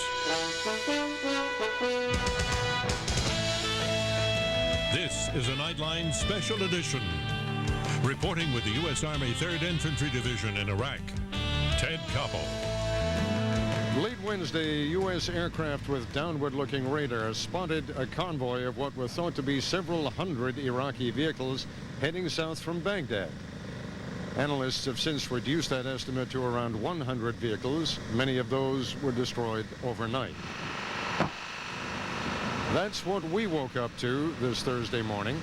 It turned out to be a Paladin, a 155mm howitzer, which blew up not as the result of Iraqi fire, but apparently because a charge caught fire, causing the explosion. The crew, believe it or not, escaped without injury. The Iraqi army is learning day by day that it is confronting a bewildering array of high technology married to an arsenal of enormous explosive delivery systems. But the 3rd Infantry Division is also learning that its enemy has some unexpected weaponry of its own. During one recent battle, the Iraqis put 2 of the U.S. Army's M1A1 tanks out of action, using what are believed to have been 2 Russian Kornet anti-tank missiles. These were designed by the former Soviet Army for the specific purpose of killing the Abrams tank. U.S. intelligence thinks the Iraqis purchased them within the last few months. Just who in Russia sold them is not known. As we reported yesterday, the crews of both tanks survived without injury. A few hours ago, I spoke with the deputy commander of the 3rd Infantry Division, Brigadier General Lloyd Austin, who began by saying that wars almost never go according to plan.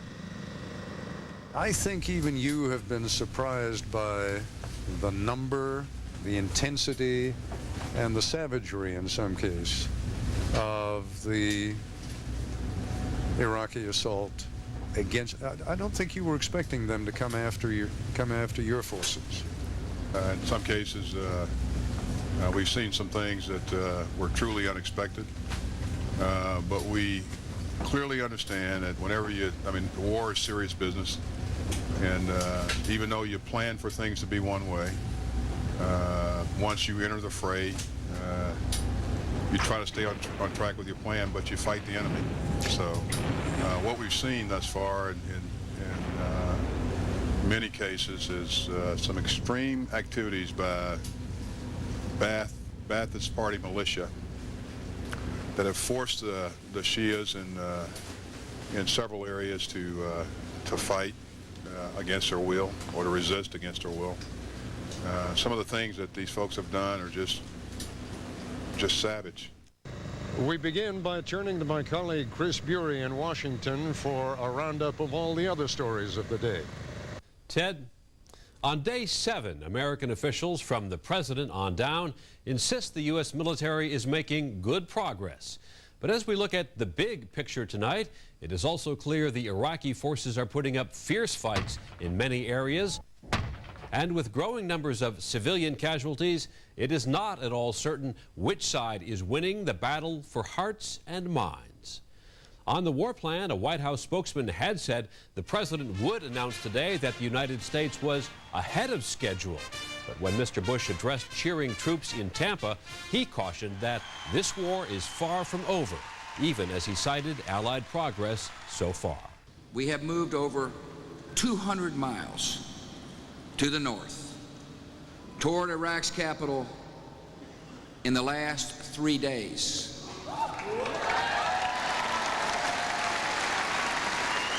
And the dictator's major Republican Guard units are now under direct and intense attack.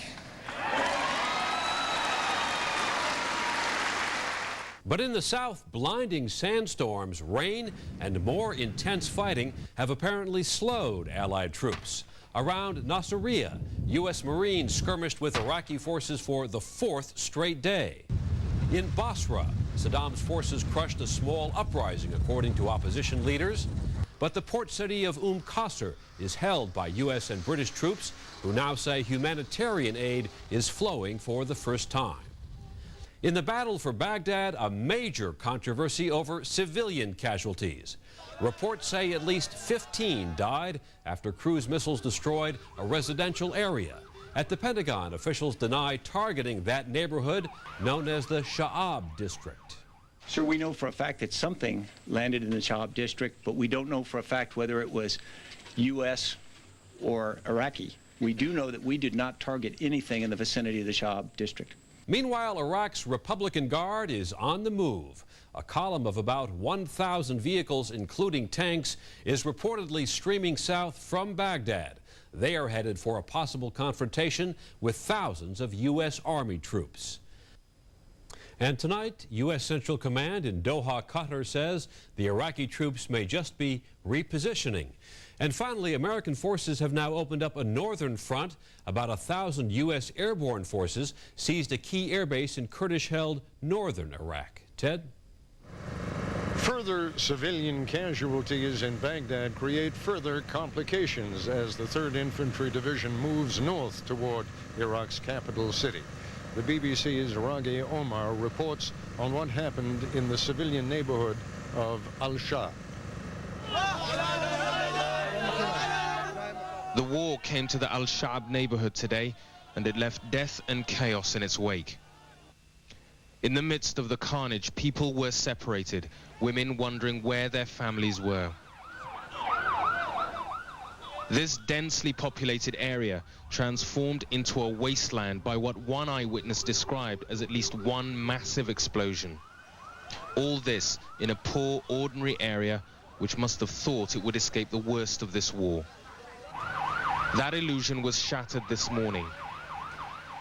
Into this scene of confusion, Iraqi emergency workers tried to recover the dead and wounded. People who are left here are getting out. Now, the explosion in this district of Baghdad took place in the early hours of the morning.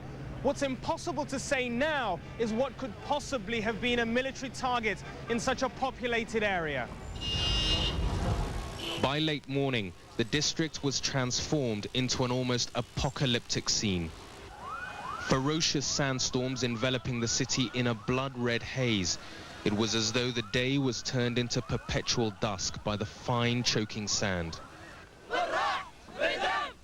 Within minutes, the sense of bewilderment began to turn to defiance and also anger.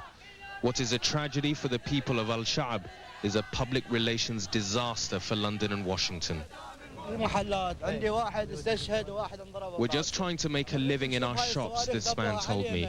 What do they want from us? Why are they doing this? Our homes are gone and our livelihoods are gone.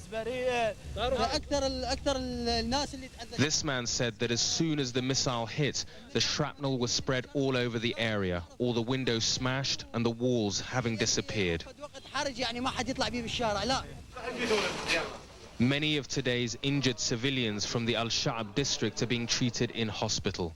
The battle for the hearts and minds of Iraq's people is central to this war, and today the coalition could have lost the support of many here. Last night, Britain and the United States bombed Iraqi television. Briefly, the Iraqi authorities' control of the airwaves was halted, but it's been back on air. The targeting in the airstrikes have not been indiscriminate, but in all wars there are mistakes and there are civilian casualties, and that seems to have been what's happened today. But the political price of such mistakes in this war will be much more costly. Today, Britain and the United States are seen by ordinary Iraqis as having made victims of those they say they want to liberate. Raghi Omar, BBC News, Baghdad. When we come back, I'll introduce you to the man who, among his other responsibilities, has to see to it that the military hits the right targets. Epson T001, Canon BC31E. Shopping for ink and toner in most stores is hit or miss. HP C9720. Come on. A. At Staples, we stock a huge selection of cartridges, so we guarantee we'll have the one you need. Online or in store, promise. HP 45. Bingo. Your ink and toner in stock. Staples. That was easy. Do you suffer from dry, itchy skin? Now there's Sarna Anti-Itch Lotion. Winter is peak dry skin season, and dry skin can cause an itch that just won't stop. We call that winter itch. Sarna Lotion is specifically formulated to stop winter itch. Sarna contains special emollients to moisturize dry skin and 2 medications to provide prompt itch relief. Stop needless suffering this winter. Get Sarna, the #1 dermatologist-recommended itch relief medicine. Sarna is available at CVS, Eckerd Drugs, and Rite Aid. War with Iraq. For the day's breaking first updates, turn to Good Morning America. On the front lines with U.S. troops and with the families at home. Good Morning America is there. There are people with a calling. Most serve 1 weekend a month and 2 weeks a year. Earning money for college. Protecting their community.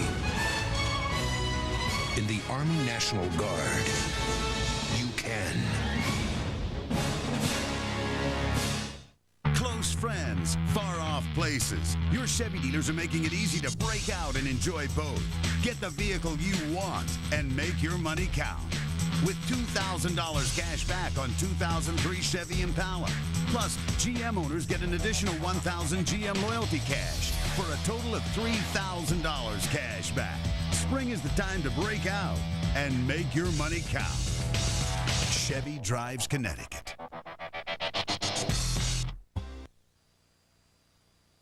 From the very beginning, U.S. forces have gone to great lengths to publicize the fact that they exercise enormous care in target selection. Not so much what they will hit as what they will avoid hitting. As Brigadier General Vincent Brooks reminded the press today, the goal of U.S. forces is to use precision bombs on military targets only. The weapon comes in from the far right underneath of the bridge, and the bridge remains intact afterwards. We do everything physically and scientifically possible to be precise in our targeting and also to minimize secondary effects, whether it's on people or structures. While it may seem incongruous, there are rules in war that say what targets can be hit, under what circumstances, and with which weapons. And so along with the infantry and the artillery and the tank crews, the 3rd Infantry Division has also brought along its own staff of lawyers, headed by Colonel Lyle Casey, who enforces those rules. When you and I were talking in there, my first reaction was, what in the hell do we need a lawyer for up here? Why do we need a lawyer up here? Well, the international rules regarding armed conflict have been pretty well established for a number of years. The United States takes very seriously its obligation under international law to make sure that the troops are trained in accordance with international law. Can you give me an example or two taken from the fighting of the last few days where your advice would be taken into account? Certainly. Yesterday, I don't want to go into too much detail for security reasons, but yesterday we received fire from an artillery piece, a long-range shooter that the enemy had, that was positioned in a soccer field directly adjacent to a school. Under international law, the rules are very simple. The school is a protected place in general. But by placing that artillery piece in the school, next to the school at least, the enemy, the Iraqi, has kind of taken away the protected status of that place, and so we could lawfully target it. But we have to do a thought process, problem solving, determine can we target this, and if we do decide to target it, what's the proper weapon to target it with? In the case yesterday, we were able to use the Air Force's precision-guided munition and take that out and minimize collateral damage to the school. You told me before you have a substantial list of this, after all, is rich with antiquities, this country. Can you tell me about that list that you guys are carrying with you? Well, as part of our battle process, we use computers and databases to identify targets that are potentially lucrative on the battlefield. And you don't want to inadvertently violate the law of war and strike a target that you shouldn't strike. And so we've done very extensive surveys of this part of the world, and we have lists, and we've actually fed into our database all of these, we call them no-strike targets. How many of those do you have? Our database has over 10,000 such targets on it. Now, generally, those targets will not be struck under any circumstance unless the enemy forces us to do that by, for example, putting a target inside the mosque or beside the mosque, and then that target engages us. We may have to do something about it. There's a certain irony, obviously, Colonel Casey, in that you're fighting an enemy here who frequently does not abide by any of those restrictions. Does that ever come into play? There is a very gut level, let's say, a reaction that if an enemy is not going to fight fair, then I shouldn't fight fair. But I think that the way we need to approach that is just to follow the rule of law and to say that there are other mechanisms that we can use to remedy those situations after the conflict is over, whether that be a military tribunal to punish people that violate the law of war or commit atrocities. There are procedures in effect to do that. Thank you, Colonel. Thank you. It looks as if the skies have cleared behind you. How much did that sandstorm of the last couple of days slow down the infantry division? Well, I'm not sure that it has slowed them down hugely. What it has done is slowed down the close air support that they were able to use against some of the enemy forces that they have pinpointed. But I must just tell you, from the point of view of sheer misery, everybody here, I talked to a couple of sergeants yesterday who had done a couple of tours in Egypt, in Kuwait, in Saudi Arabia. They said they'd never seen sandstorms quite like it. It is just a grinding, miserable, dirty, nasty experience, and you find yourself just huddled in your vehicle for hours and hours at a time, unless you absolutely have to go out and work. Various elements of the 3rd have been reported in a number of conflicts with forces around Najaf. Can you tell us to what extent the commanders have been surprised by the ferocity of that resistance? Well, they have been surprised both by the ferocity, Chris, and by the numbers, and they believe that there are several thousand more of those forces heading down in this direction. They do have some weapons with them, quite clearly, because they knocked out a couple of Abrams tanks a couple of days ago that are fairly powerful weapons. For the most part, though, they represent no military challenge to the power of the 3rd Infantry Division. Still, the fact that they are fighting as ferociously as they are has tied these people down a little bit further than and a little bit longer than they expected to be, and there is some concern that they have to move into the cities to finally wipe these Fedayeen out. That is not something that the commanding general wants to do. Well, Tommy Franks, the senior Allied commander, is fond of saying that no battle plan survived contact with the enemy, and it looks as if the way the enemy is responding is making rather major changes in the battle plan. Well, I don't think you can say major changes, Chris. I think by and large they're still moving fairly much along the same lines as they have intended to from the very beginning.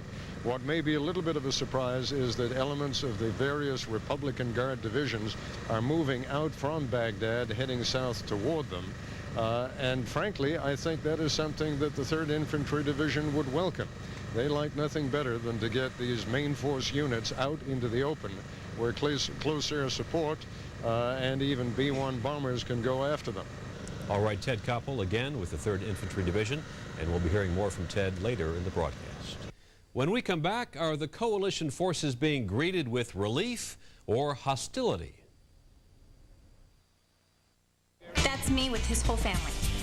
So you on a farm? Yeah, imagine with my allergies. Go where you wanna go, do what you want. This is Trisha. Now there's a new and different way to treat seasonal allergies. Singulair, the only seasonal allergy medicine that specifically blocks leukotrienes, an underlying cause of allergy symptoms.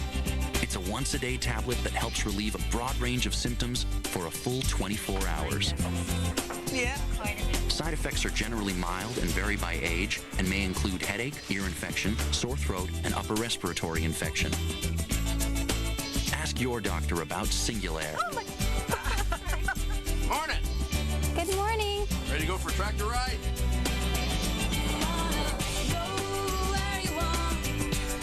You know, I think I did just fine. Singulair, a different way to treat seasonal allergies.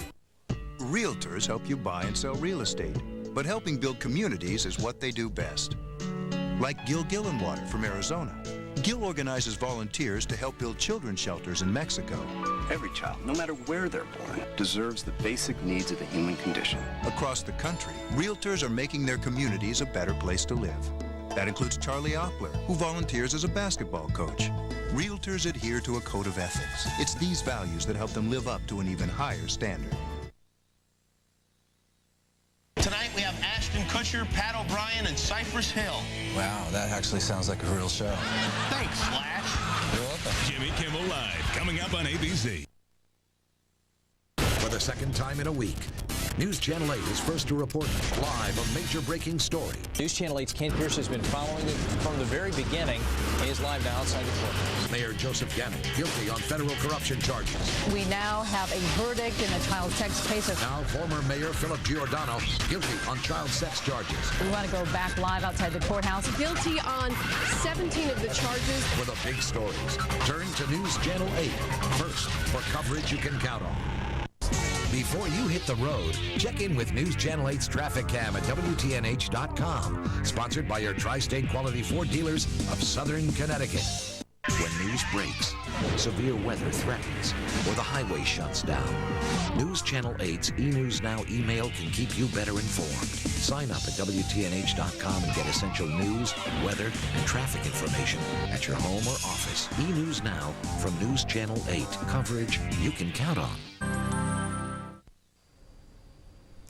The first shipments of humanitarian aid arrived in Iraq today, 3 days after President Bush had promised massive amounts of food and supplies. The shipments had been held up by fierce fighting, bad weather, and mines the Iraqis had sown near the port of Qasr. Nightline's John Donvan traveled to Qasr and the town of Safwan in southern Iraq, and he found two dramatically different reactions to how well the American strategy of guns and butter is working.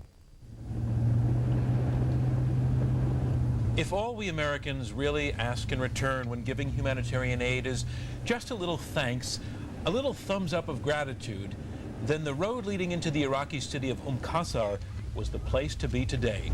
Making the right turn. The convoy in front of us this morning marked the first crossing into Iraq by U.S. government aid officials, civilians from the U.S. Agency for International Development. Today, they had a military escort.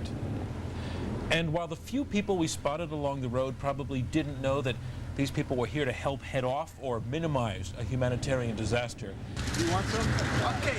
And although the moment when the Marines suddenly stopped and gave some food to an Iraqi family looked a little artificial, because it was done in part to get a good picture. Thank you. The fact is, the smiles were genuine. Thank you. And it felt good to see them. What a contrast with the aid delivery to the Iraqi town of Safwan, 15 miles to the west. There was a stampede when the Kuwaiti Red Crescent showed up with 20,000 meals, all under the protection of U.S. Marines and British troops. And although at least one reporter on the scene was overheard phoning in a live report about how the Iraqis were dancing with joy, they were not dancing, and it was not joyful. And what they chanted after a few minutes was this: "With our souls, with our blood, we will die for you, Saddam." This was demeaning, we heard people say. A few stood back, saying they would not touch food that Americans had anything to do with. This man, learning that our translator is a Kuwaiti citizen, berated him, saying, "First you bring the Americans to kill our kids, then you bring us food?" "We've got food," this man said, "enough for 6 months. He called the people in the crowd greedy idiots for pushing like this because he said they have enough too. What we need, he said, is water and electricity, and you Americans bombed those. Which brings us back to the U.S. aid group we saw getting all the smiles over in Qasr. Water and electricity, problems on a large scale, that's what they focus on. Why don't you start looking at the water situation? Just let's have several options that we can recommend to the team as they come in. All right, let's get in the vehicle. Today they visited Qasr's waterfront, the only port that Iraq has. Standing in the middle of an enormous portside warehouse, the group's leader, Steve Catlin, phones in a progress report to his superior. We could do an initial sort of summary assessment of power requirements, but I want to bring up more of the team. It's good news. The port is not damaged, but there are problems. There's no power in the port or water, and we believe that the source of the power and water is in Basra. Basra, 40 miles away, was without electricity, and somehow that has affected power here at the port. It means they'll need to get generators in, so those have been ordered. It's eerie how deserted this place is, considering that it is normally a fully functioning port. The only people in here now are ourselves, the U.S. aid officials, and a few Marines escorting them. Normally this place would be bustling with hundreds of workers, some of whom actually live here. Their homes are inside the port facilities, but they've obviously all run away. The only signs of life in the port, you see them right here. But the United States says it wants Iraqis to be part of the aid process, and that means they need to get those workers back to work. We met Commander Dave Blackledge, a Marine Reserve officer who's been working on that. And how do you get word out to the Iraqis who used to work here, who are probably all in their homes now? How do you get word out, come on back to work? Well, in fact, we had a meeting this morning at the local hospital with some of the local leaders, and they're a little hesitant at first, but each successive meeting becomes more of a trusting relationship that, yes, we do want you to come back to work. But the unanswered question is, how ready are ordinary Iraqis to work with Americans? If there's a smile in one town and a hostile stare in another, which is the better indicator of what the Iraqis really feel?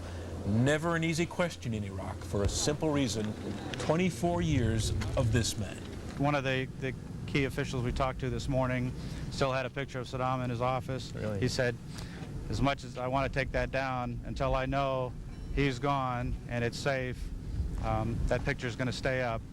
Indeed, even in Safwan, we heard competing theories today about the hostility being voiced towards the United States, that Iraqi government agents were egging the crowds on, or that people were just playing safe in case Saddam agents were listening. And why the violence? The Marine Lieutenant Colonel here said it was simple.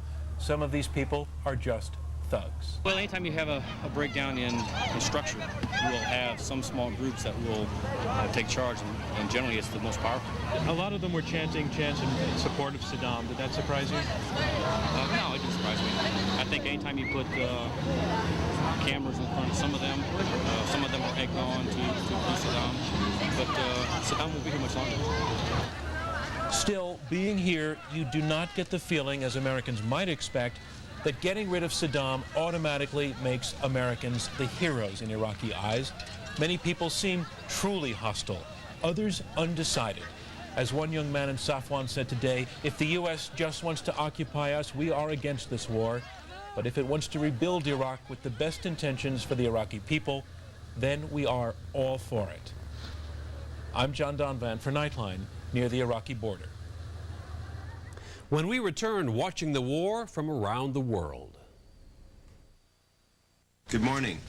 Before we start, if everyone could move page 15 2 pages up in the deck. And if your page 5 is fuzzy, just pass it down. Unprofessional documents. Page 8. Lead to messy meetings. Just remove it. But at Staples, you'll get professional quality copying and printing. Our certified associates and 3-step quality process make sure your job is done right. And this goes up. Quality copying and printing. Staples. That was easy. You know, hon, you could always stay with Fran and Carl. You think I'm a hotel? Maybe we should just get a room when we get into town. We're booked. Why don't we call your brother Jeff? He's always traveling. And always on short notice. The best deals? It's a no-brainer. Hotels.com. Hotels.com. Save on thousands of hotels worldwide. Yes! Hotels.com. The best prices at the best places. Guaranteed. It's war with Iraq. And News Channel 8 is your Connecticut source for the news you need to know. For the latest from the front lines to developments here at home, News Channel 8 is coverage you can count on. The war with Iraq. As developments take place in the overnight hours, wake up and turn on Good Morning Connecticut starting at 5 a.m. for the latest information. Weekdays starting at 5 a.m., News Channel 8 is coverage you can count on. Good friends in the great outdoors. Your Chevy dealers can help you break out and enjoy both. Get the vehicle you want and make your money count. With GM Loyalty Cash, now GM owners get $3,000 total cash back on every 2003 Chevy Silverado. And non-GM owners get a total of $2,500 cash back. Spring is the time to break out and make your money count. Chevy drives Connecticut. For the second time in a week, News Channel 8 is first to report live a major breaking story. News Channel 8's Kent Pierce has been following it from the very beginning. He is live now outside the courthouse. Mayor Joseph Gannon guilty on federal corruption charges. We now have a verdict in the child sex case of... Now former Mayor Philip Giordano guilty on child sex charges. We want to go back live outside the courthouse. Guilty on 17 of the charges. For the big stories, turn to News Channel 8 first for coverage you can count on. Today on ABC. Why am I not allowed to love my work? You are. You're just not allowed to love it more than us. I've got to stay home. Those people don't like you, Michael. Why don't you leave them alone? Daddy's playing with me. Yeah, sweetie, he really thinks he is. For anyone who's ever lost touch with their family, I got to say something here. I don't know anything. ABC presents Lost at Home. Premieres Tuesday at 9:30, 8:30 Central.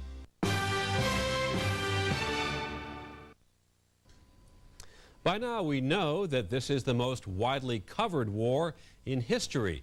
Indeed, the battlefield images have riveted television audiences around the world.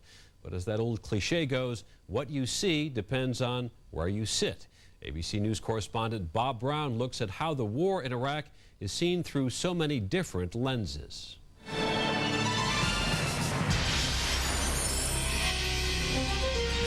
For a week now, in virtually every country in the world, the war in Iraq has dominated headlines, and media in other countries have concentrated heavily on its effects.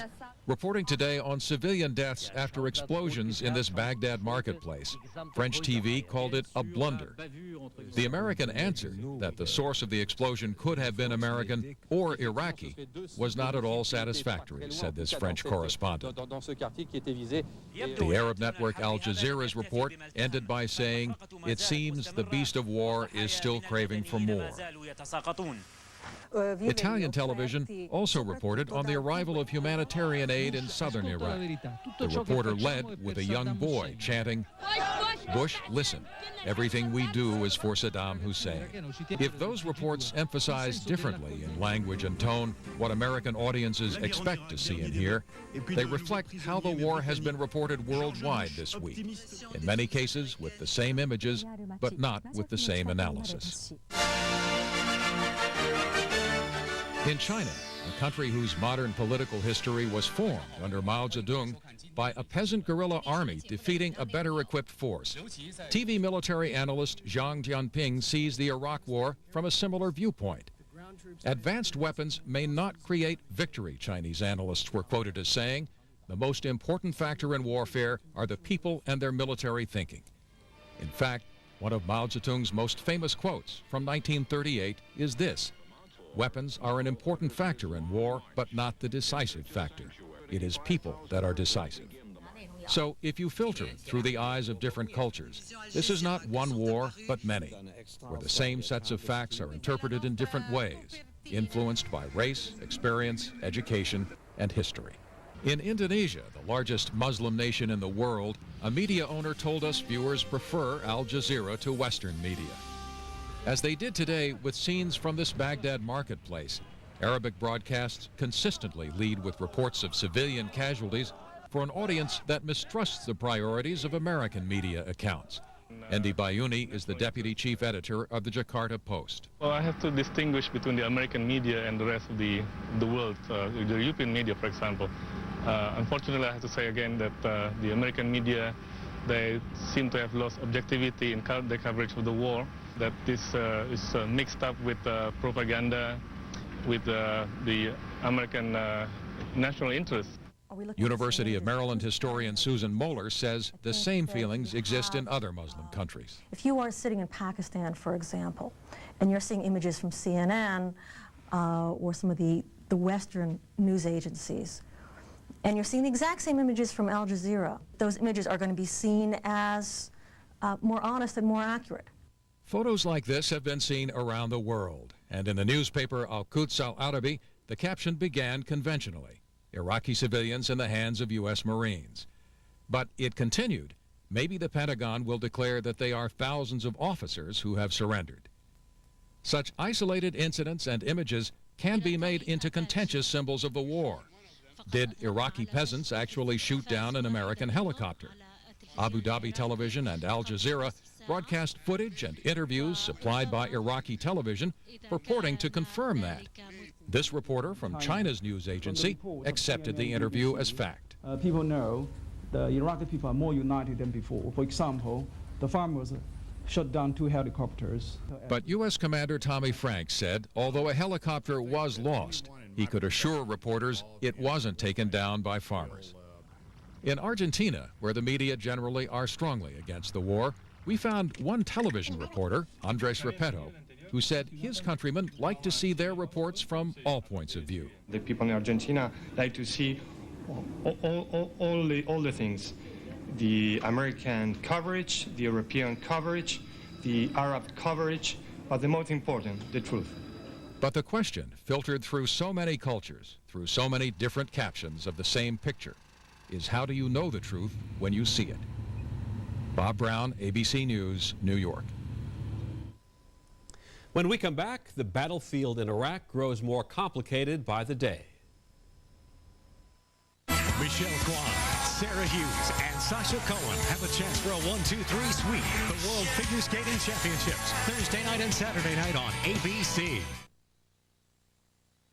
As head of this house, he's got to have courage. When Zoe came along, your college fund suddenly turned into the, oh my God, my single teenage daughter's having a baby fund.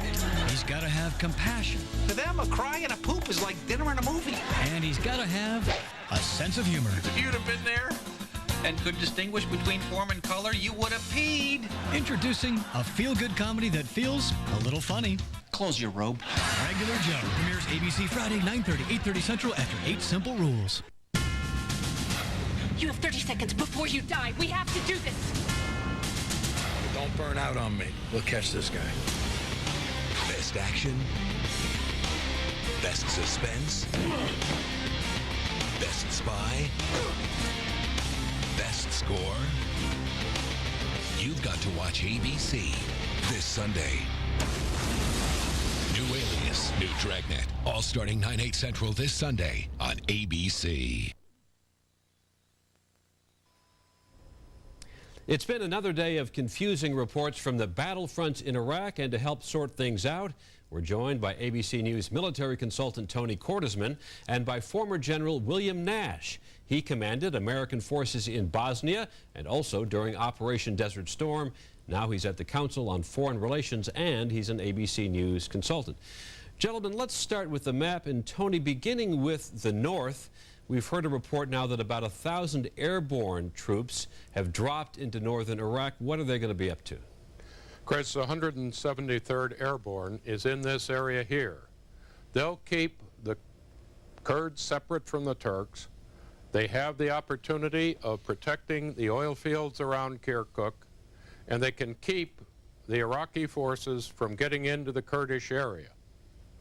We also know that there have been major airstrikes in each of these areas to hit at the Iraqi troops, and most of the Iraqi army is still in the north, although we have not been able to stop some reinforcements from the north towards Baghdad. General Nash, those numbers seem pretty small, only about 1,000 airborne plus whatever special operations forces. Is that a big enough contingent of American troops to do all the things that Tony just mentioned? Well, the good news is that we have American troops in the north, and you'll see over the next several days they'll be reinforced by armor elements. Tony, going now to the reports that we've heard of Iraqi Republican Guard divisions moving south from Baghdad, set the scene there, show us where they are and how they might confront American forces in the region. Chris, we need to stress a lot of these reports of columns have not been confirmed, but they seem to be moving down, at least some forces moving down to the area between Karbala and Najaf, where our 3rd Mechanized, which is leading the advance, is located. Our spearheads are up here towards Karbala, and there may be forces moving down in that area as well as to try to strike against the flanks. It is also clear that some elements of the Iraqis are moving towards the advancing Marine forces headed toward Baghdad from 2 different directions. And so, General Nash, do these forces appear to be setting the stage for a confrontation over Baghdad?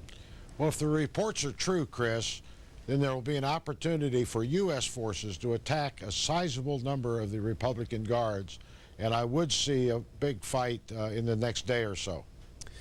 Tony, let's go down south very quickly to Basra. Conflicting reports there of an uprising perhaps being quelled, as well as Iraqi tanks leaving the city. Anything more?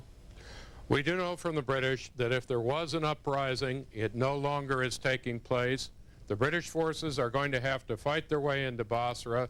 They've already had some success in restoring water, but there was a movement by Iraqi forces down towards the south, was hit very heavily from the air and by British forces, and evidently was completely halted in the process.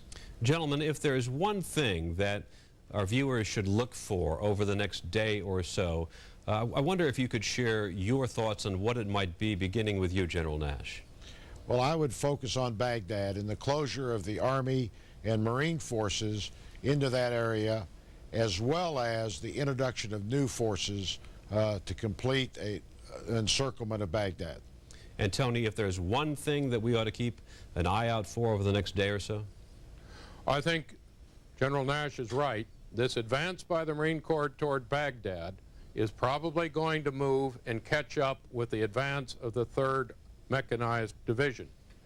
The thing we really need to be careful about, however, as that occurs, there are still large numbers of Iraqi forces, regular army, that are not accounted for, and we will encounter the Republican Guard as we head up toward Al-Qut and as we move beyond Karbala. Tony Cordesman, General William Nash, thank you. And once again, Ted Koppel in Iraq. This is a well-trained, well-equipped, and supremely self-confident fighting force. The combination of total air supremacy and overall technical superiority should make an eventual victory over the Iraqi army a foregone conclusion. But that very expectation constitutes an American vulnerability. An Anglo-American victory may be inevitable. It may not, however, be as speedy as commanders had hoped. Widespread uprisings against Saddam's regime have not occurred. Resistance by irregular forces have been stiffer and more widespread than expected. The first major battles against divisions of the Republican Guard have yet to occur. If they result in quick and decisive victories for U.S. forces, Saddam's regime should collapse. But this may yet prove to be a long and drawn-out campaign, one with significant U.S. casualties. And the administration in Washington has done little to prepare the American public for either. That's our report for tonight. I'm Ted Koppel with the 3rd Infantry Division. For all of us here at ABC News in Iraq, good night.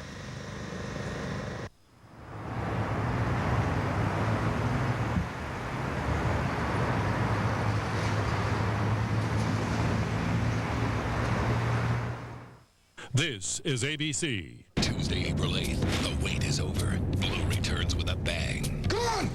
Oh my God. All new episodes. Be straight with me. You don't love me anymore. This is the season legends are made of. All she saw was us standing over the kid with guns in our hands. Don't do a thing till you hear from me. All new Blue, ABC Tuesday, April 8th, 10/9 Central. Viewer discretion advised.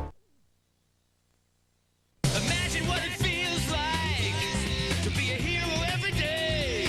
You can make a difference in the Coast Guard. Jobs that matter. Imagine what it feels like. Join the Coast Guard or the Coast Guard Reserve. Stop drugs. Save lives. Protect the environment. Call toll-free 1-877-NOW-USCG. Coast Guard. Jobs that matter. Why buy a flatbed when now you can enjoy any size Craftmatic 3 adjustable bed free? If you ever had a bad night's sleep or felt sore, stiff, back, neck, or shoulder pain, Craftmatic would love to give you an adjustable bed free. Call for this free color catalog and enter our adjustable bed sweepstakes. That's all it takes. Imagine one free call could lead to a lifetime of temporary relief from low back pain, poor circulation, or just poor sleep. Make that free call now, and we'll also include free heat and soothing massage absolutely free. So if you've always wanted an adjustable bed, now here's the opportunity to get yours free. Call for your free color catalog on the adjustable bed that costs 50% less than many quality flatbeds. With free information how to get a Craftmatic adjustable bed now absolutely free. Call 1-800-442-8884 for your free Craftmatic. Call 1-800-442-8884. That's 1-800-442-8884. Call now. Where can you find the most Volkswagens around? Montesi Volkswagen, North Haven.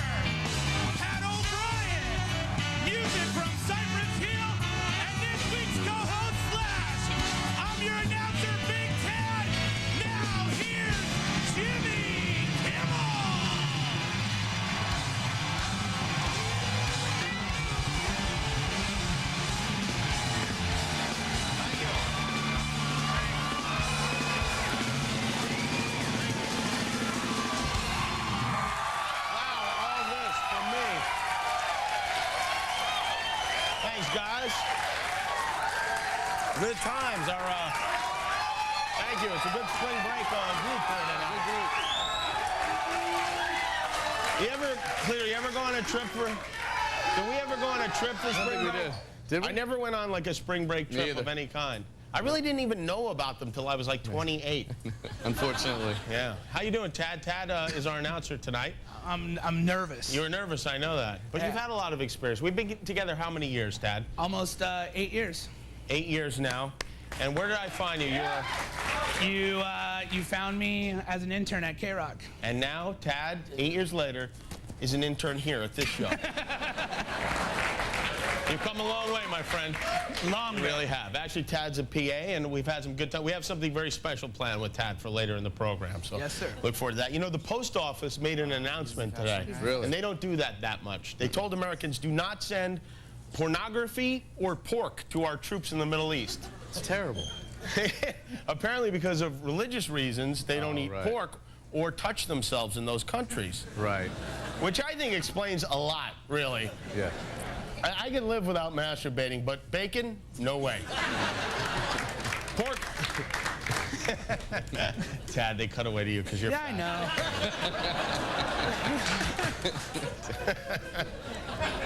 I'm guessing pork is not as good through the mail anyway. You're probably not, no. But this, you know, we can send Tomahawk missiles into these countries, but we can't send a Playboy. It's ridiculous. Maxim and Stuff magazine are, they're actually like donating a bunch of magazines to ship over there. And that's pretty good. They won't get to see total nudity, but they will be able to learn 8 great ways to pick up a stewardess. Right. Very valuable. I've been thinking about sending some semi-nude photos of myself over there for the ladies. Yeah. You know? The lady troops.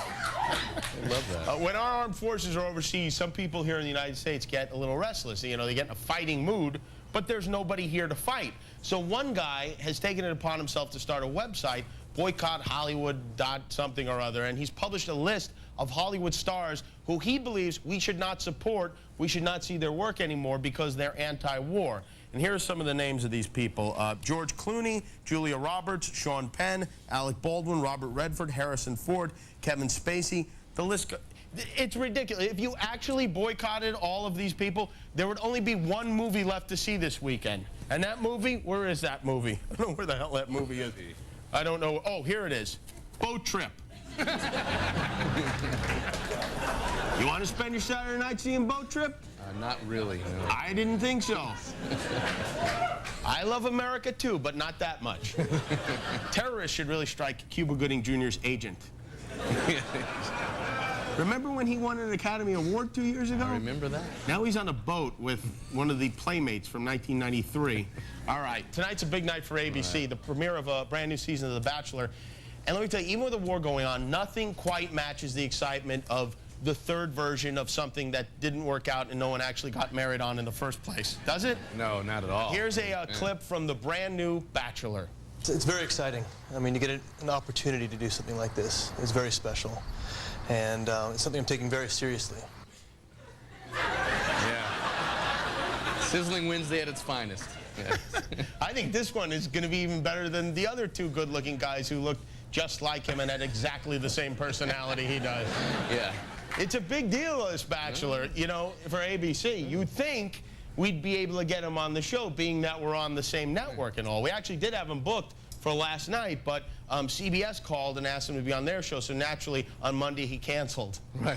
He canceled to do Letterman, even though Letterman is home sick. But Bill Cosby filled in. And let's take a look at The Bachelor with Bill Cosby. Now, Andrew, you have a show coming on CBS? ABC. On ABC? Close enough, though. Why are you on CBS? Why? It's a really good question. Yeah. It's something I was wondering myself. Yeah. So are we. Yeah, you know what that is? That's synergy in action again. Yes, it is. Is it my imagination, or is Bill Cosby starting to look like Scatman Crothers? It's a little bit. Yeah. You know? Yeah, this war is everywhere. It's on every newspaper. It's filled with it, every TV channel, and it's really too bad because, number one, I got shows to watch. And number 2, it's dangerous, not just for the troops, but to have all those journalists over there. So last week, I proposed what I thought was a reasonable plan to rotate the war between channels, like they do with the Emmys. ABC would get it one night, CBS, and move on and on. And to be honest, the idea didn't exactly catch fire. But it's now taking its toll on everybody, especially the journalists. Take a look at this. Poor Brian Williams from MSNBC. Good day here in Iraq, and good evening to you joining us from the west coast of the United States on the NBC television network, affiliated stations, and of course, excuse me, on MSNBC on cable. I knew that was going to happen. We are coming on the air at this hour, confirming the coverage over the past several hours, and that is, in at least an incremental sense, but a fairly violent one, excuse me. Yeah, I watched that. It's wreaking havoc on the news community, but no one wants to step aside and let the other guys take over. So here's my new plan. What's that? You pick one channel and let all of the news people be on that channel at once. Everybody's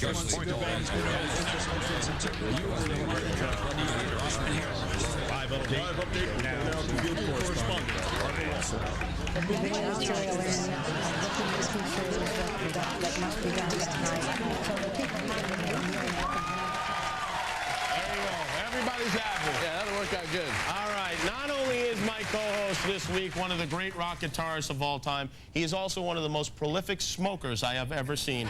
Here he is, Slash.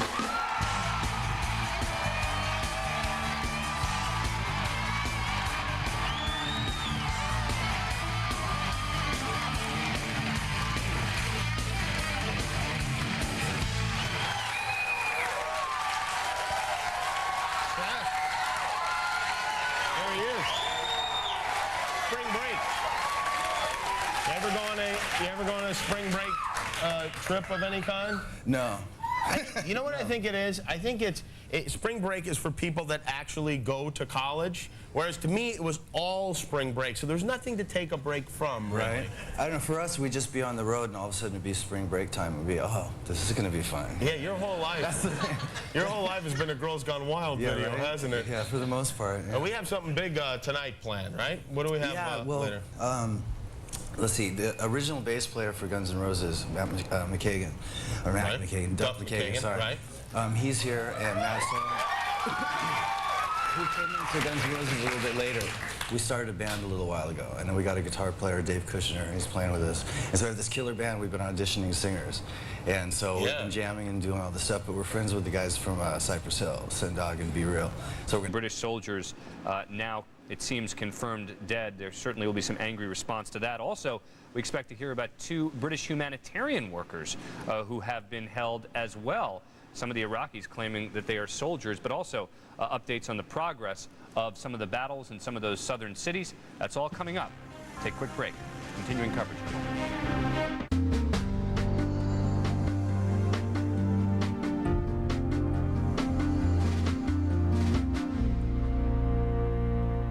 This is crabgrass. I don't want to see crabgrass in my lawn. My wife actually hates crabgrass. Nobody would want this in their lawn. We put down Scott's turf builder with Halts in the early spring. That's the only thing I ever use. Scott's puts this protective barrier over the lawn. And it stops the crabgrass from germinating. See how nice and thick that is? Feels like the carpet inside my house. Well, I've used the cheap brands, and it's like anything else. You get what you pay for. Steve doesn't have any crabgrass, which makes him a good human being, basically. Turf builder with Halts. The best defense against crabgrass. Morning. Before we start, if everyone could move page 15 2 pages up in the deck. And if your page 5 is fuzzy, just pass it down. Unprofessional documents. Page 8. Lead to messy meetings. Just remove it. But at Staples, you'll get professional quality copying and printing. Our certified associates and 3-step quality process make sure your job is done right. And this goes up. Quality copying and printing. Staples. That was easy. Do you need to learn how to operate a computer? Hi, I'm John Scherer, CEO and founder of Video Professor. You know, our product is quick and it's easy to learn with, and you can try it for free. You know, over the years, millions of people have learned how to operate their computer using our product. We get happy letters every day from people thanking us. But the most rewarding thing for me is having people stop me on the street and telling me how easy it was to learn with our product. If you just want to learn how to run a computer once and for all, save yourself a lot of time and energy, try our product. Let me show you how simple this is. You put this CD in your CD tray, the lesson plays right on your computer. It works just like a VCR. Just follow the step-by-step instruction. I'm so confident this product will work for you, I'm going to send it to you free. The reason I'm going to do this is because I know once you try our product, you'll come back to us for all your computer learning needs. To get your free computer learning CD, you must call now. Call 1-800-675-3531.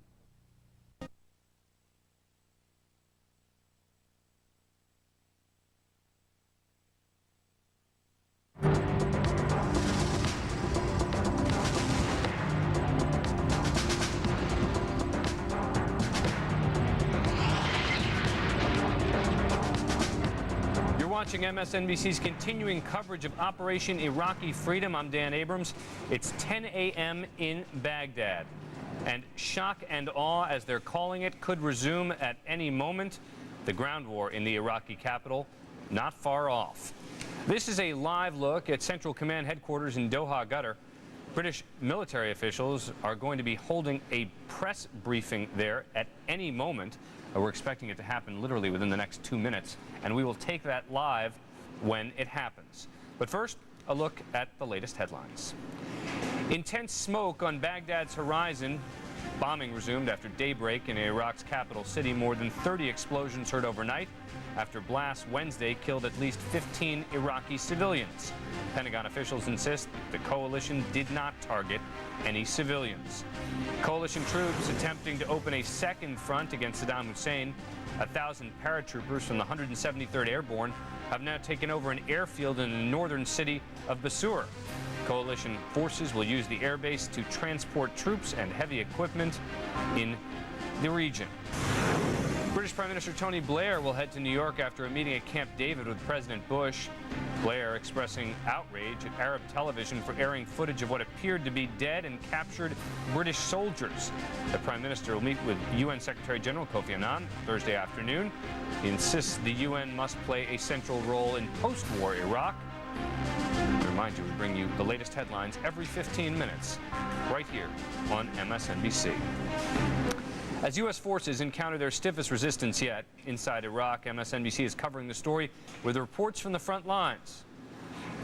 Those are our correspondents, but let's go live now to CENTCOM headquarters in Doha, Qatar, where a press briefing from Major General Peter Wall begins. Broadcast by Al Jazeera last night. They claim that these show UK personnel killed during recent operations.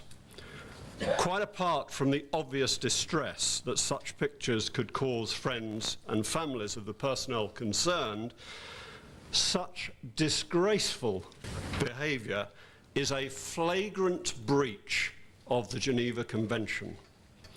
We have yet to undertake formal identification, but it is probable that these are the 2 UK personnel who were listed as missing last Sunday. Next of kin have been informed that the 2 soldiers have now been categorised missing, believed killed. Our thoughts are with their families and friends. The decision by Al Jazeera to broadcast such material is deplorable, and we call on them to desist from future broadcasts of such a nature. I appreciate that all media outlets have a strong desire for the exclusive, but we have no desire to limit journalistic freedom in any way. However, all media outlets must be aware of the limits of taste and decency and be wary that they do not unwittingly become the tools of the Iraqi regime. Over recent days, UK forces have been extremely active. The Royal Navy, the United States Navy, including mine clearance Dolphins, and Australian naval forces have been involved in a massive operation to sweep the shallow waters leading to the port of Qasr. The Royal Navy have taken the lead in this operation as they are acknowledged as the world experts in this type of work. Additionally, divers from the Royal Navy and the Australian Navy have been clearing the port area. The mine threat to shipping in the Khor Abdullah has so far prevented humanitarian aid from being delivered by ship to the Iraqi people. Make no mistake, the threat is very real. Last night, UK mine hunters discovered and then detonated 2 mines outside the swept shipping channel. This proves beyond doubt that Saddam's regime has attempted to stop essential stores and humanitarian supplies from being delivered to his own people. This also illustrates his disregard for civilian shipping, which may have encountered these mines. The close cooperation between the 3 coalition naval forces has cleared a channel, but the overnight discovery of mines just outside the swept channel may now delay the arrival of the Royal Fleet Auxiliary, Sir Galahad, and her cargo of over 200 tons of aid donated by both the Kuwaiti and UK governments. The humanitarian aid includes bulk food, such as rice, lentils and chickpeas, flour, bottled water, and World Health Organization medical packs. In the interim, essential humanitarian supplies are being delivered over land. Turning now to land operations, 3 Commando Brigade and the US 15 Marine Expeditionary Unit have completed operations to mop up the last remnants of resistance on the Al-Faw Peninsula. They have secured Qasar, and 3 Commando Brigade are already starting the process of normalization. You have all seen remarkable TV pictures of the Royal Marines engaging with the local population.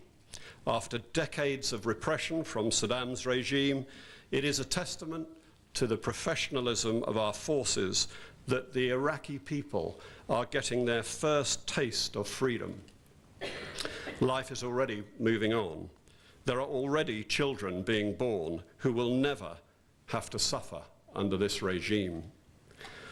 4-2 Commando are now sweeping the town to remove weapons and explosives left behind by Iraqi forces. Most of you will have seen the coverage of weapons finds within a school in Qasar. While life is returning to normality for some, there are of course still many others who have yet to be liberated. Elements of 7 Armoured Brigade and 16 Air Assault Brigade have been in action over recent days around Basra and Az-Zubayr. In both these locations, UK forces have been taking the fight to the remnants of the regime's paramilitary forces, including the Special Security Organisation and the Ba'ath Party militia.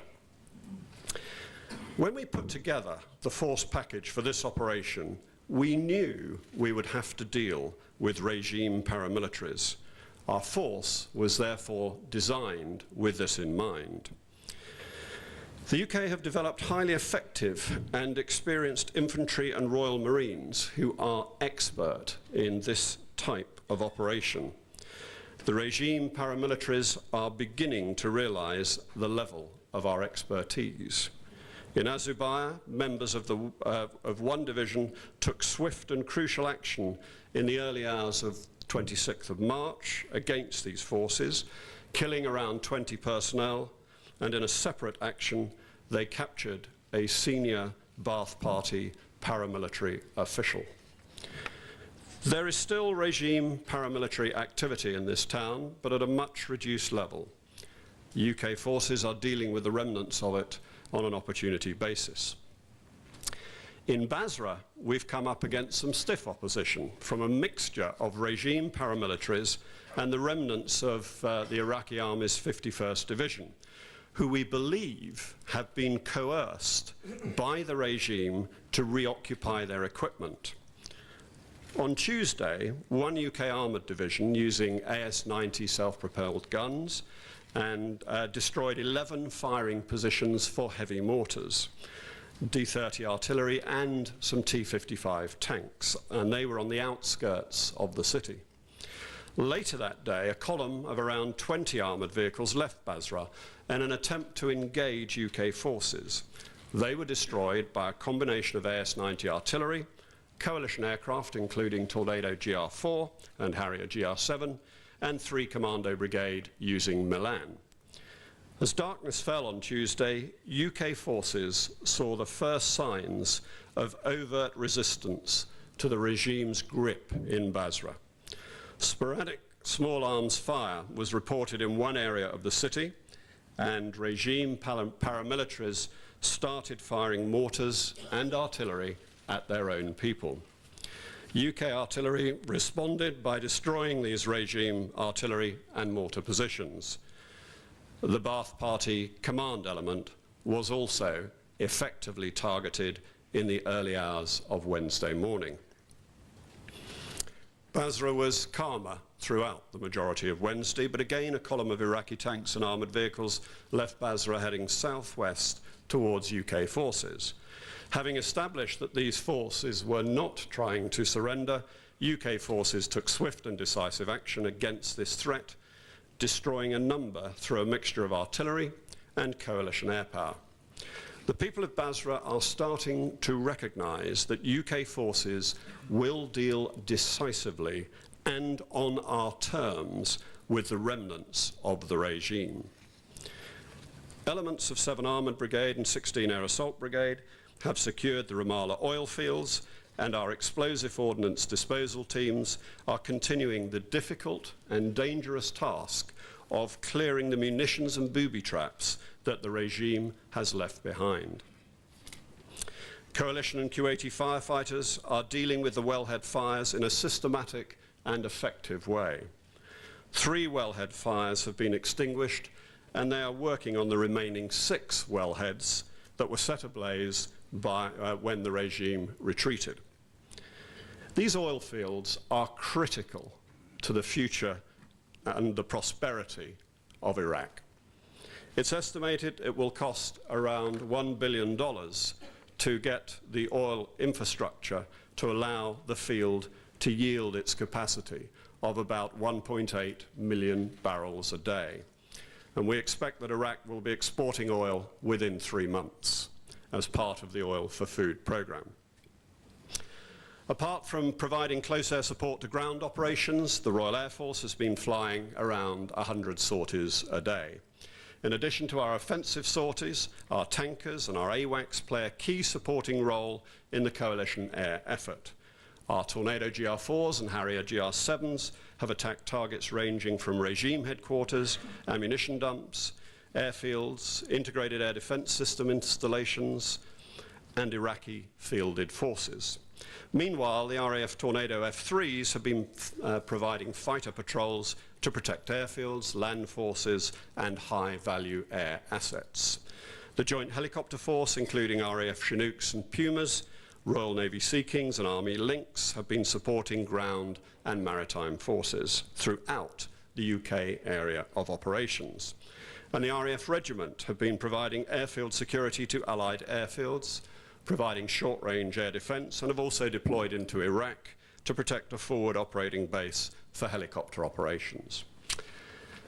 UK forces will continue to make a significant contribution to all aspects of coalition operations across the whole theatre until we achieve our objectives. We will not rest until this regime and the threat it poses to the world through weapons of mass destruction are both eradicated. I'd be happy to take some questions. Go for it. British and US forces said that their war will be clean. And I think our decision is to show our audience the truth, even it is dirty war. We are in Al Jazeera not a part of a coalition, nor a part of the Iraqi regime. We are independent media. Thank you. That was your statement, was it, or was there a question there? I'm sorry, I didn't hear. Did you ask a question? I have no question. You have no question. Let me just say in response that I know that Al Jazeera's management wants to produce a station which they can be proud of. They want to produce a station that engages in balanced reporting. That type of reporting is neither balanced, nor should anybody take any pride in it. Take it from me. Sir, on that very point. Kevin Dunn of ITV News. Air Marshal, can I ask you about the overnight engagement outside Basra? Can you give us more details on the outcome of that? And do you assess that regular Iraqi forces have now abandoned Basra? And what kind of resistance is there? And when will you be able to assure the civilian population that you're going to go in and relieve the town? Okay. Several questions there, but let me paint the tapestry. What we have in a city like Basra, 1.3 million people, is the classic mosaic of the regime's security procedures. They've got various different organizations, such as the Special Security Organization, the Ba'ath Militia, the odd Fayadeen, but not probably many. But they are paramilitaries who live above the law, have ruled the roost for years, and they just see that the only way they can work this is to intimidate the regular army who have already deserted. And they're doing that by exemplar executions. They're doing that by executing families of the soldiers concerned. So that's the atmosphere that's in there. So on the one hand, we've got to deal with that, and we are. On the other hand, there is existing still this climate of fear that the regime built up over many, many years, and it takes a huge effort to win the hearts and minds of people who have been subjected to that sort of fear over that length of time. And that is what we're going to do, and we will take as long as it takes. And the most important thing is to keep reassuring the people of Basra that we're there, and that's what we're doing, and they're seeing it. Yeah, Jonathan Marcus, BBC. Could you tell us, please, you've said that you expected resistance from these irregular formations. Could you tell us whether you think the level of the resistance and the doggedness of the resistance is indeed more than you had expected? And can you give us a little bit of a picture of what is happening, obviously outside the British area, further to the northwest? Sure. It was always going to be hard to judge because we're dealing with intangibles here. We knew how the regime would seek to apply friction to our progress, and the fact that we're using or we're seeing irregular forces, and we're particularly seeing the activity against deserting regular forces by those security apparatuses, that isn't surprising.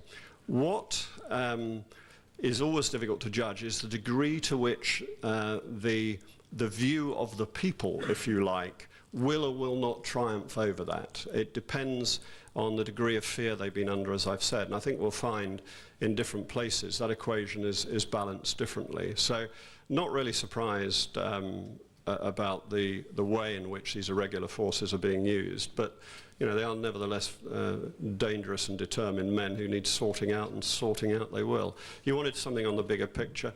Let me simply say that the end state for this campaign is the removal of weapons of mass destruction.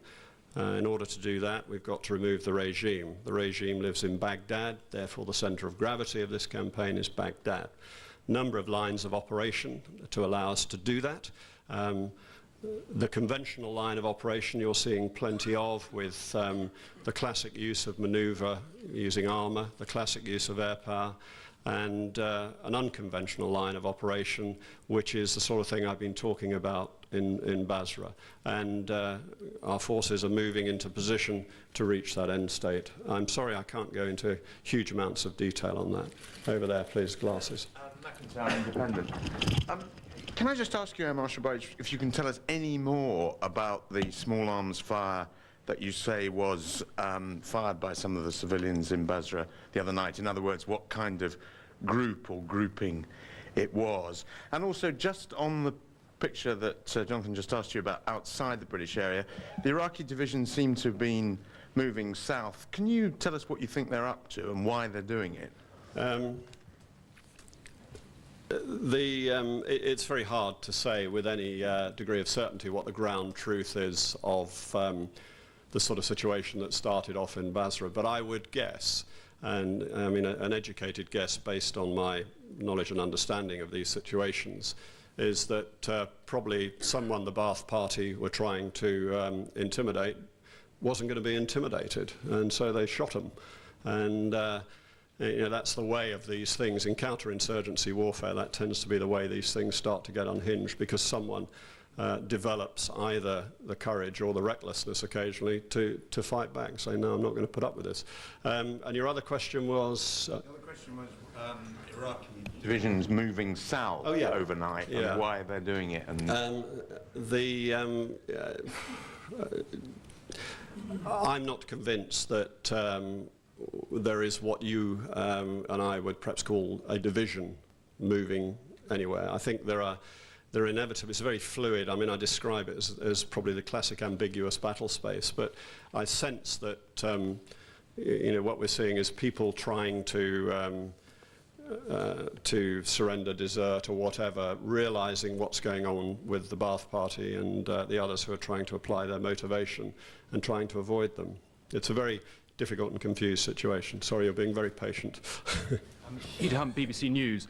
Time and again at that podium, people like yourself and the Americans insist that the resistance you are experiencing on the ground was predictable. Time and again we hear a different story from commanders in the field talking to embedded journalists who express surprise. Would you accept that you both underestimated the nature of the resistance and misrepresented the nature of this war to the British audience and the international audience watching this news conference live? I don't believe that, I mean, I can speak for myself, I can speak for the UK. I don't believe we've misrepresented, if you're talking about military spokesmen, I don't believe we've misrepresented anything. We give you the best ground truth as we see it. The fact is that we now understand what's going on in Basra to a greater degree than clearly we could have predicted on the basis of it's actually going on, if you see what I mean.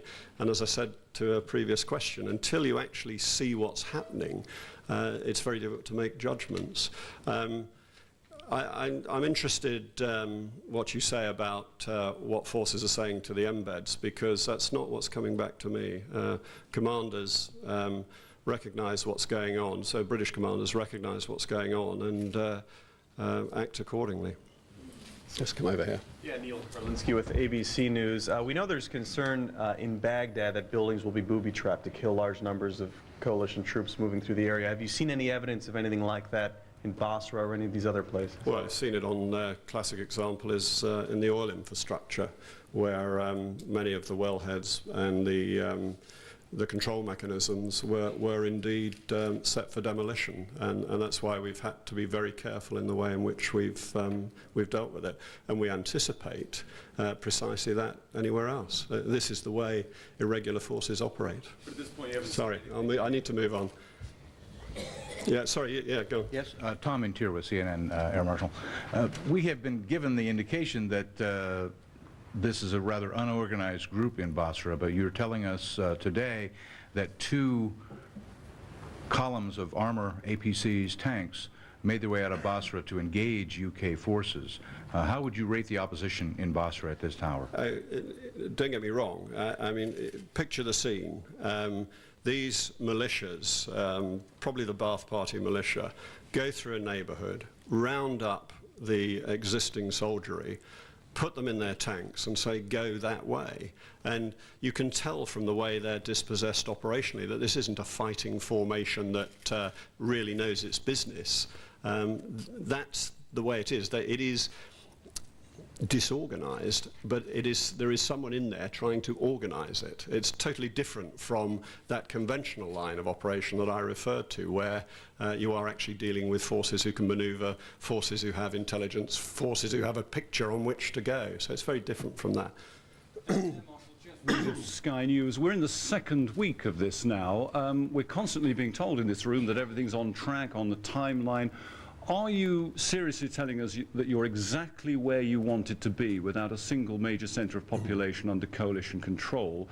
Are you coming under, or what kind of political pressure are you coming under to get a move on and deliver the sort of victories, the quick victories, on which public support was so conditional? I think the military mind, seeing a city of 1.3 million people in which you know a security apparatus has been operating for a long time, was quite clear that that was never going to be quick. I mean, we sadly have enormous experience in Belfast, and we know how fluid these situations can become and how it isn't like turning on a light switch. So, you know, forgive me, this is the way we think, and we tend to think on the basis of our previous experience, and we tend to think conservatively. As for coming under political pressure, no, none at all. You've heard me say this many times, this will take as long as it takes. Military campaigning does, and that's the way it is. And you know, we're not playing out to some sort of script for the benefit of anybody. It takes as long as it takes. It's got to be that way. Abu Dhabi Television. I have a simple question. Sorry, I missed your company. Abu Dhabi Television. Okay. Yeah, I have a simple question. You mentioned something about Iraq will be able to resume oil exporting in 3 months. Yeah. Do you expect the war will be over in this time period? Well, that's a very interesting question. But given that we have secured the oil fields in the south, if they were a modern set of oil fields, as we see anywhere else in the Gulf, we could be pumping now. The fact is they're in terrible condition and they need to be made safe, and obviously there's damage from the fires. But the civil engineering part of that will take 3 months, and at that stage we can flow oil, and that's in a secure area. But you were speaking about south oil wells, or all Iraq? I'm only speaking about the south because it's only the south that's in the British area, and I'm not an oil expert, as you can probably tell. Hi. Jeff Schaefer, Associated Press Television News. We keep hearing from the podium that the conflict that's so far been waged by the coalition has the Iraqi leadership on the run, in disarray. I mean, what evidence do you have, if you call Baghdad the center of gravity, that the leadership is in disarray? Have there been any high-level defections? And do you still believe that Saddam Hussein is firmly in place, is still running the war effort from his side? Second question, completely different. There's news that broke about 10 minutes ago, early reports of a friendly fire episode in Nasiriyah involving U.S. Marines. Can you speak to that at all? Take your second question first. I mean, I've been standing here for half an hour, so I'm afraid I can't. And in any effect, US actions would take rather longer to reach me as the UK commander. On your first point, the degree to which the Iraqi regime has control, there are a number of indications, and I would start right from the beginning with the way they're seemingly not reacting to events with the disposition of their forces.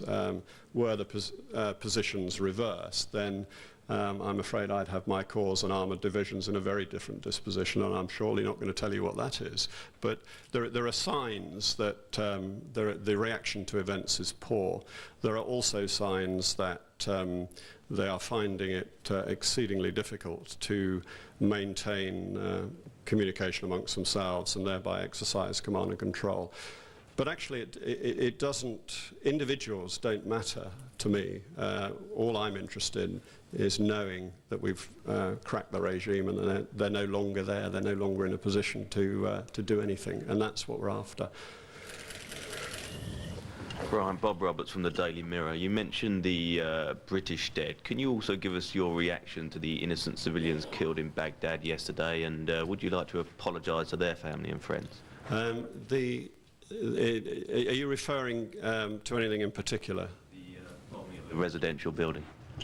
Okay. I'm not actually aware of what you're referring to, but you know that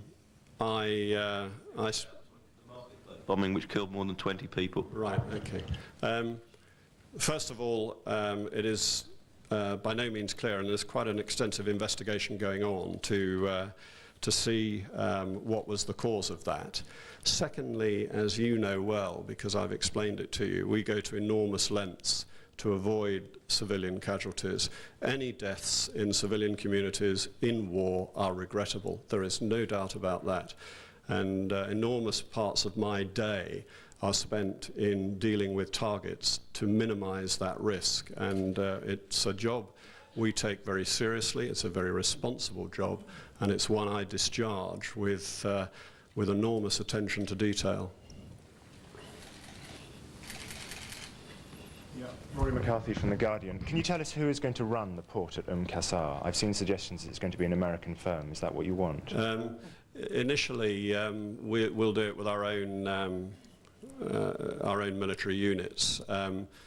Subsequently, I don't know what arrangements will go into place, but in all these aspects of running infrastructure, the best outcome is that we find that the people who ran it before are still there and able to run it, rather than having to do anything else, because that's absolutely the best outcome. It's Iraqi capabilities in Iraqi hands for the benefit of the Iraqi economy.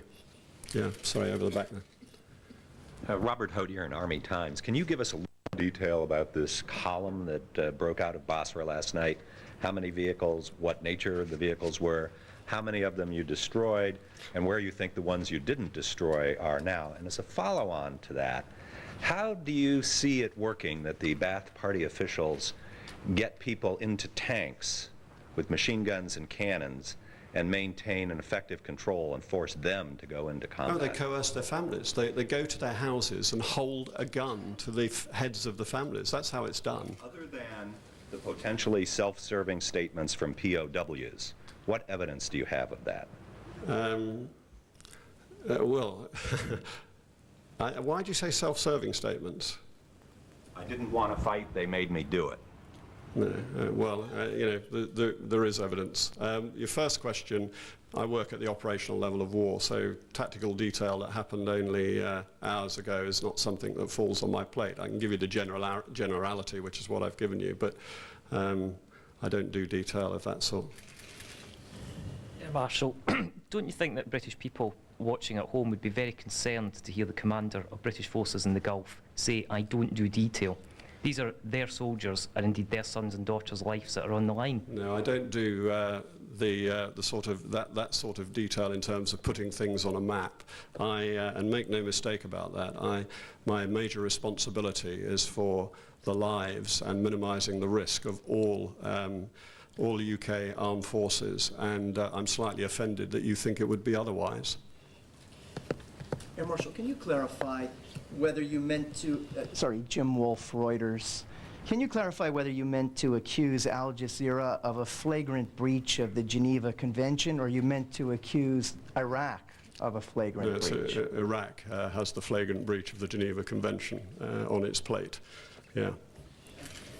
From the Minneapolis Star Tribune. What do you suppose was the military objective of this breakout from Basra? What were they trying to do? Why would they leave the cover of civilians all around them and go out and engage you folks in the night? Sorry, why would who do that? Why would the militia who broke out of Basra, what was their military objective? Why did they leave the city? Why would they leave the cover that they have of civilians? The ones coming south? Or do you mean ones in Basra? Yeah, well, there's been some coming south in armour who've come to fight. They've been made to fight. There are others who are trying to leave so they can get away for their own safety. It's as simple as that. Go on. Go on. David Schuster from NBC News. You've talked a lot about the fear that is keeping some of these forces doing what they're doing in places like Basra, and the need for a rebellion against this fear.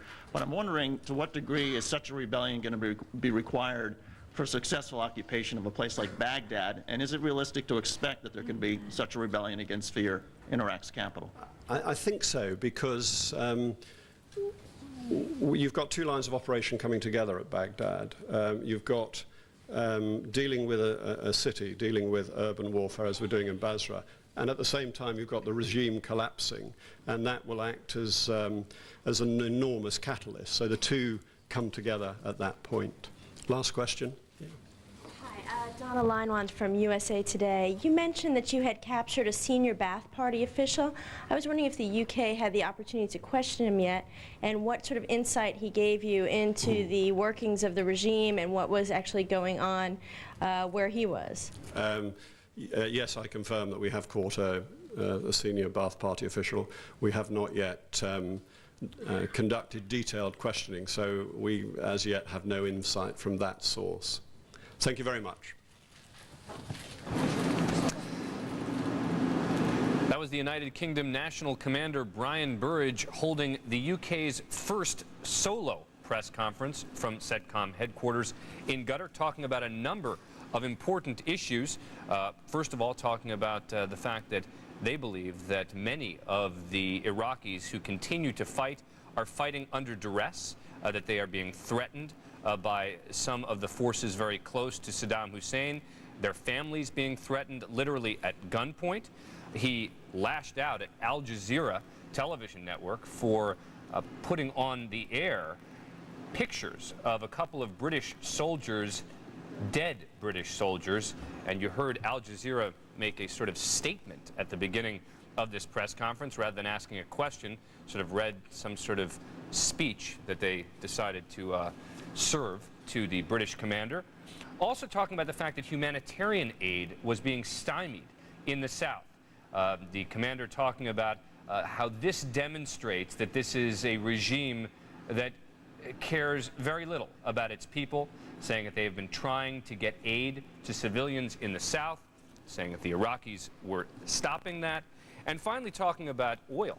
Remember, they are very largely responsible, the Brits are, for protecting some of those oil fields in the south, and the commander saying that he would expect that they would be able to begin exporting oil within about 3 months in an oil for food program.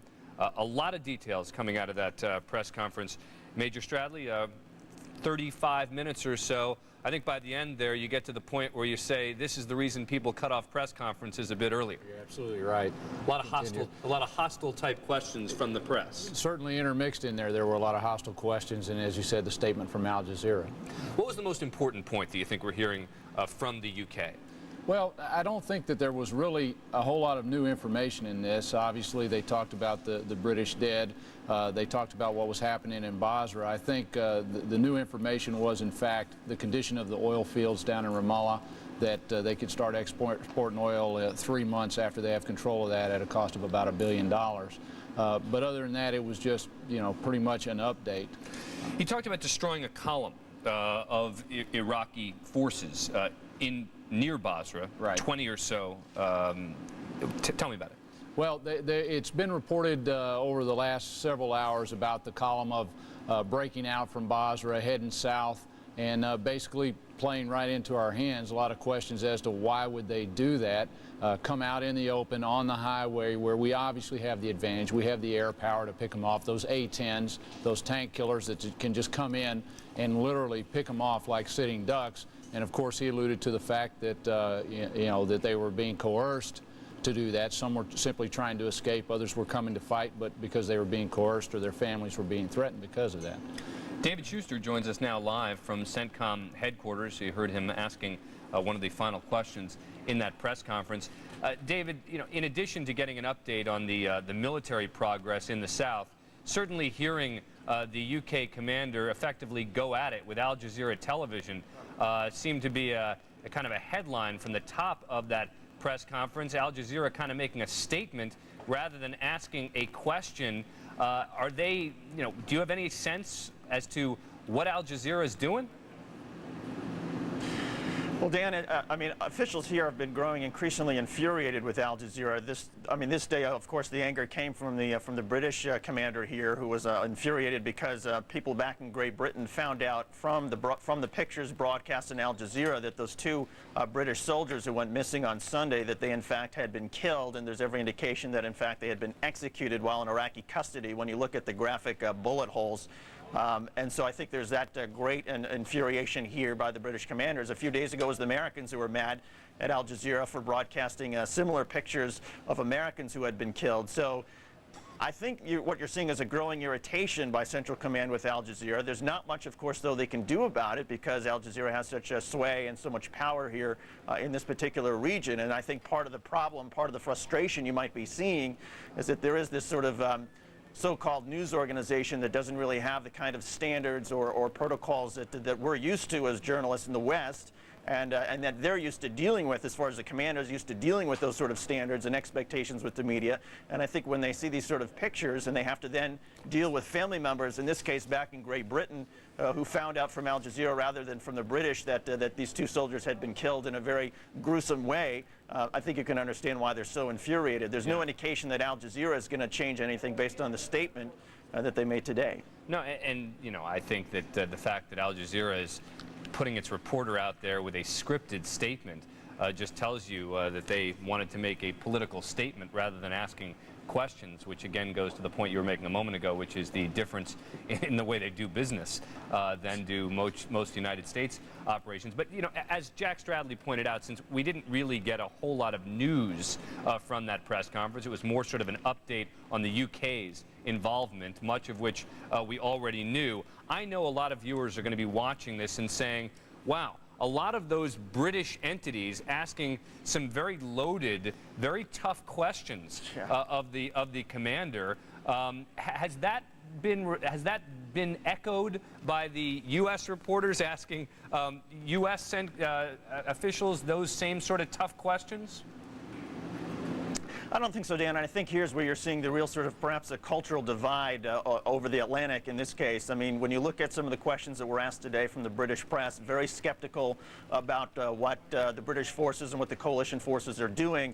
I mean, and you look at the polls in Great Britain, which show 75% of the people there opposed to this war. I think their news organizations are reflecting that, whereas perhaps in the States, where it's about 50-50, it's a little more sort of balanced, perhaps a little more credit being given to General Tommy Franks than was given to the Air Marshal here. But one of the things that's I think that's worth sort of pointing out, and that is that I think officials here at Central Command have long sort of been essentially trying to fight two wars. I mean, there's the battle that's being fought on the ground and the idea to try to win the war on the ground and capture Iraqi cities and to move towards Baghdad. But then, of course, there is the public relations war.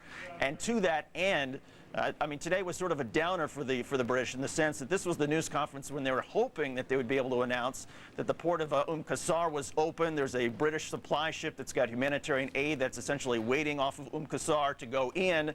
But because of some of the Iraqi mines that have been found, that humanitarian aid is not going to be able to be delivered today, so they couldn't bring that news forward. And then you have the news of Al Jazeera broadcasting the pictures and a very skeptical press from the British who are from Great Britain who are essentially saying, look, you know, where's the progress? This was supposed to be over pretty quickly. You know, how can you be so confident that based on what has happened so far with Basra, that you're going to be any more successful in the rest of the country? And so I think that was perhaps, I think you're right. I think it was more insightful into sort of the mood of Great Britain by this news conference than any sort of new information as far as the shape of the battlefield or the shape of the war. Major Stradley, I mean to keep asking you this, which is, what do you make of this strategy, which has been to bypass some of the cities in the south? I mean, look, there are British troops there. They are maintaining the peace, so to speak. They have engaged with certain Iraqi forces. But what do you make of leaving them be, meaning not controlling them per se, and continuing on the way to Baghdad? Well, it's fairly standard military doctrine. The prize, the place where we're trying to go, the place we need to control is Baghdad. And if we got bogged down literally winning every single little skirmish, 100% controlling every place along the road to Baghdad, we'd never get there. We'd never have the momentum. We'd never achieve the objective that we were trying to. So bypassing pockets of resistance, even some large ones, is sound doctrine as long as you don't let them into your rear area, as long as they can't come up behind you, flank you, affect you in some other way. And that, in effect, is what we've done. Is as we bypassed Basra, we left a substantial force of British there to control that area. And the goal, obviously, is, as people keep saying, is cut off the head in Baghdad, right. The other place to fall. Let's bring in Jeannie Ohm at the Pentagon. Jeannie, first let me ask you, did you know anything about this friendly fire incident that one of the reporters had mentioned at that press conference? Actually, interestingly enough, Dan, that was first reported on Al Jazeera television, so we don't know the veracity of that report. We're actually still checking it on this end, but that's how we first heard about that possible report of friendly fire, but of course there's absolutely no confirmation. Was it based on an embedded reporter? There is an embedded reporter from Al Jazeera. Was it based on that reporter's report, or was this just accounts? It's unclear at this time, but you know what we are noticing is that sometimes even the embedded reports, the initial reports, haven't always been accurate. So it's something that it will take a lag time before getting actual more clarity or actual confirmation. Are we expecting in the future, Jeannie, and I may have to ask David this question, that the British commanders and the U.S. commanders will be holding separate press conferences? I mean, up to this point, we've only seen UK officials at press conferences being held by the United States. Are we expecting separate press conferences like this as the fighting continues? Well, Dan, I think you will start seeing that in part because of the different, obviously the different viewing audiences. You'll notice that the American press conference usually, at least here, they try to make them coincide with the morning network shows, and then you have a sort of a Washington response in the afternoon to shape the story just before the evening newscast, whereas the British obviously are looking more at their morning hours and perhaps their noon hours. I think the other thing, Dan, that you're going to start to see is there's been a real divide from the beginning of the war as far as how the press has been handled. The British have been out here every single day since the beginning of the war, giving round-robin interviews, talking on background, off the record, giving briefing after briefing, whereas at least at the beginning, I think the Americans were a little more sort of circumspect, wanting to sort of protect operational security, not really talk very much. I think now you're seeing both brief every day, and there's certainly a lot of information that's now starting to come out from the American side here at Central Command, but I think now it's a matter of they both have their different audiences that they're trying to appeal to, and I think that's why now you're going to start seeing more of these briefings, a British briefing usually first thing in the morning, an American briefing which will be afternoon our time here, but which will coincide with the morning shows where you are. Yeah, you've got to believe that the Brits would start to demand to hear from their own commanders if all they were ever hearing from were Americans when there are so many British soldiers involved in this. Let me ask both Jeannie, David, Major Stradley, if you can all stand by for a minute. I just want to update our viewers on the latest headlines as we try to do every 15 minutes. British military saying that British commandos and U.S. Marines have mostly secured the Al-Faw Peninsula near Qasr in southern Iraq. The British commander also saying they're conducting mop-up operations against remaining Iraqi fighters there. Meantime, the Pentagon saying U.S. and coalition forces are making very significant progress, with the war reaching the end of its first week. The U.S. 3rd Infantry Division has managed to get within 50 miles of Baghdad. It's expected other forces will have to be brought up before the city is attacked. And military officials have secured an airbase in the Kurdish-controlled city of Basur. Officials plan to use the airfield to transport troops and heavy equipment inside Iraq. Again, remind you that we recap the headlines on the war with Iraq every 15 minutes right here on MSNBC. You can also get the very latest anytime on the web. Go to iraq.msnbc.com for complete coverage. All right, Major Stroud, let's talk again about this column from Basra that we just heard about again. British forces saying that they knocked it out of Iraq. Well, one of the British forces quoted as saying, "We don't know what they were thinking." Heading out into the open that way. What might they have been thinking to subject themselves to what almost certainly seems to be Allied destruction? Well, again, as you saw the Air Marshal state that he believes there was coercion involved, that the Ba'ath Party and the Fedayeen there in Basra are making threats. They're embedded with, to use that phrase, embedded with the Iraqi military, and that they are, through threat of force, through coercion, forcing these troops to go out and fight. And again, it's tactically, it made no sense. And Jeannie, it seemed that they avoided, the commander basically saying, look, we have evidence of this. I'm not going to get into the details of it. The Pentagon has talked about this as well. Is this based on accounts, I presume, from captured Iraqi soldiers? Are you talking about the chemical weapons, Dan? Sorry, I missed that first part. We were talking about the captured Iraqi soldiers and the fact that they may have been the source of information that they have been threatened to fight. You heard the British commander there talking about the fact that they believe that many of them fighting under duress, that in effect guns being placed to the heads of family members of soldiers to ensure that they fight. And I was just asking you whether we had information from the Pentagon as to where that information is coming from.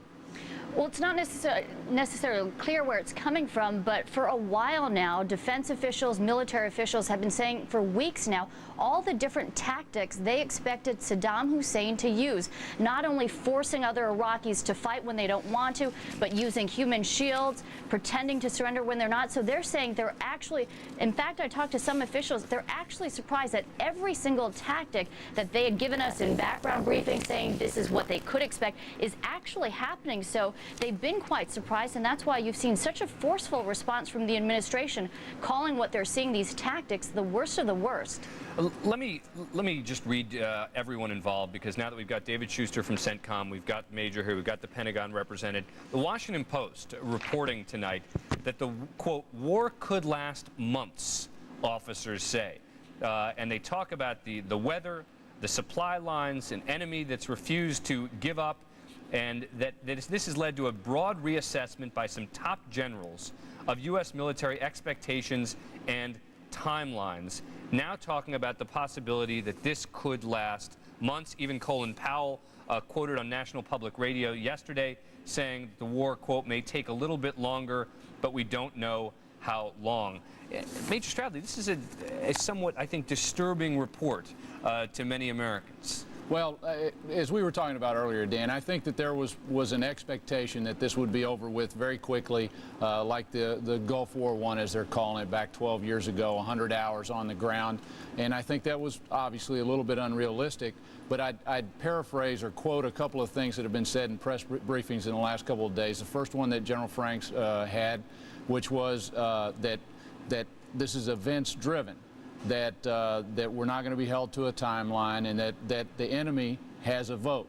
And so all those things are absolutely true. And again, the Air Marshal reiterated it will take as long as it takes. That's not an answer, though. I mean, the answer, it's going to take as long as it takes, is I don't think that's an adequate response. I mean, right? I mean, I think I understand what you're saying, but I think it's the best answer that he can give, because, you know, put those two things together. The enemy gets a vote. We have a plan. It's beautifully drawn out with big blue arrows on a map, but weather, as you said, enemy actions, bad luck, all affect that plan, and then you go into different nodes. It affects timelines. It affects all kinds of things, and so it's constantly evolving. When I was on active duty and we would do operations every night, you kind of rescrub the plan, you rescrub the timeline, and you start fresh the next day, and what you end up with 2, 3, 4 weeks down the line may not resemble anything close to what you started with a few weeks ago. Jim Miklashevsky was reporting a similar type of reassessment going on. Is the Pentagon openly admitting that they are reassessing, or are they saying we're sticking to the same plan we started with? Well, Dan, I want to point out a couple of things, and if you gather them all together, it's clearly not a coincidence. You have the administration now working together, sending out one message. They're staying on message. Just 2 days ago, Secretary of Defense Donald Rumsfeld pointed out with the war, we're closer to the beginning than we are to the end. Then, as you pointed out, Secretary of State Colin Powell saying it may take a little bit longer. We don't know how long. And one more thing, just yesterday, President Bush, when he was at Central Command in Florida, he was saying this war is far from over. It's no coincidence that you have the top government officials from the president on down now trying to prepare the American public that this may be longer than expected.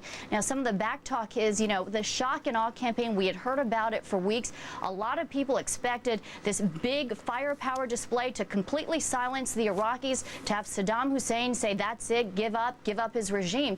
And that, of course, didn't happen. So that's why it's no coincidence the administration this week is all going out and sending out the same message, preparing the American public. This could take a lot longer. You know, before the war began, Secretary of Defense Rumsfeld had this saying he often said over and over whenever he was asked how long could this war take. He said 6 days, 6 weeks, 6 months. Well, clearly this week, we know it's not a matter of days. It could be a lot longer. All right. Stand by. We've got Chip Reed on the phone with the 1st Marine Division. Chip, you there? Yeah, Dan. More specifically, I'm with the 3rd Battalion of the 5th Regiment of the 1st Marines, and what is happening here is this battalion has been kind of the point of the spear. I know it's an overused expression, but it is it is a nice metaphor. They've been right out at the top most of the way up, but today they have pulled off to the side of the road, and battalion after battalion is passing us, moving to the front. And what we are doing here is dealing with some of these elements that have been just ambushing and tormenting this convoy as it has been moving north. There is a city off to our west, which I'm not going to identify because we can't give away precise locations, but on the outskirts of that city, they believe, is where these militia forces are basing their attacks.